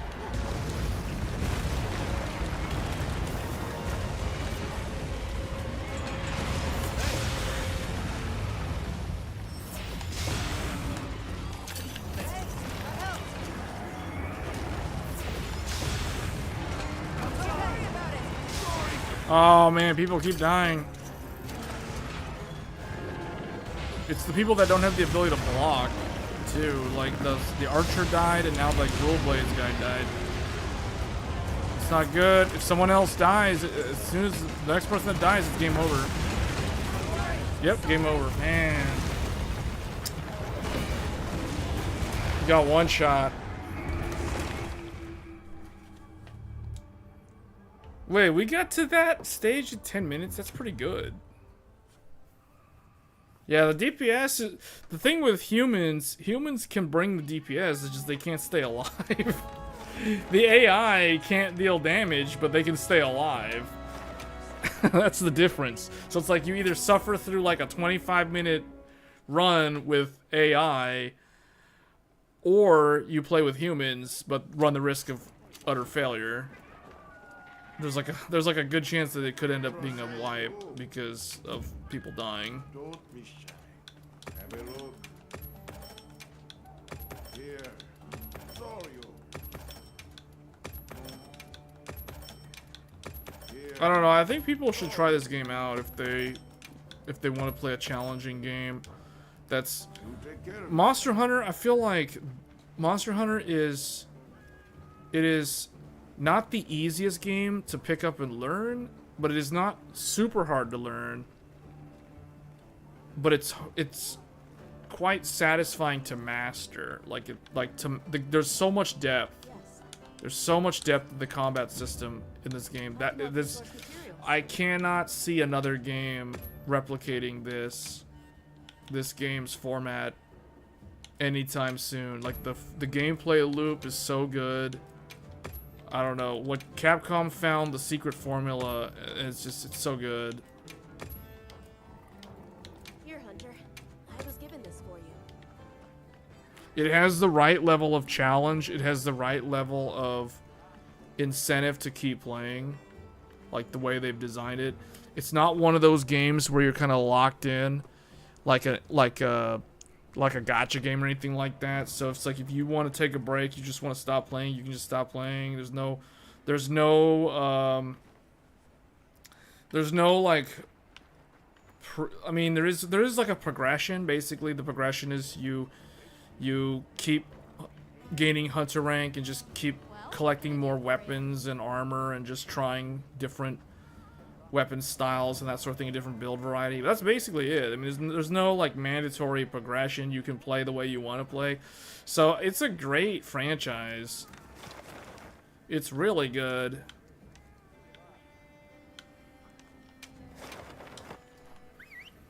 Neo is similar. Yeah, Neo is similar, but Neo is more...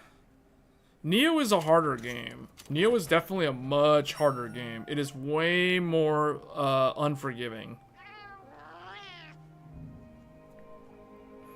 Like, if I had to recommend... So here's the thing, like... It's good you bring Neo up. If somebody was asking me what kind of third-person action game would I recommend them to get into to start, I'd probably recommend them this game over something like Neo. It depends. If they want to play something that's incredibly challenging and very fast-paced and requires very fast reaction time, then yeah, then I would tell them Neo. But if they want to play something that's way more chill and you can still get a lot of satisfaction through progression, this game is definitely better. Like this game, the community also, like you can see, like it's almost like playing an MMO. I kind of refer to this game as a pseudo MMO because it has a player, there's like a whole online component. You can literally like chat. It has an in-game chat system. It has an in-game voice system, which surprisingly, no one really uses. At least people that play in North America. Because everyone just kind of uses Discord. But it has an in-game, like, chat system, voice system, messaging system, friend system, all that stuff. So it is very similar to an MMO. And there is no subscription. Like, it's a one-time thing. You purchase the game, you get the whole game, minus some DLC cosmetic stuff that has nothing to do with how your character performs in the game. Like, there's no meaning. This game has no pay-to-win mechanics at all. There's no pay-to-win in this game.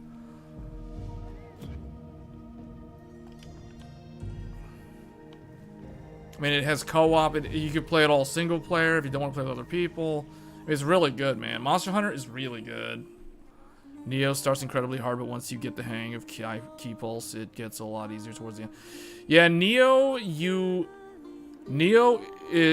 feel extremely weak and underpowered through most of your playthrough of the story mode.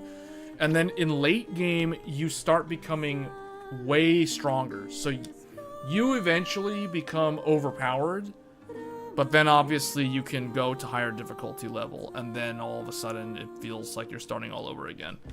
So that's kind of how I feel about Neo. Same thing with like the Souls genre, because those games you start out weak, you become more powerful. By the end of the game, you're very powerful. And if you decide to stay in New Game and you don't go to New Game Plus, you become very overpowered. Like if you just keep on leveling up and you just never go to New Game Plus. So yeah, you can make those games easier, but by the time you make those games easier, the challenge isn't really there anymore at that point. So, you know,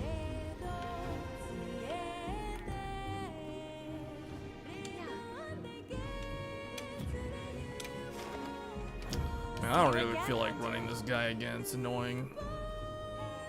Someday I will get that gem. 17 clears and still need that second gem. It's so infuriating though that I can't complete his armor set because I don't have that gem.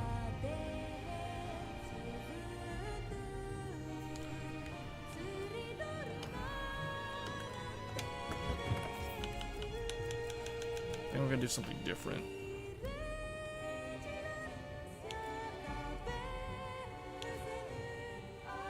Lumenheim is the one that has the... Yeah, Lumenheim has the extra stuff, right?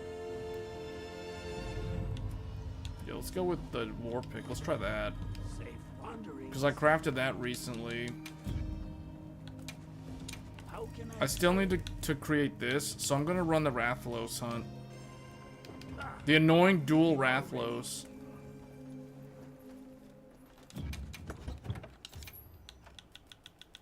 Bring flash pod, bring these, bring these. Okay. 401. Alright, we're gonna go get Rathalos. Yeah.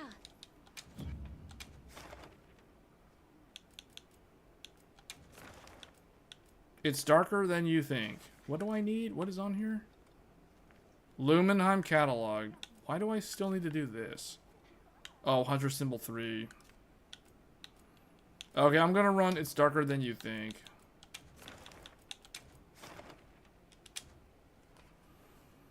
Have you played Wolong? Yes, I have played Wolong. I've played like all of those games. We covered Wolong when it was brand new back in 2023 on stream.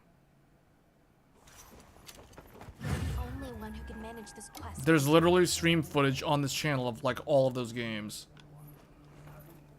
And there's gonna be a ton of Neo 3 and Code Vein 2. We've got Code Vein 2 like a month from now, and then like a week after that we have Neo 3. So you can expect to see a ton of Neo 3 content on this channel.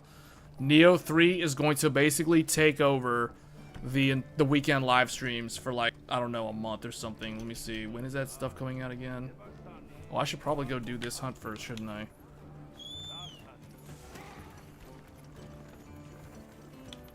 What do I have here? What did I even bring with me? Oh yeah, I want to use this dragon pick. Because I crafted it just because. Let's go get this Rathlos. Where is he? Where'd he go?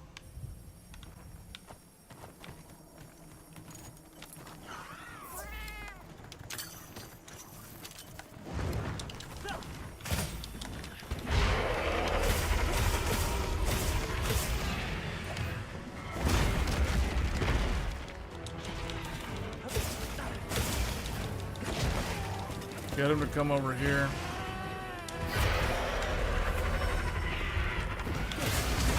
Yeah.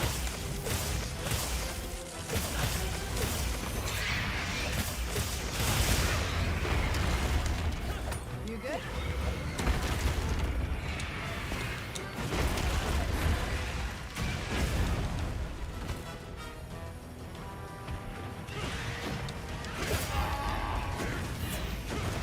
Neo 3 full version is extremely expensive. The way they design Neo will compete only after the 3 DLCs. Will only be complete after the 3 DLCs.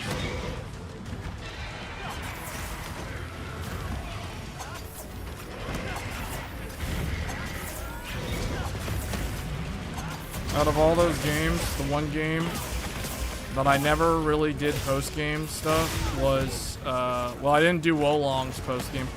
And I didn't do Stranger of Paradise. I tried Stranger of Paradise post-game, but I don't know why, man. The chaos difficulty in Stranger of Paradise felt so hard. Like, I don't understand why. Like, I don't even understand how to progress in that game after finishing the story, because it felt like the difficulty scaled way, way too high.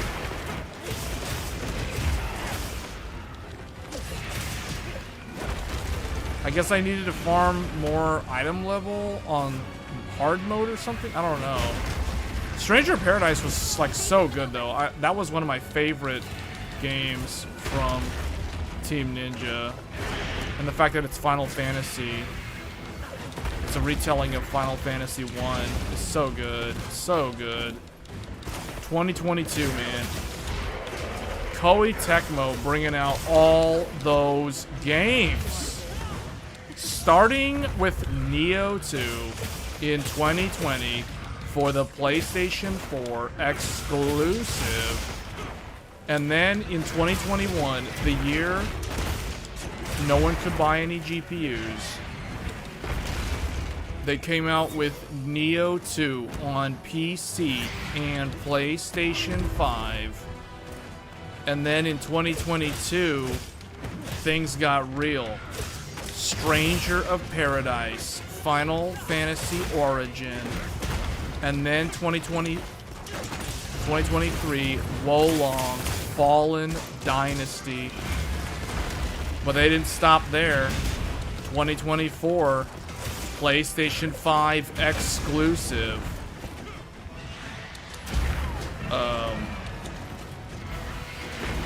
Rise of the Ronin. PlayStation 5 exclusive 2024. And then this year, Rise of the Ronin on PC.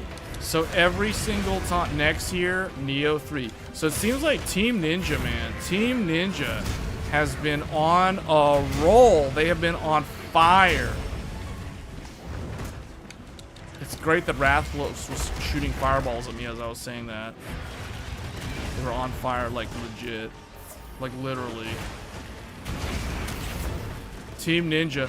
That's the reason why Ninja Gaiden 4 was farmed out to Platinum Games, because what they did was their junior developer team, the junior team did Ninja Gaiden 2 Black, Unreal Engine 5, because what they're trying to do, and this kind of goes into the Japanese game market, I don't think it's a secret in the game industry that the Japanese developers are behind when it comes to technology, adopting like more advanced like rendering techniques and utilizing newer ways of doing things. So what they did was they had the younger guys, the younger developers, work on Ninja Gaiden 2 Black.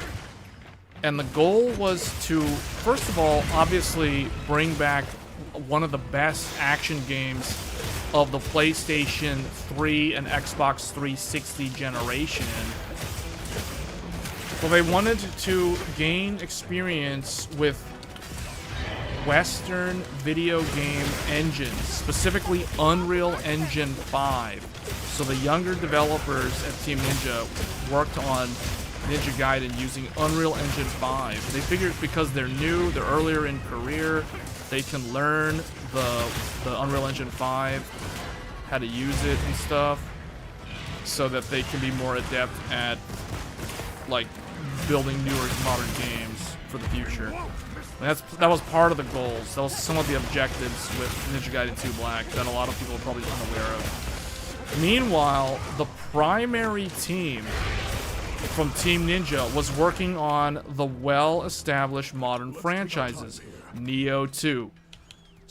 They worked with Square Enix on developing. Square Enix contracted them to do the development of Final Fantasy 1 Retold, which is Stranger Paradise Final Fantasy Origins. So they did that. Then Wolong Fallen Dynasty. I'm not exactly sure like what was the kind of the reason for creating or developing Wolong. Because Wolong, I guess they wanted to do like a Sekiro style game, I guess, sort of, because that's kind of what Wolong is similar to.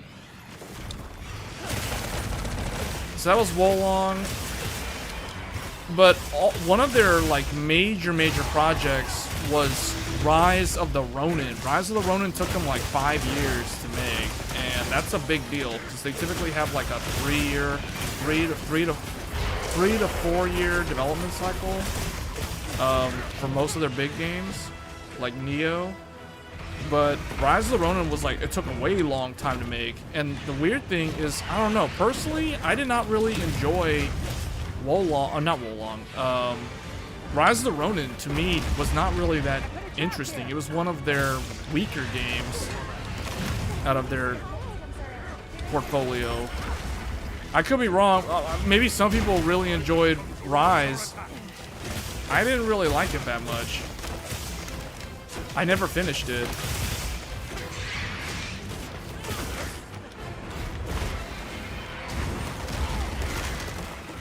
It was okay. It felt like Team Ninja. I feel like Wolong, Team Ninja wanted to make a Sekiro game with Wolong, and with Rise, they wanted to make an Ubisoft game, like you know, that kind of game, like a Assassin's Creed style game or something.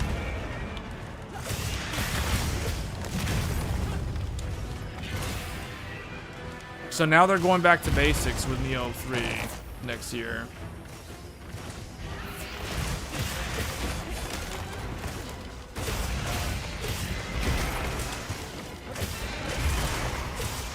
The other franchise that's kind of been left by the wayside and it's kind of like in an unknown state is Dead or Alive. Like, what are they going to do with Dead or Alive?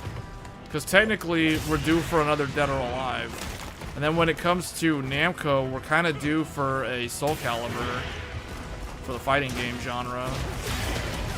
Both Soul Calibur and Dead or Alive are the other 3D fighters that I've played over the years.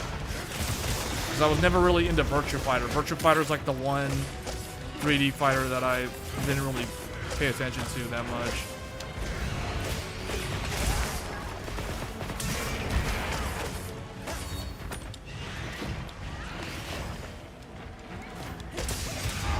Oh yeah, Wild Hearts. It's funny because we were talking about Monster Hunter earlier.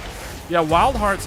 I feel like I'm pretty sure that a lot of these games that they've made in this decade are all based off of like Team Ninja desiring to try to create their version of these other games. Like Rise of the Ronin is basically an Ubisoft. It's like Rise of the Ronin is like a Team Ninja Assassin's Creed. Wolong is a Team Ninja Sekiro. Wild Hearts is a... Man, why can't I get the ruby? I get the Rathlos ruby. Why can't I get the Gog Mazios ruby? For real.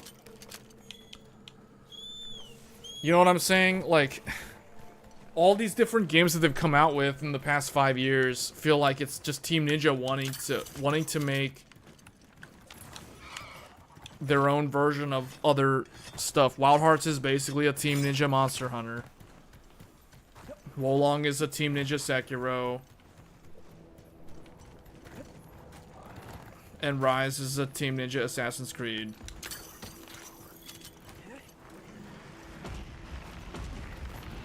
I mean, I've played all their games.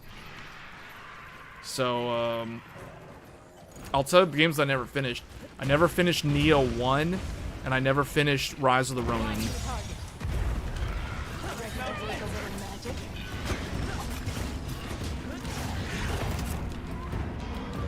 Probably the one that I enjoyed the most.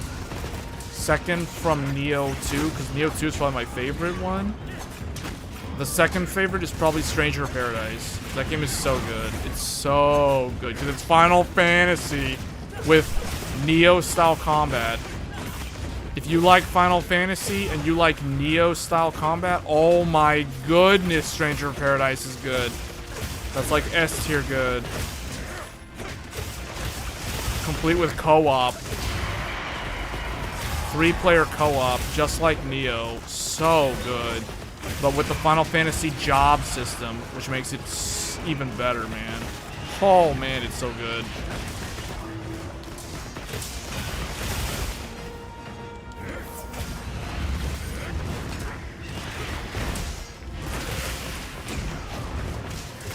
Oh, I forgot to mine some ores.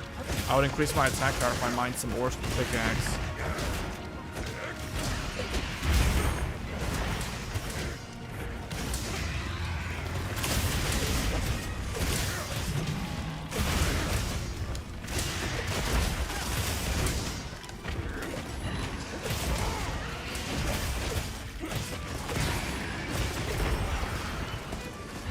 Oh yeah, you're right. It's the same engine. But it's still the same. My point still stands, though. It's still like the higher-ups in the company basically were like, hey, can you guys make a Monster Hunter? I'm pretty sure the same group of people were the ones that were basically like, hey, can you guys go make an Assassin's Creed? Make an Assassin's Creed based in Japan. And that was Rise of the Ronin. It's like, okay, make a Sekiro based in China. And that's Wolong. I feel like that's kind of, I mean, I'm oversimplifying it, but I'm pretty sure you can see the inspiration of those other games. Better back off for now. But yeah, you're right. Wild Hearts was definitely Omega.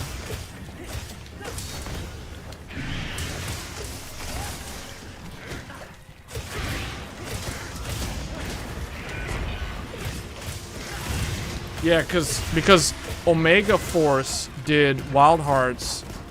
They produced both. Wolong and Wild Hearts were by two different studios working in parallel at the same time. So like Omega Force was working on Wild Hearts while Team Ninja was working on Wolong. That's what I remember. Because both games launched, both were in 2023, and both of them were like within 1 month of each other. Wild Hearts was like February or late January, and Wolong was March. See, I know my game releases.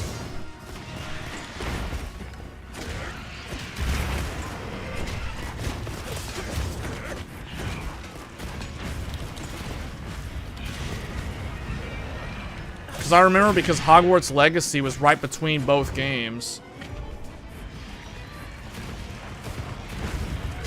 Because it was Wild Hearts, followed by Hogwarts Legacy, followed by Wolong, in that order. That was the year of gaming. 2023 was the year of gaming. There has not been a year that has been able to match 2023 this decade. That was the year of gaming. Don't let it escape. You had all the games that year. Baldur's Gate 3 finally went out of early access. You had Starfield. You had Armored Core 6 Fires of Rubicon. Hogwarts Legacy. Forspoken. Just like tons of great games. Wolong. Wild Hearts. Lies of P. Lords of the Fallen. If you were someone who liked challenging action games, oh my goodness, that was a good year.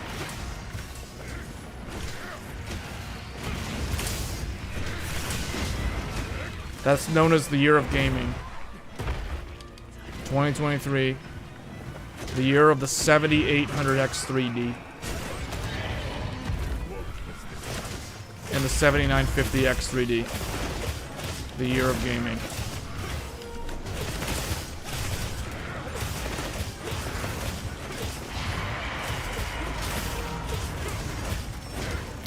No, I mentioned Western developers.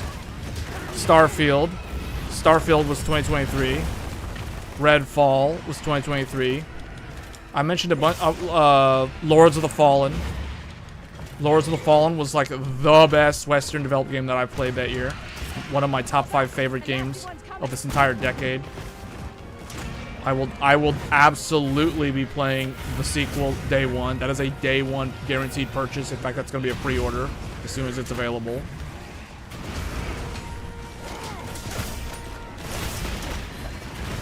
Baldur's Gate 3, the Western game. That was also 2023. So no, 2023 was the year of gaming. There's some other ones too that I'm not mentioning. There was Jedi Survivor. That was 2023 as well. That was April. That was another great action game.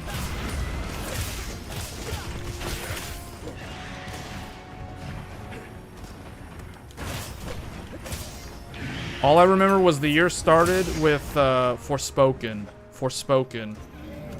The long-awaited Square Enix project. Tenchu, yes. I played Tenchu Wrath of Heaven on the original Xbox a long time ago. So I am very familiar with the Tenchu franchise. And I played the ones, well, my cousin who had the older ones, I think on PlayStation 1. Or maybe it was PS2. Yeah, there was one on PS2, and there was one on, I think, the original PlayStation? I had the one on Xbox original. Tenchu Wrath of Heaven. On Xbox. Back in the day. Yeah, so I know all about Tenchu. Because I wanted to play the one on 360, but I never had a 360. Because as far as I remember, that's the last one. The last Tenchu game, unless I'm mistaken, was on Xbox 360. Unless PS3 got like a Japan-only release or something.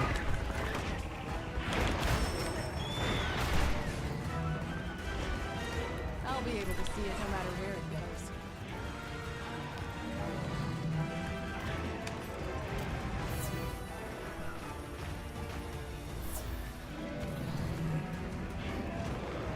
Man, recently I've been wanting to play like Gundam games.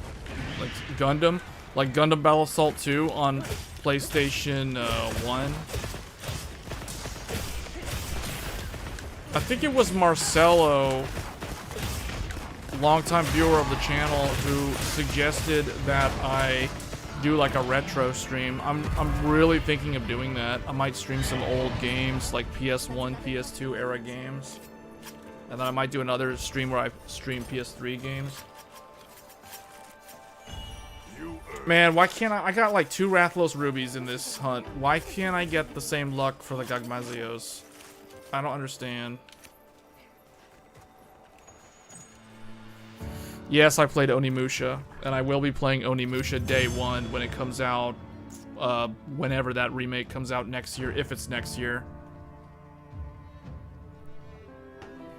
I feel like Capcom is releasing so many games next year that I wouldn't be surprised if Onimusha is either second half of 26 or if it's 27.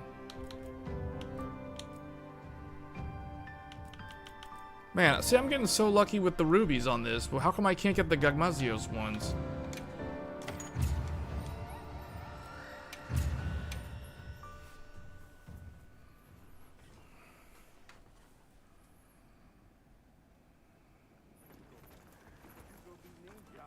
I'm pretty sure I have the list. Let me see the list of the games.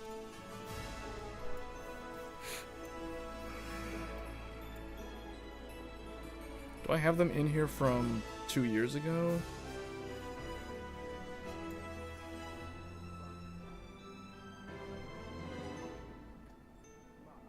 Hold up, what year is this? Okay, 24. I've got 2024's game list.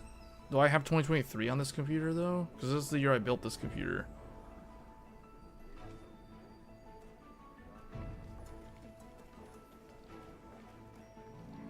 Okay, I've got 2023 in here. Yeah, I got it. I got the list. Let me see. Does it go all the way back to Forspoken?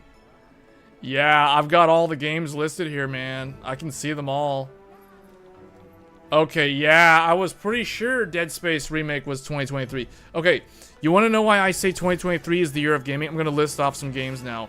Forspoken, Dead Space, Hogwarts Legacy, Wild Hearts, and if you were into VR, PlayStation VR 2 launch, Horizon Call of the Mountain, Wolong, Fallen Dynasty, Fatal Frame, Mask of the Lunar Eclipse, remastered for all those different newer platforms. Resident Evil 4 remake.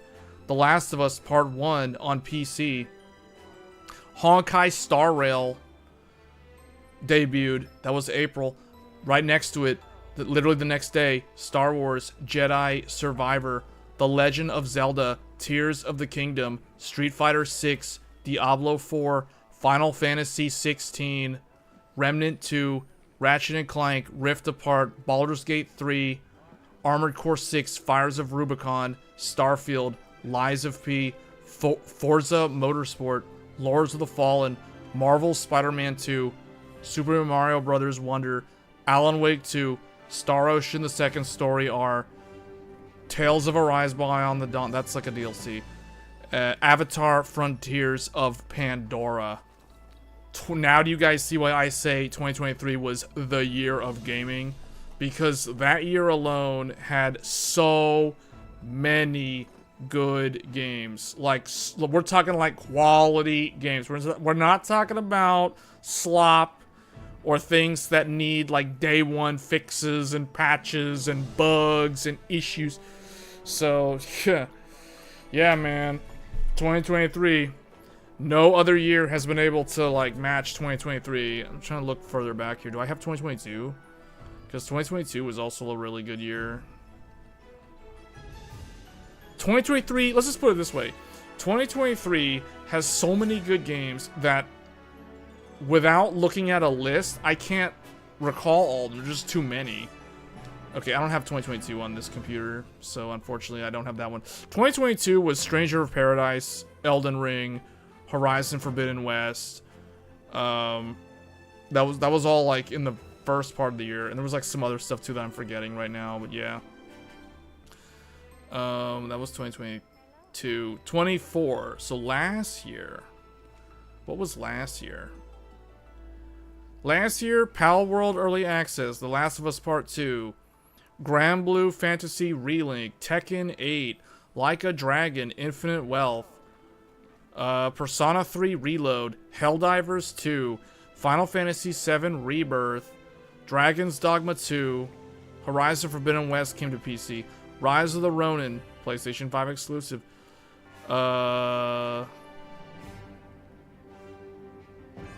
Stellar Blade, Ghost of Tsushima on PC, Wuthering Waves, Shadow of the Erd Tree, Shin Megami Tensei 5 Vengeance, Final Fantasy XIV Dawn Trail, The Legend of Heroes Trails Through Daybreak, Once Human, the PSVR 2 PC adapter came out that year, so you could use PSVR 2, which is a very good VR headset if you're okay with a tethered headset for VR on PC. Black Myth Wukong, Visions of Mana, Star Wars Outlaws, Astrobot, Warhammer 40k Space Marine 2, God of War Ragnarok came to PC. The PS5 Pro launched last year. Silent Hill 2 was the remaster from Bloober Team. That was really good. That's arguably better, in my opinion, than Silent Hill F, which came out this year. Metaphor ReFantazio, East 10 Nordics, Dragon Age The Veilguard. Wait, am I in... What year am I in? Oh, no. Yeah, why do I have Assassin's Creed? Oh, because Assassin's Creed Shadows got postponed to this year. That's right. Okay. So, not as many good ones as 2023. See what I'm saying? So, we're already now looking at 2023. 2023... Or not 2023. 2025. So, this year. These are the games from this year. Dynasty Warriors Origins. For some reason, I put Tales of Grace's F remastered. That game's been remastered like 3 times now. Synduality, Echo of Ada. Final Fantasy VII Rebirth came to PC. Ninja Gaiden 2 Black. Spider-Man 2 came to PC this year. The Legend of Heroes Trails Through Daybreak 2. Like a Dragon, Pirate Yakuza in Hawaii. Monster Hunter Wilds. And then I have other notes in here like 9950X 3D launch and things like that. Assassin's Creed Shadows. The first Berserker Kazan. Almost completely forgot about that game. The Last of Us Part 2 came to PC. Or Last of Us Part 2 remastered PC. Clair Obscure Expedition 33. Doom The Dark Ages. Elden Ring Night Rain. Lies of P Overture. That's a Lies of P DLC. Dune Awakening. Stellar Blade came to PC. Death Stranding 2. Donkey Kong Bonanza. Super Mario Party Jamboree Switch 2 Edition. I have that listed here. Ninja Gaiden Ragebound. Kirby and the Forgotten Land Switch 2. Okay, I have like a bunch of Switch 2 things because Switch 2 like launched in the summer. Metal Gear Solid Delta Snake Eater. Lost Souls Aside. Hell is somewhere in here was Wuchang. I don't see it here. Oh yeah, Wuchang Fallen Feathers. That was July. Chronos. I think Chronos New Dawn. Hell is Us. Borderlands 4. Trails in the Sky First Chapter. Silent Hill F. Final Fantasy Tactics The Ivalice Chronicles. Which is a game that I ended up buying for Switch 2, and I never streamed it. Because there was too many other games that came out around the same time. Namely, Silent Hill F and Ghost of Yotei. So, Ghost of Yotei. Disgaea 7, Pokemon Legends A through Z, or Z through A, ZA. Everyone says Pokemon ZA. Pokemon ZA, Switch 2 Edition. Ninja Gaiden 4. And that's literally all I have. So, you can see kind of like 2024 and 2025 are kind of very similar in terms of the game, the quality of games, the volume of games. 2023 had literally twice the volume and better quality overall. Like in terms of the games that launched in that year. So that's the reason why I say that's the year of gaming.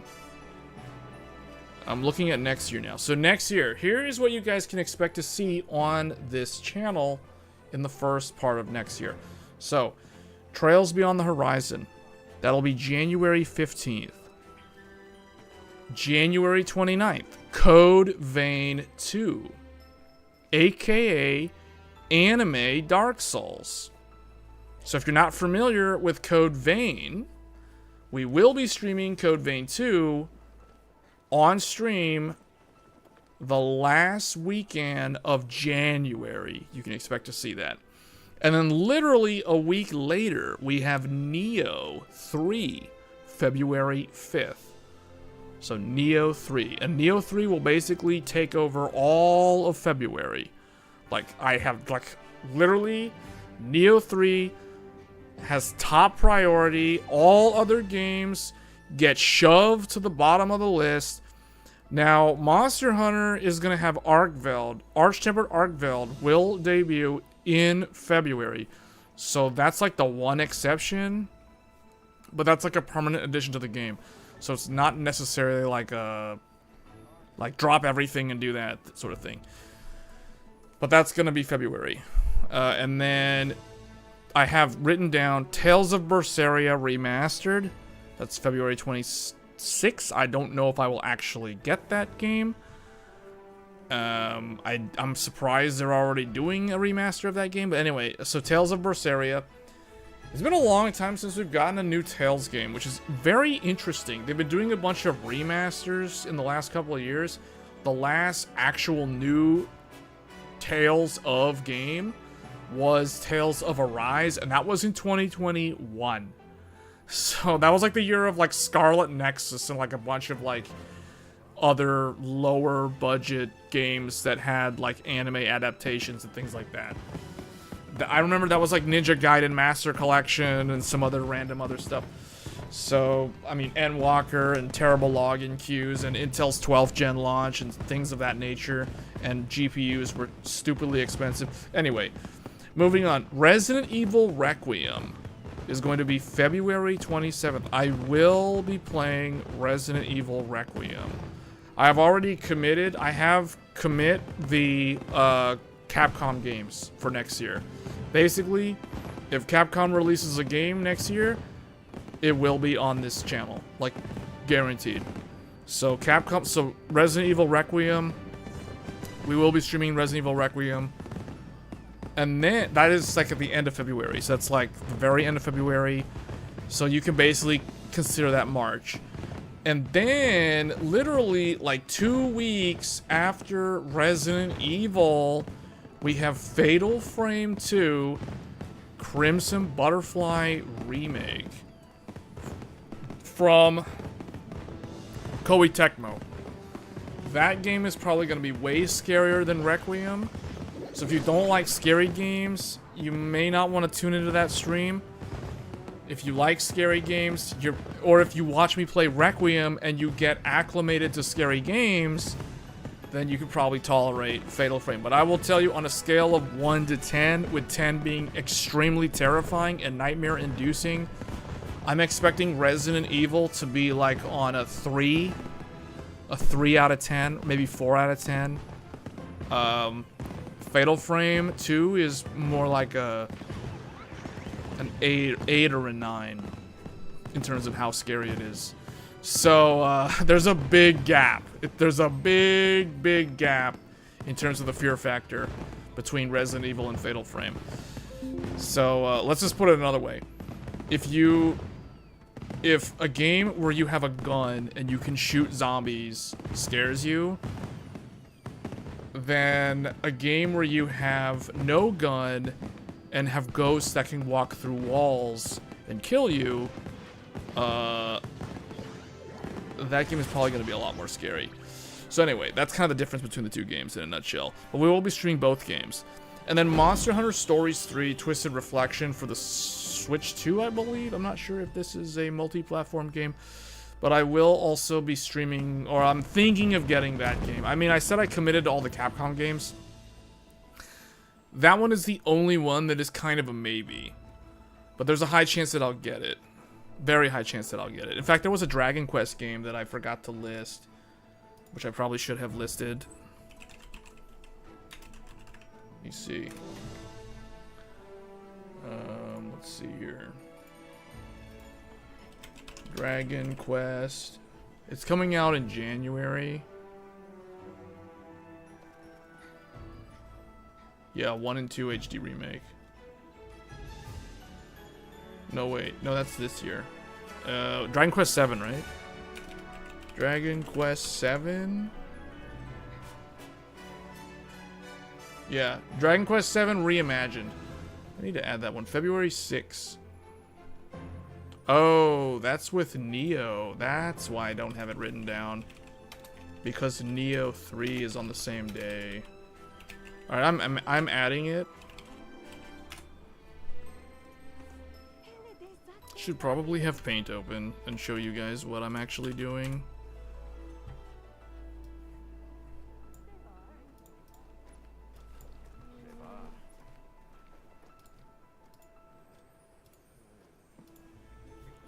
So here's the plan. Now, I don't know if I'm going to stream Trails. Some people enjoyed my playthrough of Trails in the Sky, but I don't know if I'm going to stream Trails Beyond the Horizon. I may or I may not. It depends on if you guys really want to see it. So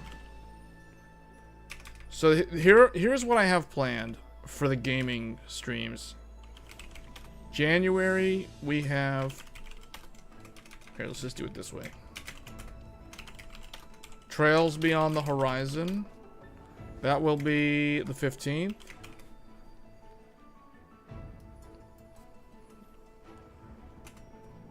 And then we have Code Vein 2. That is on the 29th. Those are the games in January. Okay, February.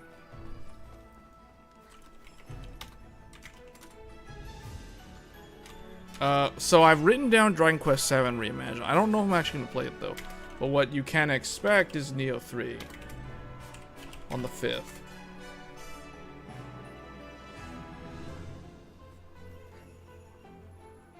Well, let me lower the volume of the game. There we go. Okay, Neo 3. Oh, I put Trails. I don't think I'm going to actually play that, though. Resident Evil. Requiem. That's the 27th. So that's like quite a distance between those two games. So, we may have time for Dragon Quest 7. I don't know. Arkveld will also be in the game at that point. Archtemper Arkveld, the final update to Monster Hunter will be in February. So that's something to be aware of. And then March. March we have Fatal Frame 2, Crimson Butterfly Remake, and Monster Hunter Stories 3 Twisted Reflection. That is a weird name. I feel like I'm missing something. Oh, you mentioned Onimusha. Onimusha, I don't know when it's coming out. So it's like I can't, I mean, let me see here.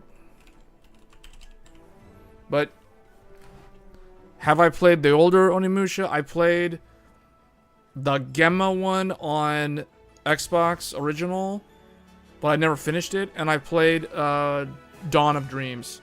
Onimusha Dawn of Dreams on PlayStation 2, and that is currently my favorite Onimusha game of all time. Soki was the main character. The Ayumi Hamasaki opening song, Startin', it was so good. Like, that was like peak PS2 action.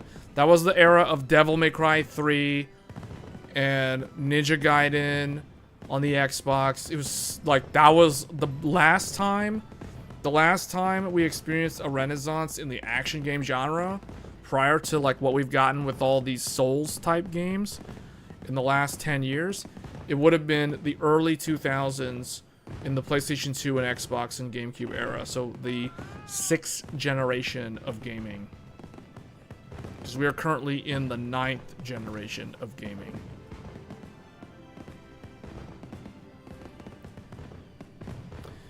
And, let me see, Pragmata, which I still have not played the demo, even though there's a free demo. That game has a release date, and it is April 24th.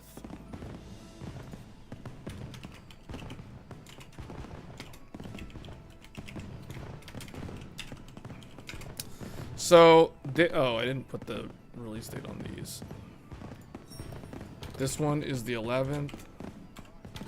This one is probably also the 11th. If it's on, well, I don't know, but I'll just put the 12th for now.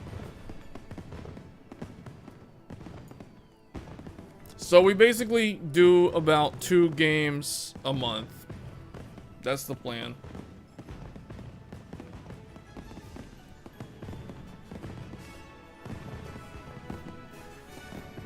So if there's a whole bunch of games that come out in a month, I will potentially add a 3rd one, but it really kind of depends. It's kind of tough because I've got a bunch of other stuff. It's not like I just play games all the time, so I have to kind of like schedule around it.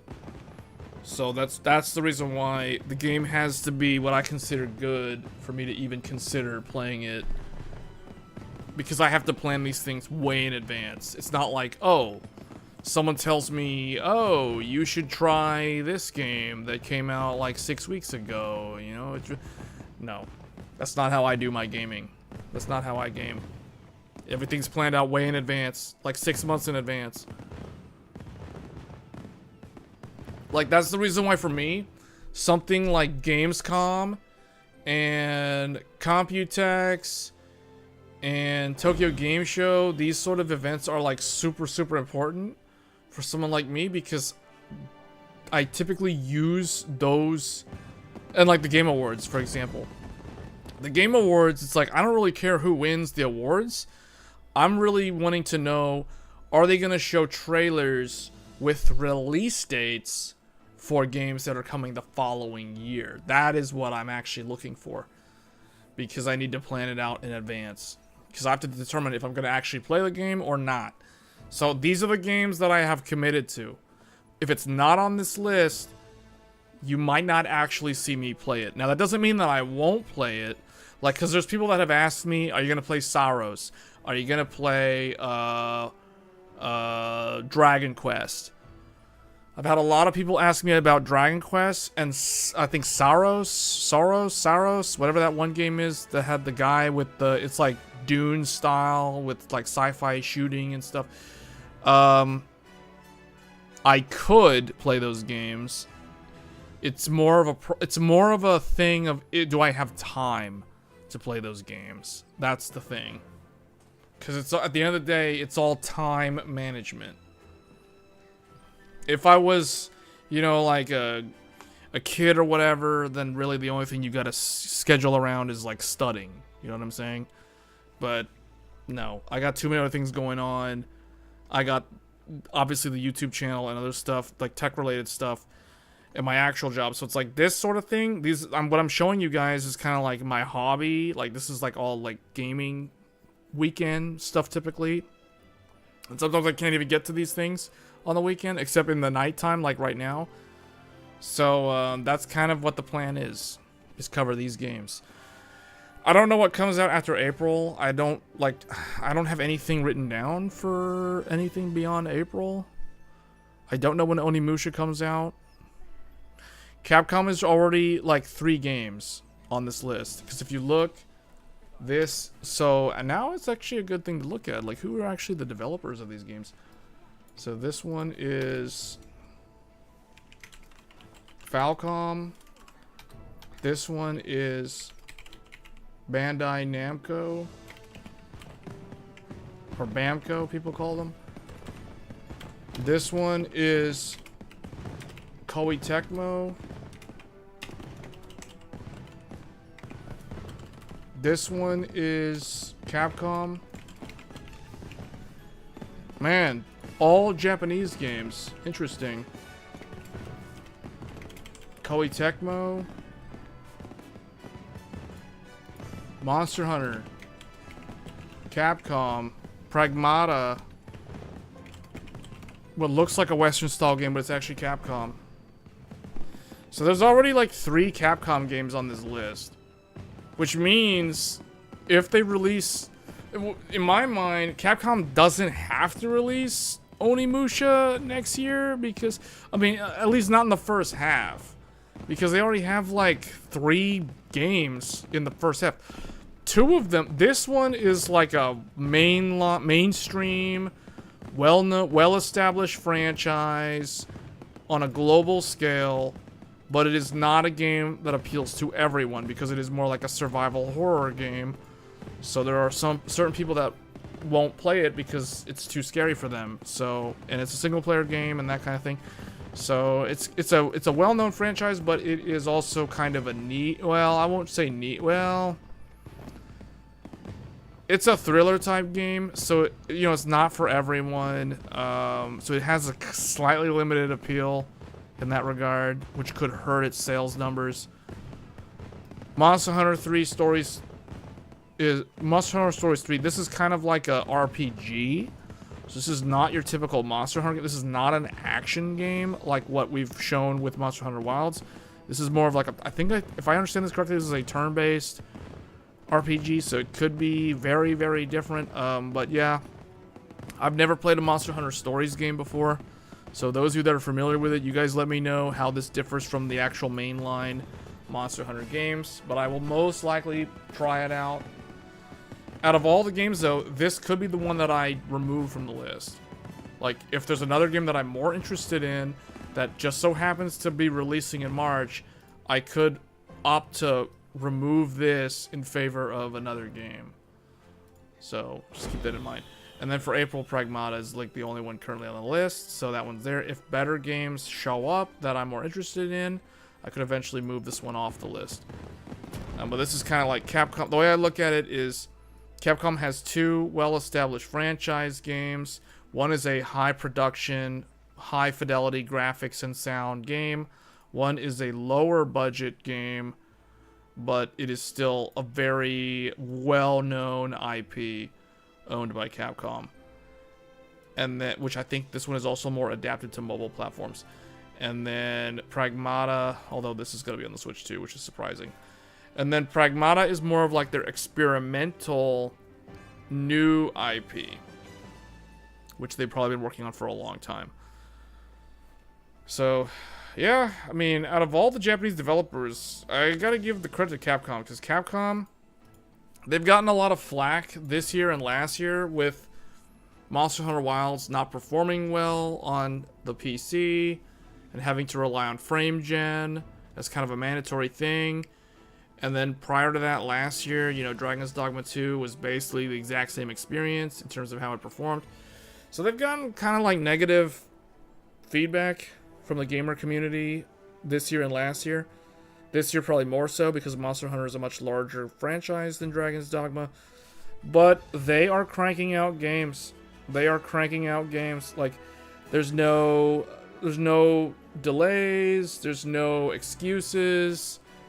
The games come out, the games are great, they're fully featured, complete games, they don't need all these crazy day one patches, at least if you have the proper hardware.